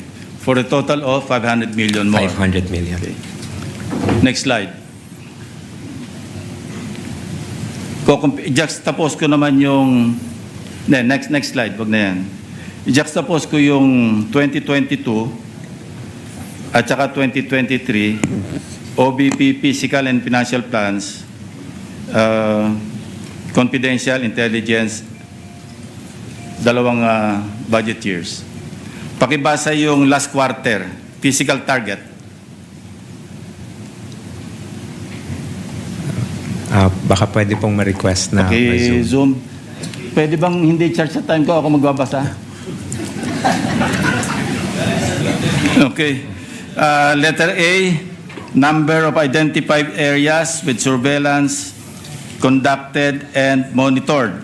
Letter B, percentage of activities implemented without untoward security-related incidents. Paulit-ulit po ito, no? So, sabi ko kanina, kayo naman ay mukhang matalinong tao at matalinong witness. Ano pong analysis nyo dyan? On the... Very simply, paano nyong i-analyze yung ganitong klaseng mga descriptions? These are the activities that will be done, I sir. know. Pero Yes, kung sir. i-analyze nyo, ano ibig sabihin nito? Hindi ba ito insulto sa common sense? Hindi man lang nyo binago ng konti, at least si Colonel Chica siguro ito. No? Unang-una, regular program, sana man lang, pagdating sa PFP, binago nyo yung nomenclature. Tapos, under the physical target, yung column, sana man lang, binago nyo yung activities. Copy-paste eh.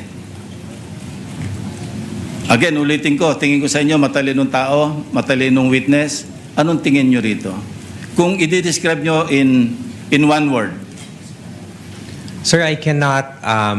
Ako na mag-describe. I think it's stupid. Sana man lang, binago-bago niya ng konti. Maraming salamat, Mr. Presiding Officer.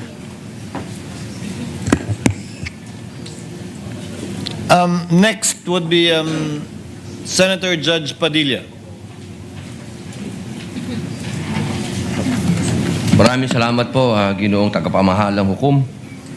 Meron lang po akong tanong sa ating saksi. Opo.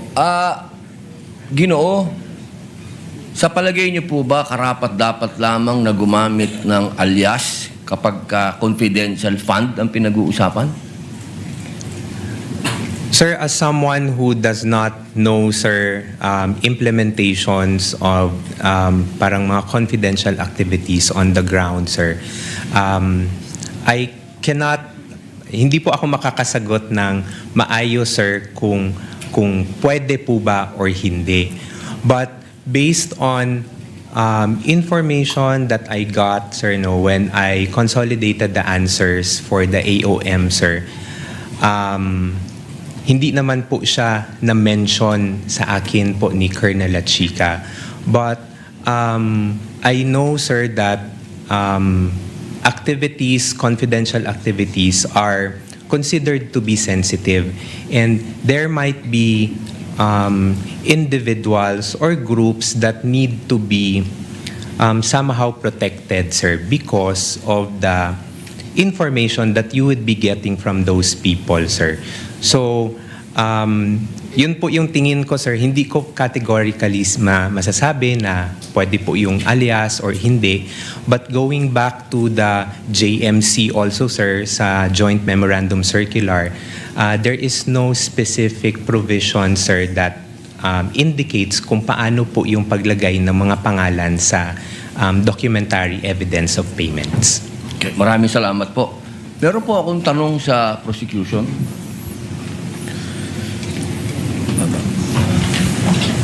Magandang hapon po. Napakaganda po ng inyong ngiti. Good afternoon din po, sir. Opo. Batid po ba ninyo ngayon, mga petsa na to, kung ano ang pinagdiriwang natin sa Pilipinas? Magmula po 19 hanggang 30. Buwan ng wika daw po, sir. Bukod po sa buwan ng wika, National Heroes Day. National Heroes Day. Ito po ay hango sa ating mga bayani. Tama po ba? Opo. Opo.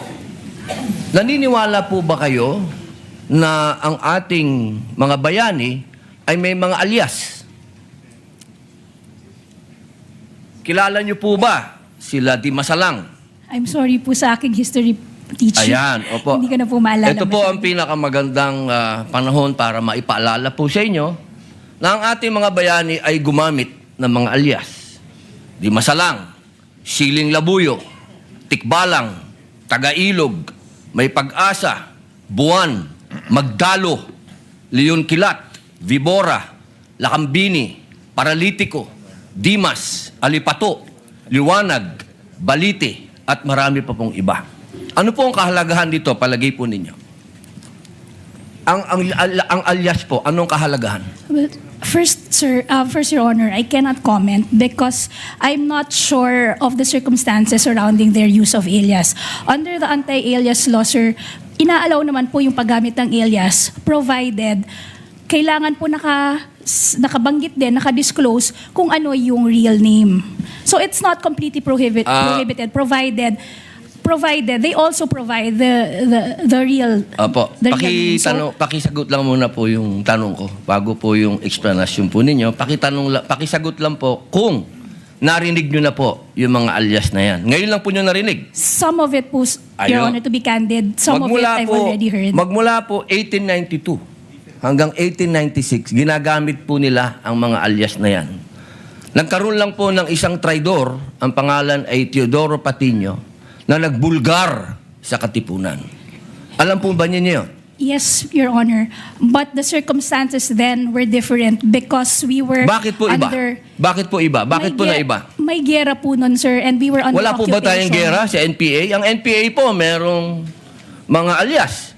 Meron pong ka-Cobra, ka-Agila, ka-Lawin, ka-Tigre, ka-Kapre, ka-Sirena, ka-Adobo, ka-Sinigang, ka-Pansit, ka-Tinola, ka-Sile, ka-Kamote, ka-Bawang, ka-Maxi, ka-Labuyo. Strictly speaking, Lahat po yan, sir, ginagamit iba po na yung alias. internal armed conflict, iba naman din po yung war. Bakit po na iba? Pareho po itong clear and present danger sa atin. So, ang gusto ko lamang pong ipaalam sa ating prosecution na napakahalaga po ng alias sa panahon ng... Kayo po, sagutin po nyo, sa panahon ng... Gera, sir, Your Honor. Ang confidential po, ang pagkilos confidential ay napakahalaga at hindi po ginagamit ang pangalan at hindi po pumipirma. At alam niyo po ba, noong September 12, 1896, anong nangyari?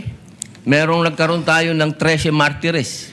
Yung mga nagtraidor ay itinuro ang mga totoong pangalan, totoong lugar, kung nasaan yung mga sumusuporta sa Katipunan.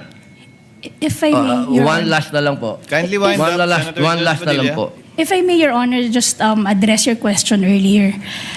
With all due respect, Your Honor, the prosecution respectfully submits that whether the use of alias is allowed or not and whether it's necessary or not, to us, that is a non-issue because that was never raised Hindi po by pwedeng maging non-issue sapagkat ito po ang ipinalalabas ng prosecution. If I may, Your Na may Honor, mga pangalan, na mga katawa-tawang pangalan. Mas nakakatawa po itong mga pangalan nung nangyari nung araw. with all due At isa respect, pa Your po, Honor, isa na lang if po. Kasi isa na lang po. Kindly wind up, Ito na lang po. Kilala niyo po ba kung sino si Marcel Bonifacio? to be candid, Your Honor, Oh. I'm not Sino po? familiar. Si Benigno I'm sorry, Aquino Your Honor. Jr. Si Ninoy. Siya mismo may alias. Maraming salamat po. Your Honor, if I just may, Your Honor, just to set the record straight, because it was made to, with all due respect to the Senator Judge, it was... Presiding Judge, allowed ba yun? I was about to make a ruling. Maraming salamat po. There was no question posed or poised, Attorney May. Let's proceed to the next Senator Judge who will interject. By the way, did you intentionally get rid of the platform? Yes, Your Honor, because you were not expecting that I'd be called again, Your Honor, to make way for the Honorable Chair of the panel of prosecutors, Your Honor. Understood. Senator Judge Aquino, Thank you're you. recognized for interjection. You may proceed, sir. When you're ready, you have 2 minutes. So bago po yung 2 minutes, Mr. Presiding Officer, tama po, si Ninoy Aquino po ang kanyang alias ay Marshal Bonifacio para makauwi po siya sa Pilipinas nung nasa Boston siya. Oho, pero wala naman ho siyang confidential funds na, wala ho siya sa mga AR na confidential funds. Lilinawin ko lang ho. Okay, pagdating ho sa prosecution, ang posisyon ng prosecution, yung mga pangalan ay totoong tao, di ba? Correct, no? You have not really mentioned aliases in any of your... Wala. Could you respond quickly? We have talked about aliases. Is the prosecution talking about aliases? That was never our point, Your Honor. In fact, the point of the prosecution is that that was never raised by the defense, either in their answer or in their pre-trial brief, Your Honor. So to us, that should be a non-issue because even them, they never claimed that in any of their pleadings before this thank you. honorable court. Okay, klaklaruin ko lang ha. Ang siyang tao lang pong nagsabi na alias po sila, si Miss Gina Acosta, in her testimony. Kanina po, sabi niyo rin na Mr. Ortonyo na hindi siya alias or hindi niyo alam. But si Miss Gina Acosta, in her testimony, did admit that in her perspective, these are aliases. No? Just for the record po. Okay. So ito po yung mga tanong ko po. Sana po ito lang 2 minutes ko, Mr. Presiding Officer. So unang-una, Mr. Ortonyo, you're very competent. Thank you for your answers. And I want you to answer just very candidly, no? Ano po yung naging personal reaction ninyo nung napag-usapan na yung possible misuse of the confidential funds at nung na-bring up na yung mga tawagin na nating katawa-tawang pangalan na parang klaro naman ay hindi naman talaga totoong tao. Ano po yung personal reaction po ninyo? Initial reaction, sir, would be, of course, merong questions, sir, no? There would be questions. But again, sir, I go back to the presumption, sir, that there is regularity in terms of the implementation, sir. Okay. So, may I ask, since you're in the top leadership of the OVP, nung nabibring up na to, ano yung personal reaction ng Vice President, ng Chief of Staff, other leaders in your group? Nung napag-usapan na posibleng nabigay yung pera sa mga kakaibang pangalan o baka hindi totoong tao, what was your reaction? What was their reaction? Would you know? Nag-meeting ba kayo? Did you call for an emergency meeting? Did you have a huddle in your office to talk about this? Sir, because yung AOM, sir, because it was sent to my office, sir, pina-personally received sa akin, sir, on behalf of the Vice President. Of course, I provided a copy to the Chief of Staff, sir, and the Vice President. Ang naging instruction lang naman po sa akin, sir, was to respond to the AOMs and make consultations with the Special Disbursing Officer and Security Officer para masagot yung mga concerns or issues raised by COA. Okay. Yan yung mga actions nyo, Mr. Ortonyo. I'm asking about your reaction. Kinabahan ba kayo? Were you worried? Were you concerned? Was there any concern shown by the Vice President, by the Chief of Staff, by people in your office na posible itong perang ito ay hindi nagamit sa tama? On the matter of concern, sir, I think there is a concern considering that there is already an immediate instruction, sir, to reply to the AOM. That's the sir. AOM. Let's go to the bringing up of these names in Congress. Nung lumabas na yung piatos, pusa, pagong, mga ganyan, were you concerned na yung pera ng bayan posibleng hindi nagamit sa tama at ito'y pinirmahan mo at ito'y nakapangalan sa inyong opisina, for example? Were you concerned? Sir? Honestly. Parang immediate reaction, sir. Yes, sir. But nung as the hearings went on, sir, parang binabalikan ko yung AOM, sir. Hindi kasi po siya na-raise doon sa AOMs. So parang nabawasan po yung concern ko, personal concerns ko with those acknowledgement receipts. Did you call for an internal investigation after na-reveal yung mga pangalan na kakaiba? Nagpatawag ba kayo ng investigasyon sa inyong opisina? I personally did not, sir, hindi na po ako nagpatawag. Did your office call for an internal investigation? On that matter, sir, I do not know, sir, if there is an instruction coming from the head of agency, sir. But personally, to me, sir, none, sir. Okay. So, ito kasi, Mr. Ortonyo, no, sa aking opisina, more than 10 years ago, meron kaming nahanap na isang staff na ibang resibo yung ginamit sa liquidation. Wala pa atang 5,000 pesos to sa totoo lang. Hindi nga niya binulse. No? Meron siyang dapat hotel receipt na wala niya, gumamit siya ng hotel receipt ng ibang tao. That already elicited an internal investigation on our part. In the end, pinaalis namin yung staff na yun na kilala namin, kaibigan namin. 5,000 lang yun. So the common response we are looking for is that kapag pera to ng bayan, action ka agad at hanapin nyo talaga kung saan nagamit tong pera to. Kaya I'm really wondering what were the actions and reactions of people. So ito yung tanong ko rin, no?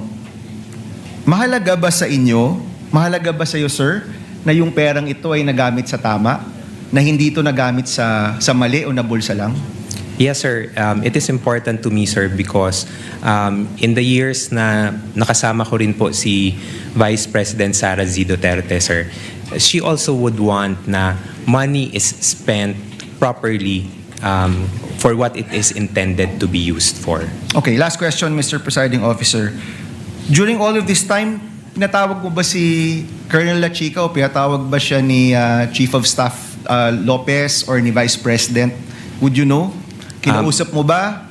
Tinanong mo ba? Colonel, itong mga pangalang ito, sino ba talaga to? Totoo ba to? Bakit nakalagay medicine pero cash talaga yung binigay? Kasi sa totoo lang, sir, yung nakalagay doon gamot pero cash ang binigay na pambili ng gamot, cash pa rin yun. Diba? So in short, yung 500 million, parang puro cash yun. Wala man talagang supplies or tables and chairs because that presupposes na ang binili nyo yung tables and chairs or supplies. You actually gave cash na 500 million. Pinatawag niyo po ba si Colonel La Chica at tinanong, as public officers, we have to exercise the diligence of a good father of a family. No? That's in our oath. So pinatawag niyo po ba ng inyong opisina at pina-explain kung nasaan ba itong peran to? Sir, I was only able to request na makausap si Colonel La Chica in relation only to the response to the AOM, sir. So hindi niyo po natanong itong mga specific questions na ito dun sa mga specificong mga pangalan, mga AR, mga ganyan? At that time, sir, when I was drafting the AOM, sir, no, sir, because I had no knowledge, sir, of the AR, sir. Salamat, Mr. Presiding Officer. Thank you, Senator Judge Aquino. Senator Judge Erwin Tulfo is recognized.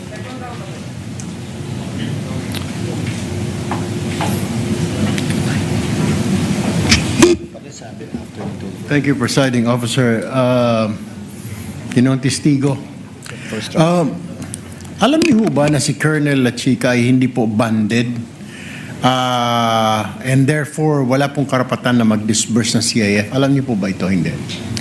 I know that si Colonel La Chica po is not bonded and as far as I know po, ang special disbursing officer po is si Ms. Gina Acosta. Pero sa pagkaalam po ninyo, pwede po siyang humawak ng ganyang kalaking pera at ayaw mo ninyong sabihin na disburse, kundi implementation na may kahit na hindi po siya banded, pwede siya mag-disburse or mag-implement ng ganong kalaking pera.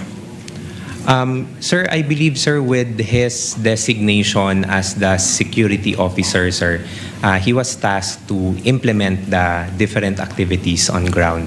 So, hindi nyo na po question si Ginang Acosta or si Colonel La Chica dahil may instruction po sa task. Tama po ba yun? Is that to my understanding, sir? Hindi ko na po natanong, sir, because there is already a delegation or designation for the both of them for the different tasks that Saan we po will be galing doing. yung designation, sir?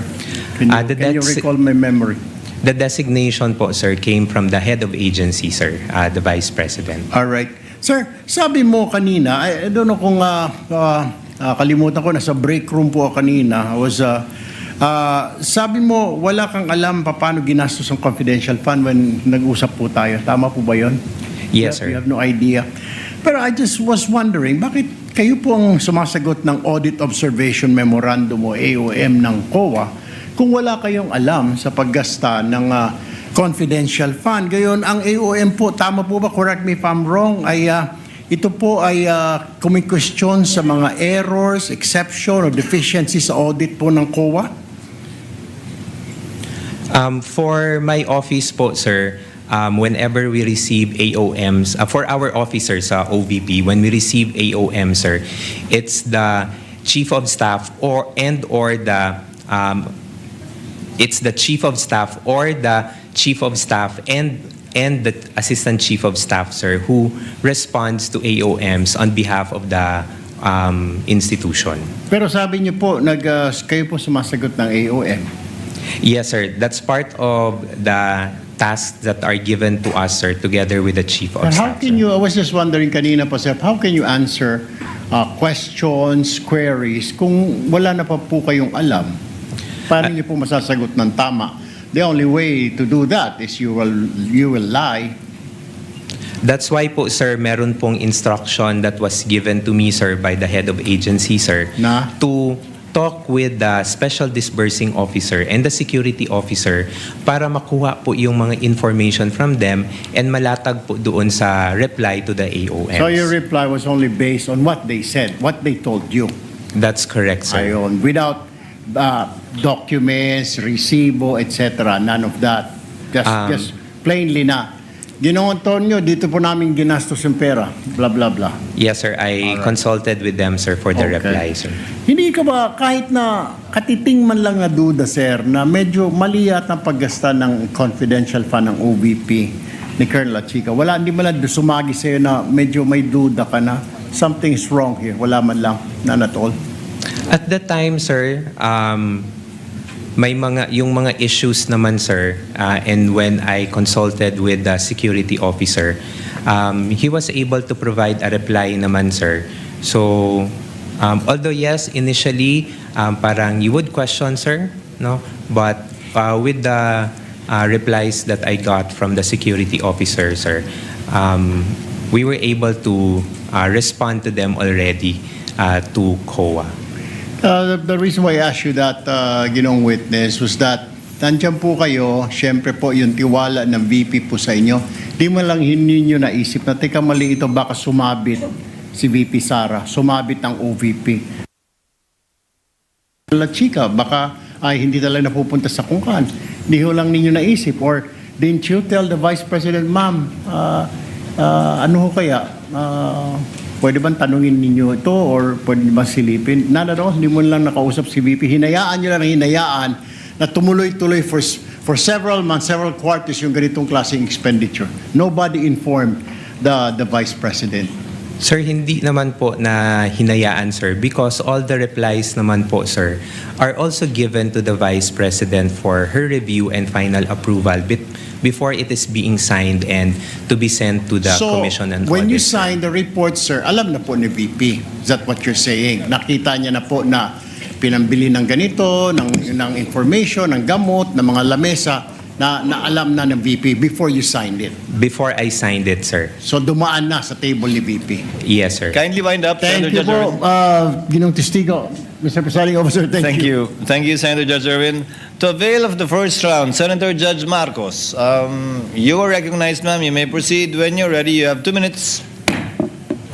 Yes, maraming salamat, Mr. Ortonyo. Medyo nalilito lang po kami dahil paiba-iba yung explanation. Nag-umpisa sa PFP. Bakit iba yung 2022 PFP kung saan maliwanag na nakasaad good government lamang. Pero nung nagsulat kayo, yung request ninyo sa DBM, nung 22 August ng 2022, ang sinabi na, dalawang bagay. Good governance plus conduct of official engagements and functional representation in international and domestic events. Bakit nagbago na siya samantalang dapat yung request talagang parehong-pareho dun sa PFP? Ma'am, I cannot specifically answer, ma'am, on kung bakit po good governance lang po yung nailagay doon because, again, ma'am, I was not hindi po ako part ng pag-craft nung physical Nung PFP po, Hindi ka pa ma'am. kasali noon sa PFP, ganun ba yon? Yes, ma'am, I'm not part of the drafting of the PFP. Pero hindi kayo nasabihan na hindi ito matching dun sa PFP, yung request na sinulat. There was no comment, ma'am, when we submitted it to the DBM, ma'am. Tapos, nung certification na, liquidation na to, nung 17 October 2023, nagbago na naman. Ang sinabi na naman, hindi good governance, hindi na conduct of official engagement, ang sabi na no untoward incident in the implementation of OVP programs. Bakit pa iba-iba yung wording maski sa certification? Again, ma'am, for the certification, ma'am, I cannot provide information, ma'am, because it was the security officer who handled it, Your Honor. Akala ko may supervisory and administrative power ka kasi nga assistant kayo ng vice-presidente. Hindi ba nagre-report sa inyo yung mga security officer kahit papano? Kasi madadamay ka rin yan sa COA. Bakit pa iba-iba? From PFP to budget request to certification, hindi nagtutugma. First, ma'am, on the matter of the different wordings, ma'am, if I can recall, Your Honor, it was never raised also in the audit observation memo, ma'am. So it is something na we did not anymore look into when we were preparing the replies. And then for the second concern, ma'am, if the security officer is reporting to me, ma'am, unfortunately, ma'am, the security officer does not report to me. I only handle overall supervision for the Administrative and Financial Services and Strategy Management Office in relation to regular funding po, ma'am. I see. So yung security officer, kanino nagre-report? The security officer, ma'am, direct of agency, Vice So kaya President. sa iyo, Mr. Ortonyo, at saka kay Attorney Lopez, hindi na nagre-report yun? In the performance po ni Colonel Chica as security officer, no longer, ma'am. So masasabi mo ba na wala kang personal knowledge kung saan ginastos ni Colonel Chica dun sa confidential funds? No, ma'am. I would have no personal knowledge, ma'am. Okay, that will be all. Maraming salamat po. Thank you, Your Honor. Thank you, Senator Judge Marcos. Senator Judge Rafi Tulfo, you are recognized, sir. You may proceed when you're ready, and you have 2 minutes.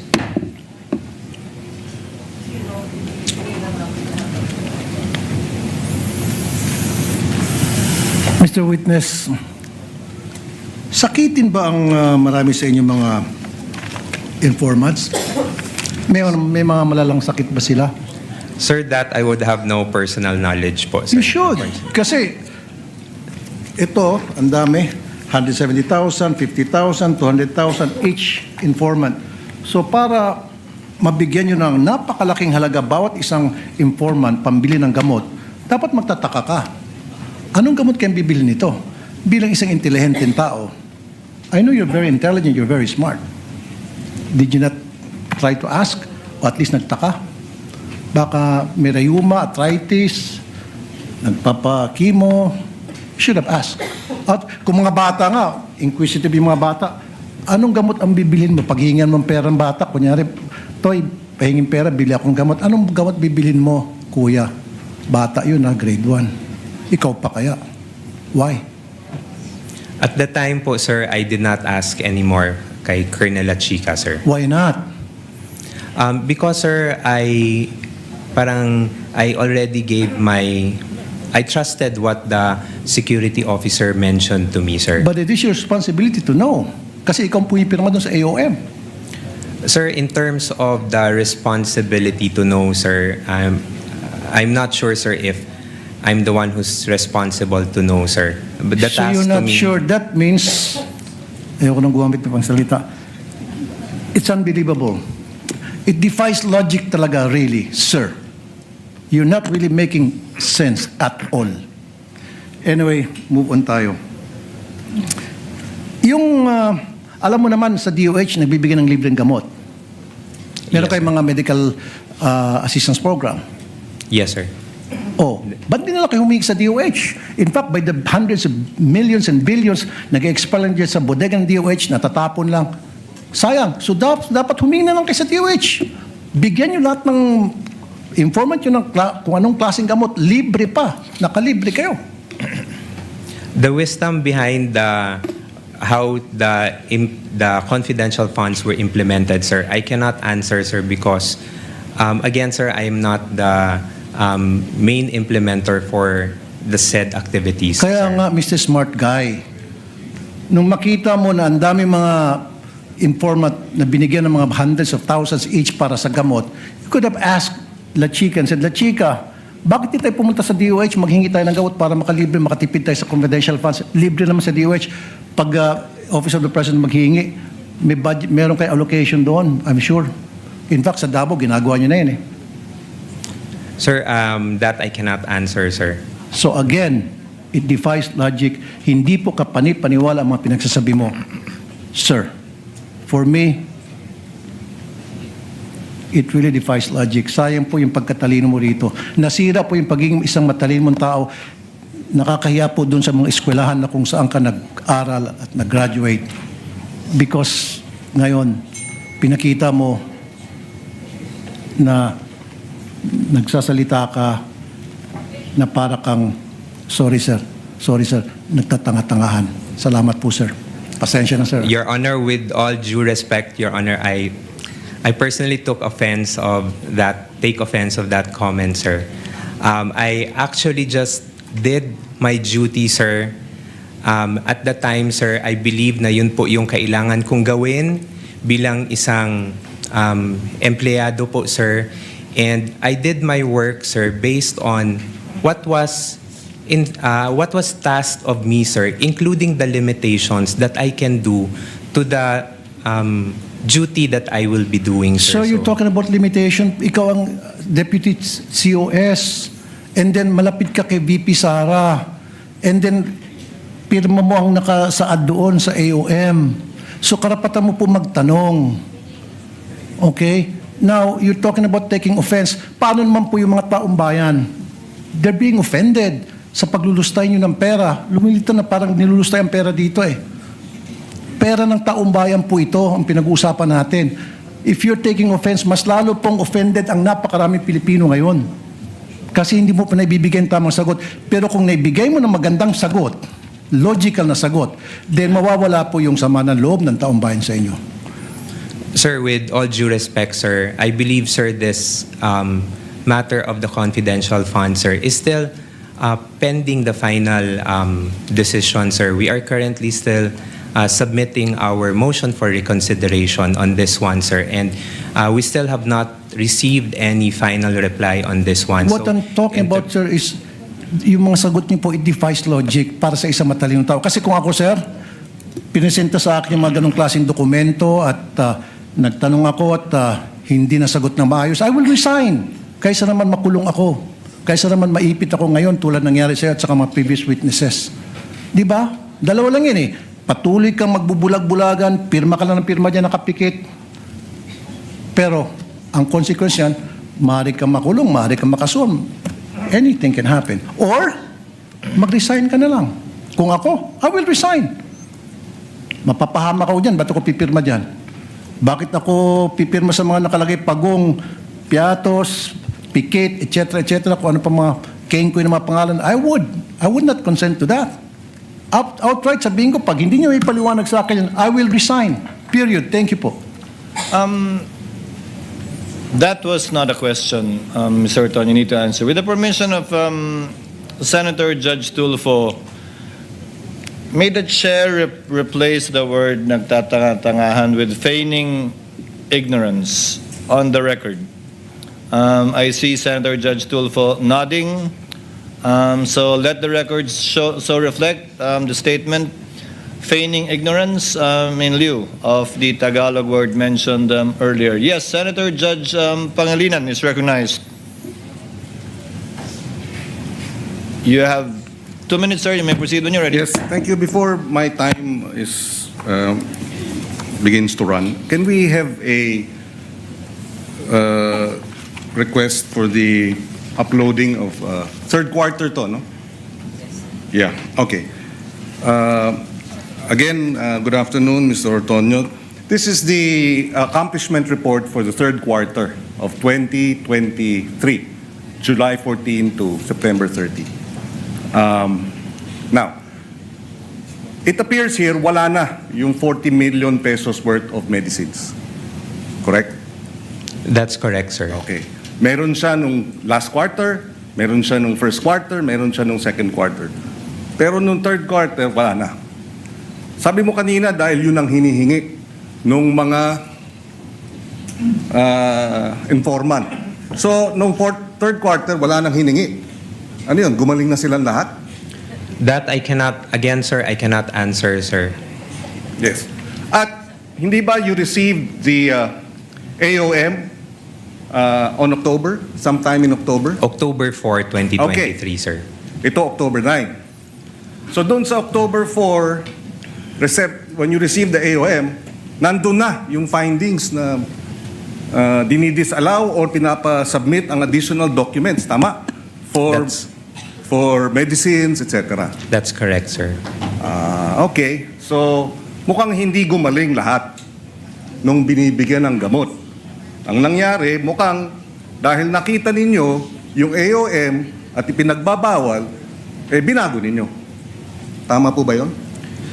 Sir, again, sir, I cannot answer kung binago yung accomplishment report, sir, because it's something that I personally did not prepare also, Okay. sir. Now, I move on to another point. Sabi nyo, nung natanggap nyo yung AOM, you went point by point sa mga issues, tama? Yes, sir.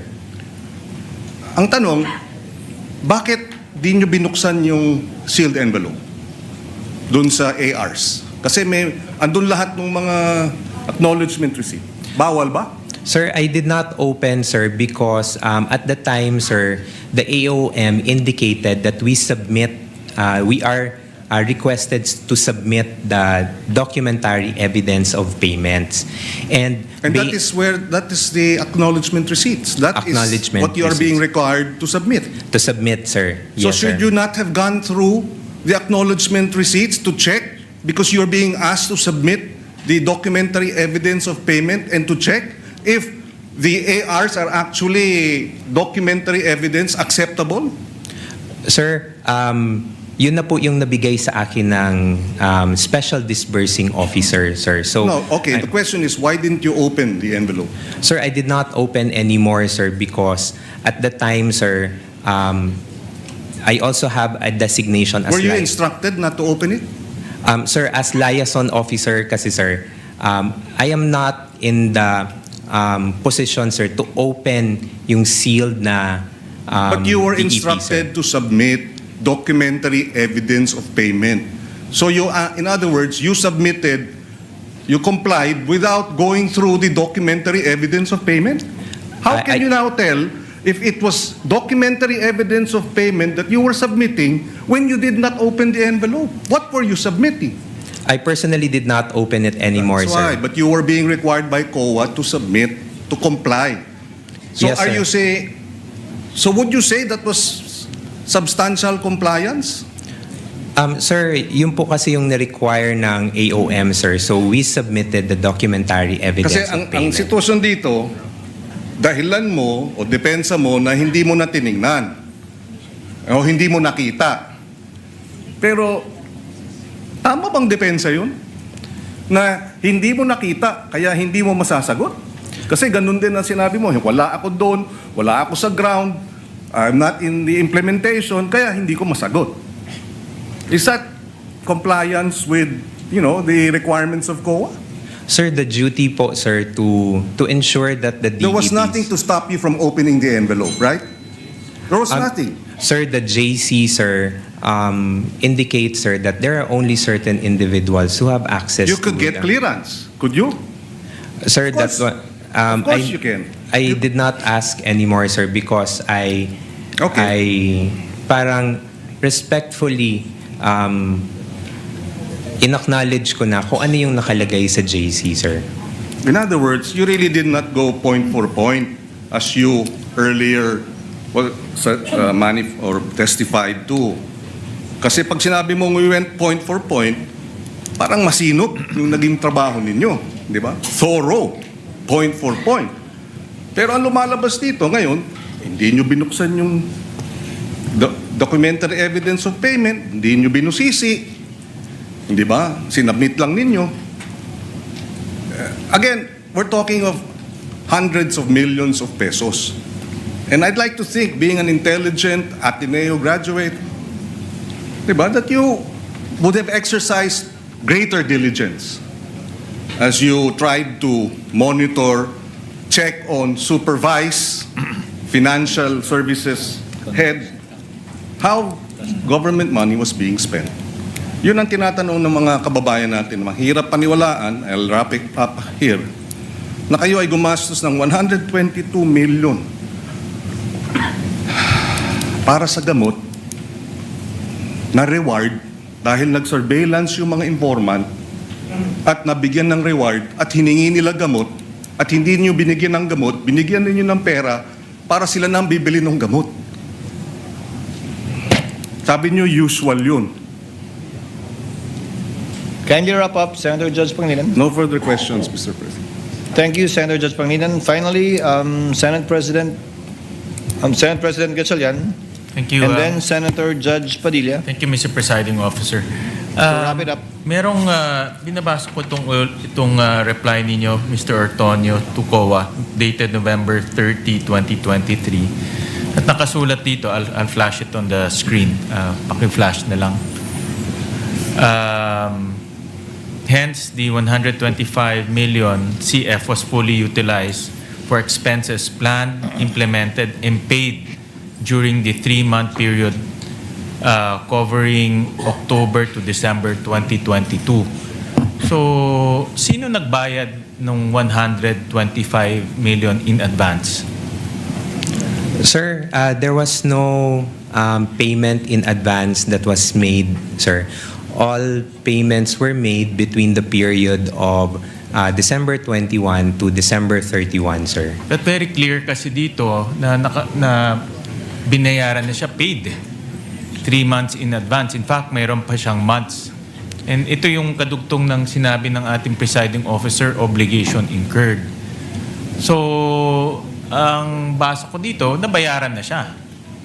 Kaya rini-reimburse na lang ng 125 CF. Sir, if I may be allowed, sir, to clarify, Your Honor, yung parang explanation from yesterday, sir. For the period of October to December 2022, sir, based on the information that was shared by the security officer, once we have already submitted yung PFP sometime in September, the security team, sir, meaning si Colonel Chica, sir, already made coordination with informants or agents on the ground. As to the extent of the coordination that they did, sir, I am not privy to that anymore. However, when we received the SARO in December 13, 2022, which already indicates that we already have the funding for the confidential funds, that's the time that they were able to make definitive agreements with the informants on the ground. And once the payment, once the check has been encashed already, that's the time that payments were made between the period of December 21 to 31. Mas realistic pa kasi kung in advance tapos reimburse kaysa 125 million gagastusin in 11 days. So mas realistic pa nga itong explanation ninyo kaysa doon sa 11 days na gagastusin. And we're talking about 840 45 acknowledgement receipts scattered all over the country. Kaya itong explanation ninyo mas realistic pa, albeit although violation ng joint circular. So I'd like to point out lang, Your Honor, that there were no reimbursements made, sir, based on what was relayed to me, sir. There was no reimbursements But made, this was sir. information relayed to you by La Chica. Colonel La Chica, sir. And itong si Colonel La Chica, kanina naririnig ko, hindi nyo alam yung direct na ginagawa niya, hindi rin alam ni Acosta. So, sino lang nakakaalam sa opisina ninyo tungkol sa confidential operations or itong paggastos, yung paggastos ng confidential operations? For the confidential operations, sir, again, sir, I have no personal knowledge, sir. I would assume, sir, because meron po siyang designation from our head of agency, then the reportorial duties, I would presume, would be directly to the head of agency. Which is si Vice President Sara. Which is So, the head dalawang of tao agency. lang sa opisina ninyo, si Vice President Sara at si Colonel La Chica lang, ang alam kung paano gastusin itong 500 million. Sir, I would have no personal knowledge again, sir, kung sila lang pong dalawa, sir. Kasi ikaw yung gumawa nung reply, pero galing sa Colonel La Chica yung information, si Gina naman kahapon, ganun rin, di rin niya alam. So I'm trying to understand sino nakakaalam nung paggastos ng 500 million dahil hindi siya maliit na pondo eh. No, but based on your information, dalawang tao lang ang parang nakakaalam nito. No? Si Vice President at si Colonel La Chica. My last question, Mr. Presiding Officer, kanina nasabi nyo na based sa information, meron pang mga tao si Colonel La Chica. Tinransfer ni Acosta yung pera, or dinisburse ni Acosta yung pera kay Colonel La Chica. And si Colonel La Chica, dinisburse niya ulit dito sa mga tao niya. So, double handling ang nangyari dito sa pera. So, paano natin malalaman kung talagang yung pera ay pumunta sa mga activities o tao na kailangan puntahan dahil ni yung accountable officer hindi niya na alam kung paano na disperse yung pera doon sa mga informants. Anong kwento sa'yo ni Colonel La Chica na umabot talaga dito sa mga informants? Sir, based on what was shared to me, sir, Ms. Gina Acosta disbursed the amount to the security officer and then the security officer implemented it on the ground. Yeah, but violation na kasi in disbursement to Colonel La Chica eh.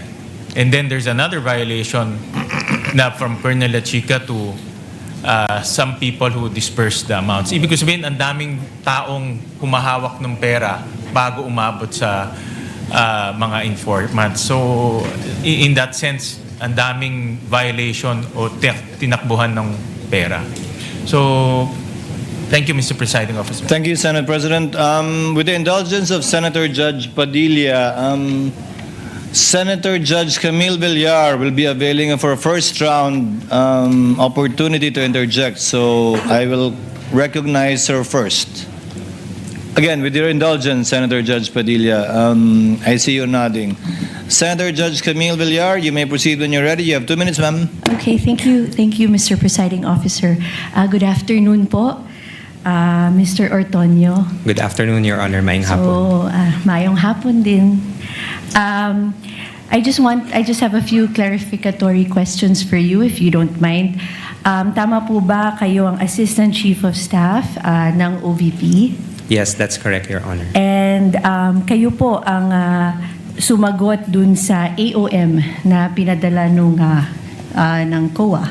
Kayo po yung nag-prepare ng report. Yes, that's correct, Your Honor. Yes, and ano yung what was the process in which that you did that? Or what were the things that you had to do? You prepared the AOM, you consulted with?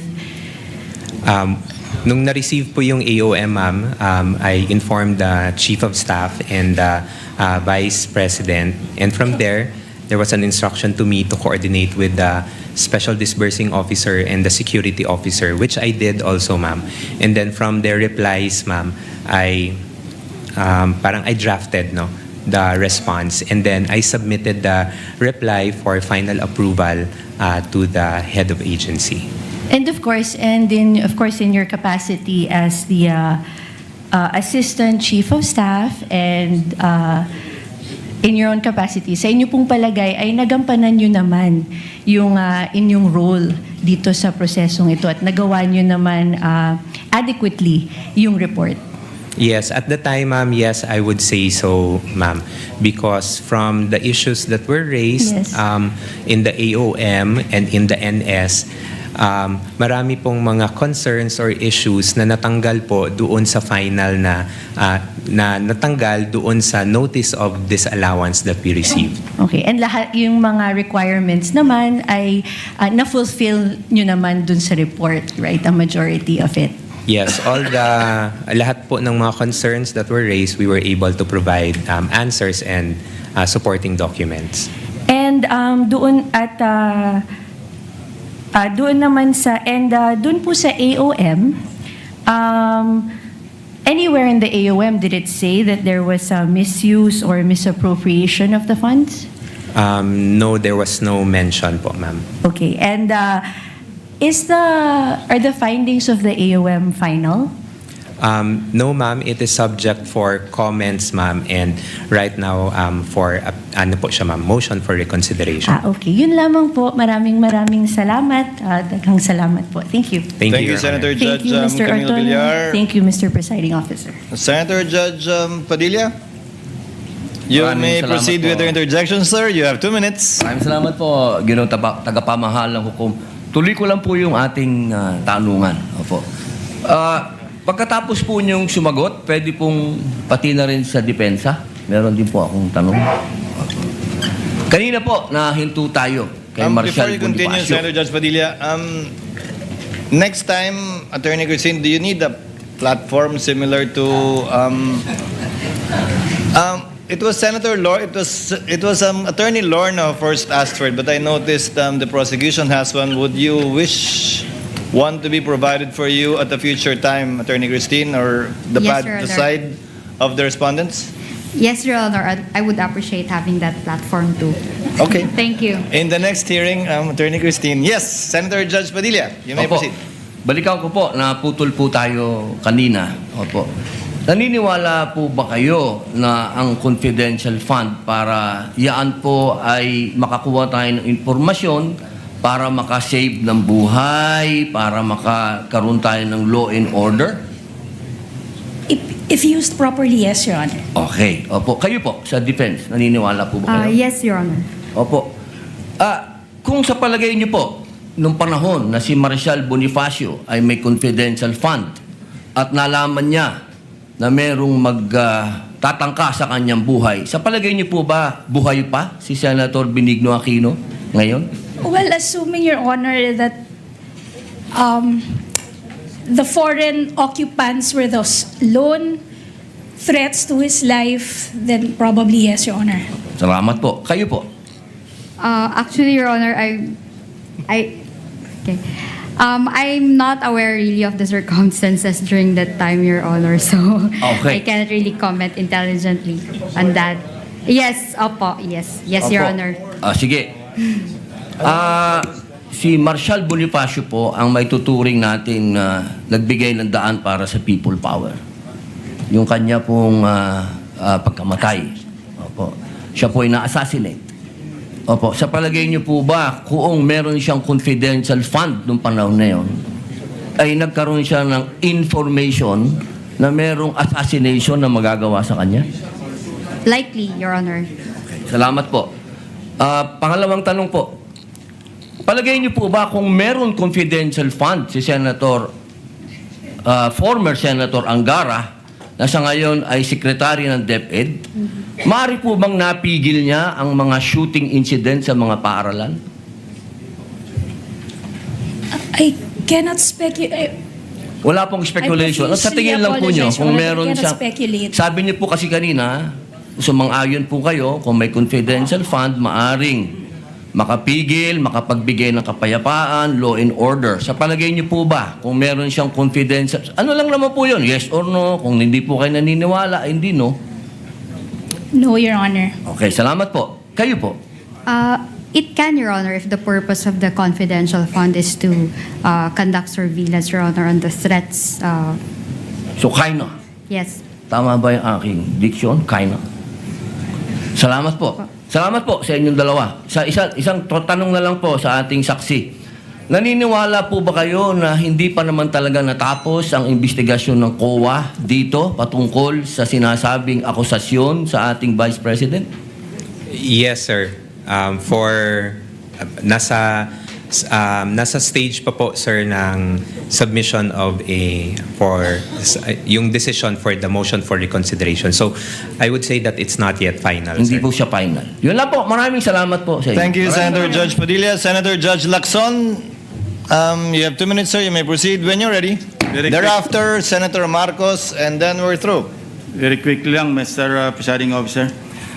Ano na po ngayon yung status ng security classification noong inyong PFP covering the PAPs, programs, activities, projects na socio-economic at saka good governance? Sorry, including, ano yung present security classification? Has it been declassified or is it still classified information? Sir, I would have no idea po, sir. Teka muna, terminated na po ba yung PFP? Terminated na? Tapos na? If in terms of the activities, sir, I would assume, sir, na tapos na po siya, Therefore, kung tapos na, declassified na. As to the terminology, sir, unfortunately, Declassified meaning hindi na ito classified information. You know, I'm trying to drive at this scenario, no? Kasi ang dami sa amin nagtataka talaga. Totoo ba talaga yung mga aliases? Totoo ba nakatanggap sila ng reward, ng informants money, para lang matapos na yung aming panghuhula? Baka pwedeng maipresenta all the documents relative to the PAPs, relative to the PFP, relative to the expected outcome, para lang makapag-decision kami. Kasi sa ngayon, nanguhula kami, saan ba napunta yung pera? Possible po ba yun? I'm also addressing that to the presiding officer. Is it possible for the court to issue subpoena ducis tecum just to settle this issue once and for all, para makita natin saan ba talaga napunta yung pera? So we can have informed decision at the proper time. Ngayon, hula kami ng hula eh. Alam niyo, Mr. Ortonyo, no? Misuse sa akin, yung misuse, maski masama yung connotation legally, na misuse mo pero hindi mo binulsa, probably pwedeng patawarin siguro ng mga kababayan natin, di ba? Naawa ka doon sa mga pulis, sa mga sundalo, na misuse mo kasi hindi intended doon sa item sa GAA, pero tinulungan mo kasi marami nagkakasakit, naulanan, naarawan. Sa akin medyo maunawaan pa ng publiko, although I'm not saying na hindi violation ng law kasi may technical malversation. But in the eyes of the public, pagka na-misuse pero hindi naman ibinulsa, medyo subdued ng konti yung galit. Thank you, Mr. Presiding Officer. To respond, as a general rule, the court should sit as a passive body, Senator Judge Lacson, and leave it up to the prosecution to subpoena documents they deem necessary to prove their case. However, the court is not without any power after both counsels have presented their respective evidences in chief to call a witness, recall a witness, call a witness that was not called by either or named by either party, and subpoena documents in connection with the subpoena ad testificandum ducis tecum may also be issued, citing as basis City of Cebu versus GACO, AMRTJ 82111, and People versus Valera, GR number 2028-6. So at the appropriate time, Senator Lacson, the court can avail of that power. Yeah, thank you, Mr. Presiding Officer, for the response. Kasi para hindi na tayo nanguhula lahat ito, 20 ilan tayo rito. Hindi natin alam kung talaga saan napunta yung pera. Of course, there's a presumption na nagamit na maayos. But still, there's that doubt. You cannot remove that because of the so many issues na lumabas dito sa aming trial. And we want to be satisfied. After all, we'll be deciding on the basis of evidence and kung anong tingin namin, kung ano yung tama o ano yung mali. Thank you, Mr. Presiding Officer. We reserve that right. The court reserves that right, Senator Judge Lacson. Finally, Senator Judge Marcos for her interjection. Yes, maraming salamat. At naintriga lang ako sa nasabi kanina, no? What's the documentary evidence of payment? Sa palagay ninyo, ano yung katibayan na nabayaran at hindi? For the documentary evidence of payment po, we submitted the acknowledgement receipts. Yung AR pa rin. In the context of rewards and incentives, what's the documentary evidence of payment? Based on my understanding, ma'am, acknowledgement receipts. AR din. Wala talagang resibo, walang voucher, walang invoice. Ganun po ba? Ang understanding ko po, ma'am, it's the acknowledgement receipts, ma'am, can suffice, ma'am.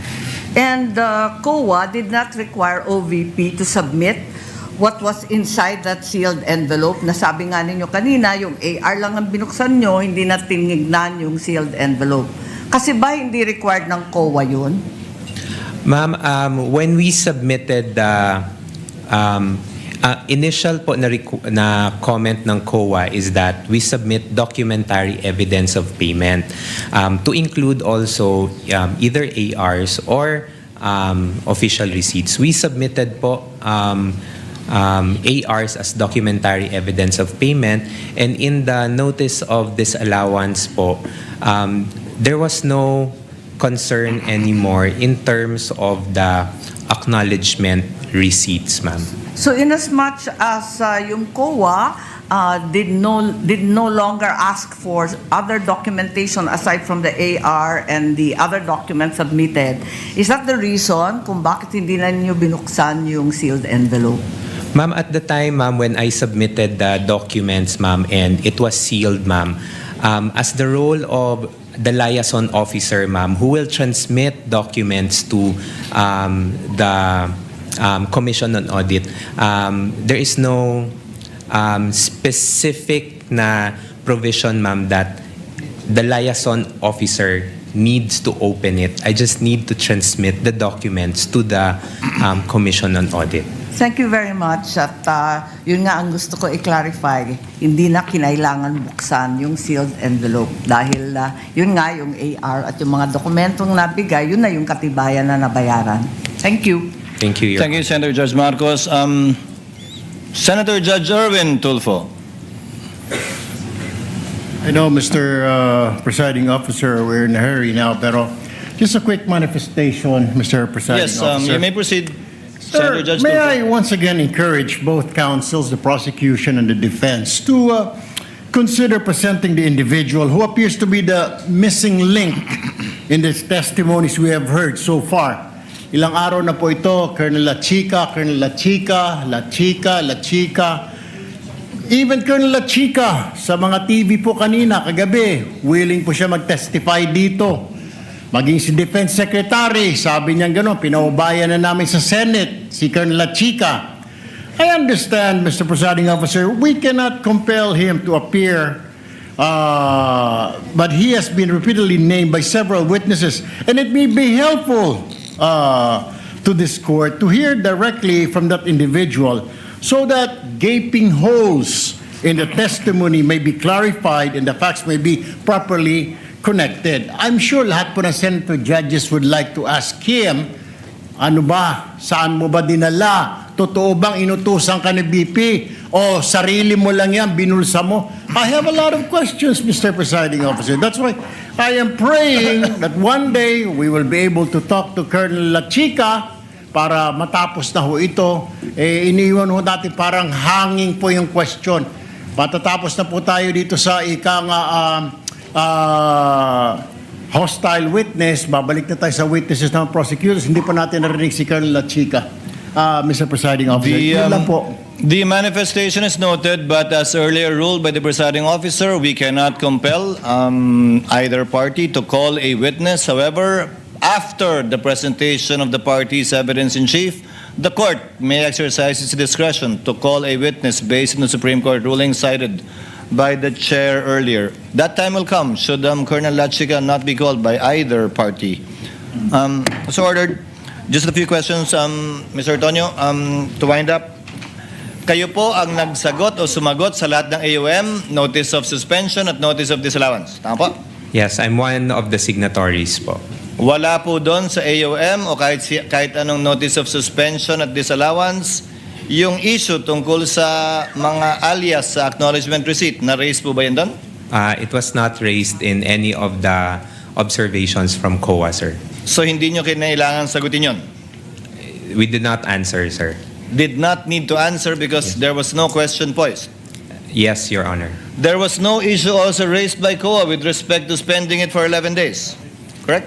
That's correct, Your Honor. Wala rin kayong kailangan sagutin kaugnay nun? Yes, Your Honor. Now, the notice of disallowance, for the 3 quarters of 2023, it was disallowed dahil base sa testimonya ni Gina Acosta, binigay niya yung pera kay Colonel Lachica. Tama po ba? That's one of the observations po, Your Honor. It's not an observation anymore, Mr. Ortonyo. It's a notice of disallowance. Yes, that's correct, Your Honor. So, sa tingin ng COA, bawal, illegal, hindi sang-ayon sa JC 2015-1 yung pagbigay ni Gina Acosta kay Lachica. Based on the notice of disallowance, Your Honor, it indicates na the transfer from one agency to another, sir. Kayo po, alam niyo po ba yun na binigay ni Gina Acosta yung huling quarter ng 2022 at 3 quarter ng 2023 kay Colonel Lachica lahat? At the time, sir, no, I did not, sir. At the time na binigay niya o at the time na nangyari na? At the time na nangyari lahat, sir. I would have no personal knowledge, sir. Hindi, pero nung ginawa mo yung AUM, unang sagot sa AUM, alam mo na binigay ni Gina kay Lachica? Yes, sir, because they were introduced as the special So officer. October mo nang nalaman na binigay lahat ni Gina Lachica, October 2023, nung sinagot mo yung unang AUM para sa huling quarter ng 2022, doon mo palang nalaman na binigay lahat ni Gina kay Lachica yung pera? That's correct, Your Honor. Now, is Lachica an accountable officer based on the definition of the JC? Based on the JC, sir, he is not an accountable officer, sir. It's the SDO. And that is the reason why his signature does not appear in any of the documents submitted by the Vice President in relation to the AUM, NS, and Notice of Disallowance. Dahil hindi naman siya empleyado ng OVP, di ba?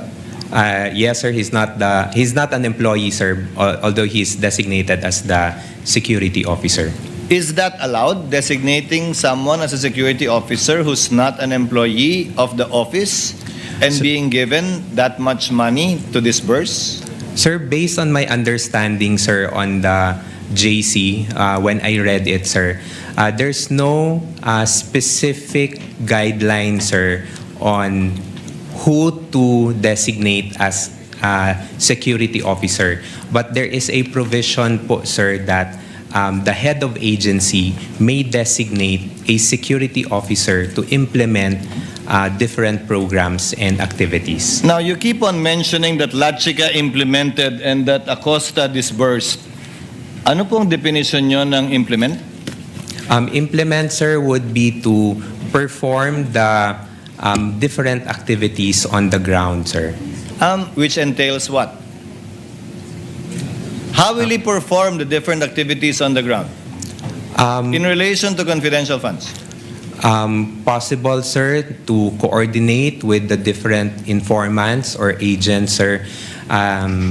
Yun po yung pwede kong mabigay na information, sir. Mr. Ortonyo, sa mga Understanding. salitang perform at coordinate, saan po doon yung paggastos ng confidential fund? Perform, coordinate. Yun ang definition mo na implement. Yes, sir. Oh, asan doon? Ba't binigay kay Colonel Lachica yung pera at ba't siya gumastos kung perform at coordinate lang pala? Did Colonel Lachica spend the money? I would say so, sir, that being the implementer of the different activities, sir, he spent the money for the different confidential activities. So Colonel Lachica disbursed the money for various confidential activities? I would say, sir, na he implemented the different activities, sir. Mr. Ortonyo, nasa spent na tayo. Binago ko lang ng konting disburse, bumalik ka na naman sa implement eh. Again, spent, disbursed. It means the same thing. Ang Sir, gumastos na ng pera na binigay ni Gina, si Colonel at sika o mga tauhan niya. Sir, based on my understanding, sir, it's Miss Gina Acosta who disbursed the fund, sir. And then si Colonel Chica po yung implement or conduct ng mga confidential activities. Hindi on the ground. nagbayad si Colonel at sika? Part of his duties as the implementor, sir, nagbayad siya doon sa mga... So is it your theory that Gina disbursed to Lachika as an end user? Yun po yung ano ko, sir. That's my understanding po, sir. Kung on end that. user si Lachika, bakit niya binawi yung acknowledgement receipt niya nung nagbigay na siya ng mga acknowledgement receipt para sa di umano binayaran niya? Hindi ba dapat tinago niya yun? Kasi nag-disburse si Gina, tinanggap ni Lachika. Kung siya ang end user, tama lang na may acknowledgement receipt siya, ba't niya binawi? Ba't hindi tinago sa file? Sir, in terms of binawi po yung AR, sir, Ni Lachika?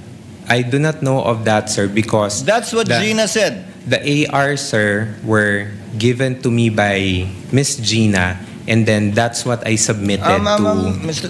to the Ortonyo, Commission on Audit. The ARs of the various aliases na binanggit, yung kanina pa sinasabi, ng iba't ibang apelido, kasama yung apelido ko, yun yung sinubmit ni Colonel Lachika.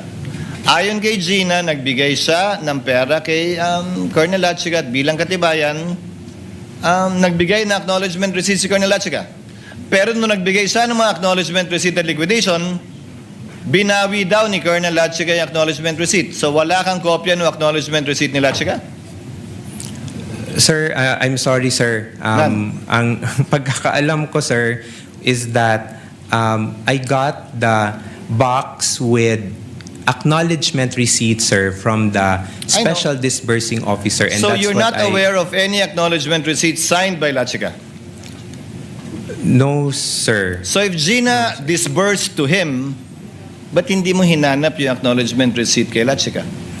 Sir, the request, sir, was for the DEPs for the implementation, If your sir. theory is dinisburse kay Lachika, in-implement ni Lachika, hindi ba kailangan may papel yung dinisbursan na tinanggap niya yung pera?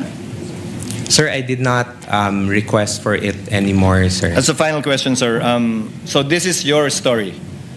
You placed in the PAP, or you know that what they placed in the PAP, Good Governance Program, Socioeconomic Delivery Program, pero gagastusin yung confidential fund para sa informants, para tiyakin na ligtas ang ikalawang Pangulo saan man siya magpunta sa bansa, kaugnay ng trabaho niya, at ginamit itong confidential fund para bumili ng impormasyon, pera binigay para ipambili ng pagkain, ng silya, ng computer, ng gamot, kapalit ay impormasyon para matiyak ang kaligtasan ng VP at napatunayang matagumpay yon dahil walang nangyaring masama sa ating Vice Presidente hanggang ngayon. Yan po yung buod summary ng paggamit ng confidential fund ng OVP base sa inyong presentasyon.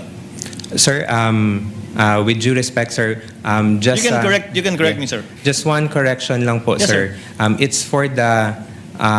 to ensure that the activities of the OVP will be implemented safely and that no untoward na mga mangyayari in the performance of walang mangyayari sa mga different activities ng OVP. That's what I Walang understand. mangyayaring masama sa kanya at dun sa makikilahok. That's an accepted For the office and the sir, for the people who will be, say for example, attending mga events, sir. Kaya hindi lang kay VP, pati sa mga taong makikilahok dun sa event para ligtas silang lahat doon.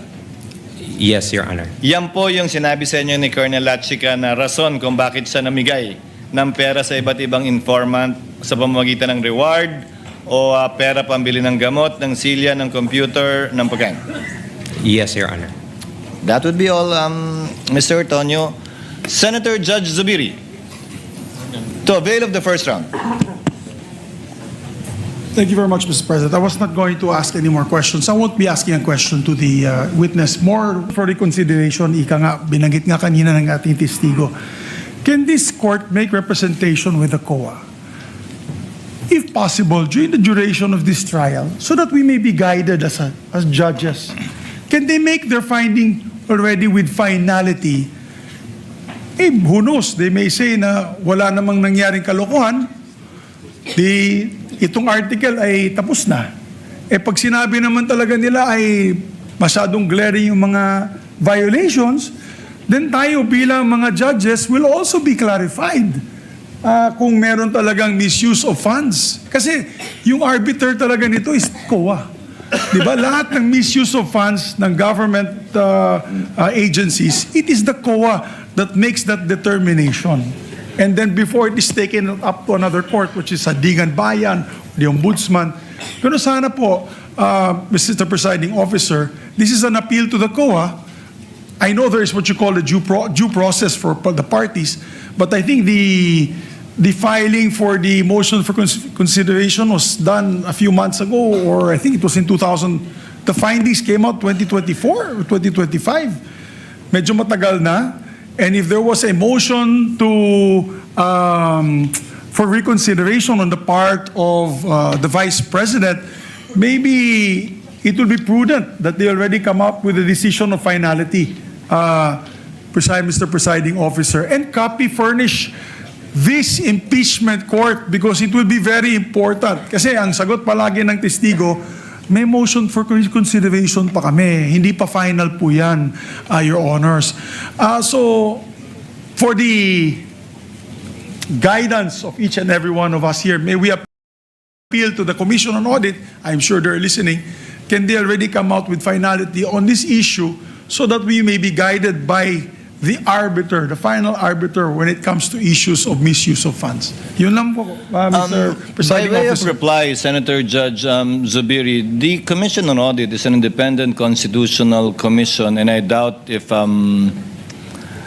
we would be well within our rights to compel them, similar to a mandamus, to act one way or the other on this matter. Secondly, That's why it is a request, Mr. I Presiding think the Officer. period Yes. to file an appeal under 45 or under 65 by certiorari of the ruling of the COA Commission and Bank has not yet lapsed, and the period to file a reconsideration has not yet lapsed too.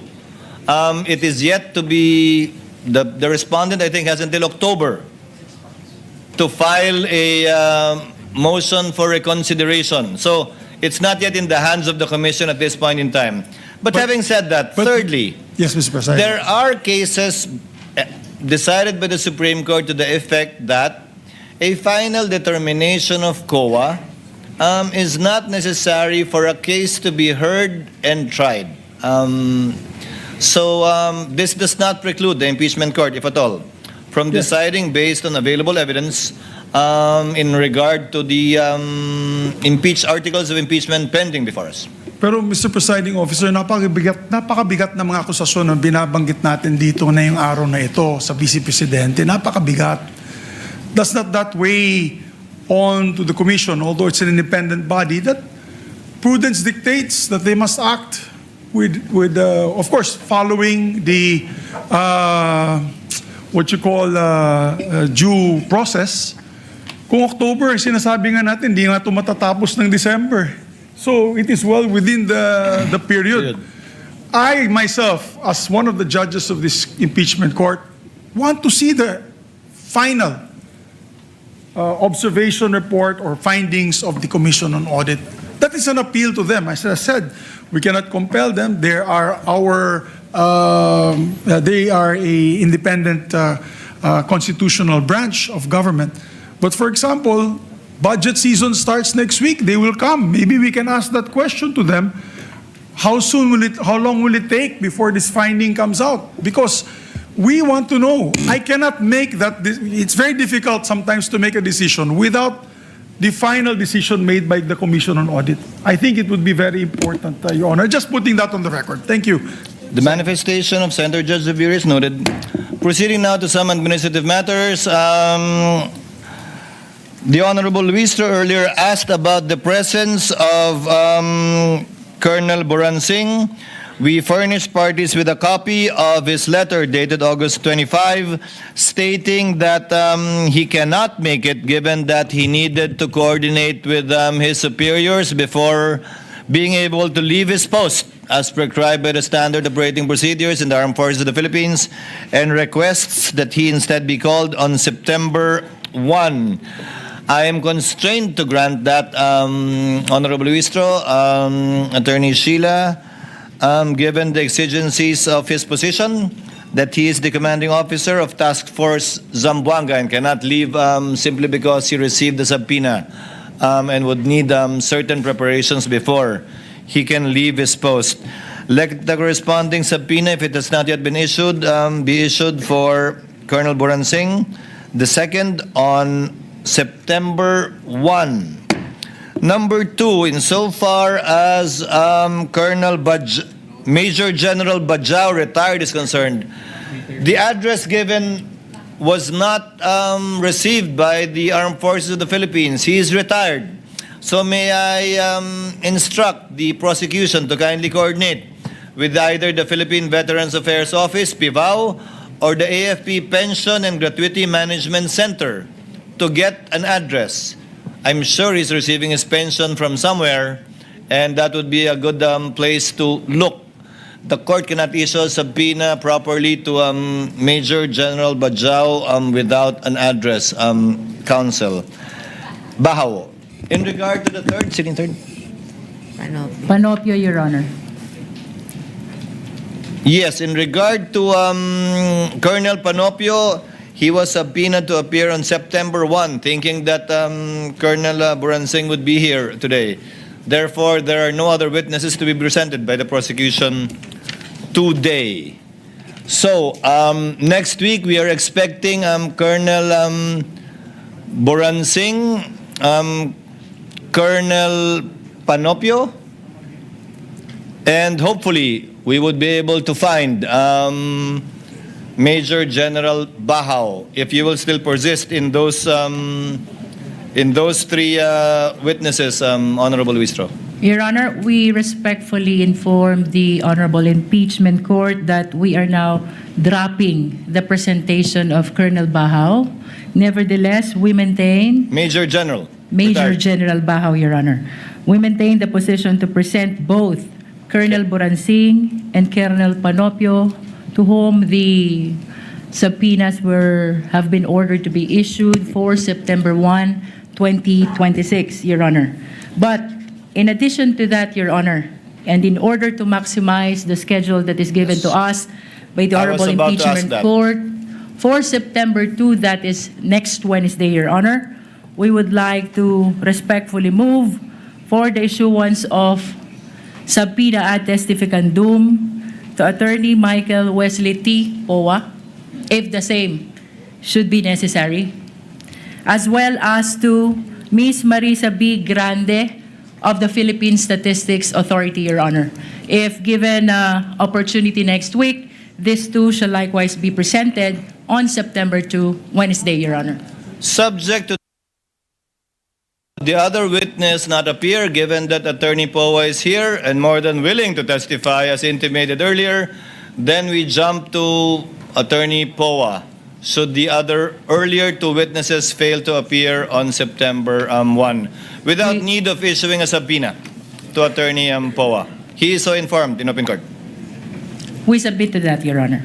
So ordered.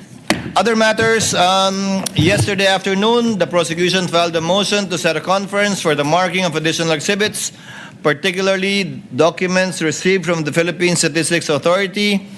The prosecution seeks to set the conference at 4 p.m. today. This is quite a simple motion, Attorney Sheila. The motion is granted. The clerk, of course, is directed to conduct the marking of additional exhibits at 4 o'clock this afternoon at Rector Room, and counsels are directed to send representatives to attend the conference. The presiding officer is also in receipt of a request from the respondent to be furnished with copies of the prosecution's pre-marked exhibits for Article 1, which counsel for respondent is likewise marked with the specifics. These being common exhibits, the request is hereby granted. The clerk of court is directed to furnish counsel for the respondent with copies of the requested pre-marked exhibits, with understanding that the panel of prosecutors will be accorded the same courtesy should a similar request on the respondent's marked documents be made in the future. So ordered. Your Honor, Yes, Attorney Sheila? given that opportunity given to the prosecution to mark additional documents, we would like to avail of the same opportunity. And if the situation calls for it, we will ask for an additional setting for conference to mark additional documents in preparation for our presentation so that in the interest of time, we can take advantage of these additional settings ordered by the court. Let it so be granted without Thank you, need Your of Honor. an order being issued by the court, subject to the availability of the parties and the clerk of court. Thank you, Your Honor. So ordered. Finally, we are in receipt of a prosecution's request for supplemental subpoena for other banks and financial institutions. I presume, Attorney Sheila, you got a copy of the subpoena? We did, Your Honor. The chair will simply adopt and apply its ruling last July 20, 2026 concerning the subpoena issued to certain banking institutions involving the same subject matter, and the same limitations will apply accordingly. The request for subpoena directed to the concerned banking institutions, I won't specify anymore because both parties have a copy, and financial institutions covering the respondent, her spouse, Attorney Manasseh Carpio, as well as 20 entities allowed by this court in which the spouses hold an interest is hereby granted. It is clear that the subpoena does not include foreign currency, is limited only to peso-denominated accounts and not to foreign currency deposits, as these are excluded without the written consent of the depositor. The clerk of court is directed to cause the issuance and service of the subpoenas to the entities requested to so submit, who shall produce the required documents before the clerk of court in 7 calendar days from today, or on September 2, Wednesday, next week, 2026. So ordered. Your Honor. Yes, Attorney Sheila. Given the position that we had articulated on this matter of the subpoena with respect to bank records and other materials subject of that subpoena, we will just want to place it on record that we will be, or we are reserving our right to comment and to put our appropriate objections at the proper time. Thank you. On the record, Attorney On the Sheila. record, Your Honor. Yes. Your Honor, please. And or seek further remedies as is available to you. That's correct, Your Honor. Outside of this court. Yes, Honorable Listro. We would like to respectfully manifest to the Honorable Impeachment Court that almost simultaneously to the reading of the ruling of the Honorable Impeachment Court on the issue of sub judice rule, the respondent Vice President made a public statement I know where you're leading at, Counsel. Naunahan mo lang ako. I thought you were going to take up another matter, so let me cut you short. Yes. While the presiding officer was delivering its ruling on the applicability, limitation, and who is covered by Rule 18, a statement was issued by the impeached official, the respondent, the Vice President, which clearly is covered by what the ruling earlier given by the presiding officer issued. So, given that it was done while the ruling was being issued, prospectivity would still apply. However, the presiding officer would like to remind, through the lead counsel for the respondent, her client, to kindly observe the ruling of the presiding officer as well as the rules of the impeachment court, specifically Article or Rule 18 on the subject matter in regard to making comments on the merits of the case, because henceforth, again, given the prospectivity of the ruling, the necessary actions will be taken against her not only by the court, but also, given that she's a lawyer, via what the presiding officer earlier mentioned in relation to CIPRA and in relation to the Office of the Bar Confidant. Kindly inform her, Attorney Sheila. We take note of that reminder, Your Honor. Thank you, Attorney So Sheila. just, it will form part of the record, Your Honor. May I be allowed to read that portion of the statement of the I think respondent this is Vice unnecessary, President? Your Honor. No need. No need. Again, I find it unacceptable, and it will be commenting on the merits, and no need to read it in the records. The court can take, in fact, judicial notice of that, should it so desire. Senator Judge Aquino. Mr. President, for the benefit of everyone, may I be clarified again, what are the possible penalties for breaking or not following your decision po earlier? Kapag Senator Judge, it goes to the Committee on Ethics. Tama po, no?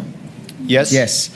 Kapag mga miyembro po ng councils, ano po yung mga posibleng penalty?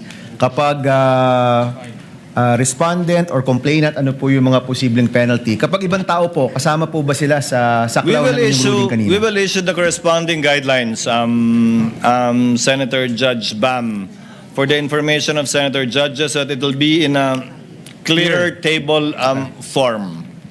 But to answer your question, reprimand and admonition, followed by a fine for the second offense, and fine subsequently thereafter without prejudice to referring the matter should it violate their obligations as a member of, as an officer of the court, without prejudice to referring the matter to the Supreme Court, the IBP, and or the Office of the Bar Confidant, if any violation may have been committed by them. But we will issue the guidelines in relation to that. Yes, Honorable Luistro, anything else? We have no other manifestation, Your Honor. Attorney Sheila? We're good, Your Honor. We promise to provide what do you call it? A platform, should it be so necessary. Yes, Your May Honor. we request, Your Honor, that the witness, Mr. Ortonyo, be excused? Yes, I'm sorry, Mr. Ortonyo. I thought the administrative matters would not take this long. Yes, Mr. Ortonyo, you are excused. Maraming salamat po sa inyong panahon, sa inyong kooperasyon at sa pagsagot po sa katanungan ng Senator Judges at ng magkabilang partido. Thank you for your time, sir. You are excused, Thank you sir. very much, Your Honor. Thank you. The trial is adjourned until 10 a.m. Still 10 a.m. on Tuesday, given that Monday is a holiday, September 1, 2026. Thank you. Session will be at 3:30 according to the Senate President.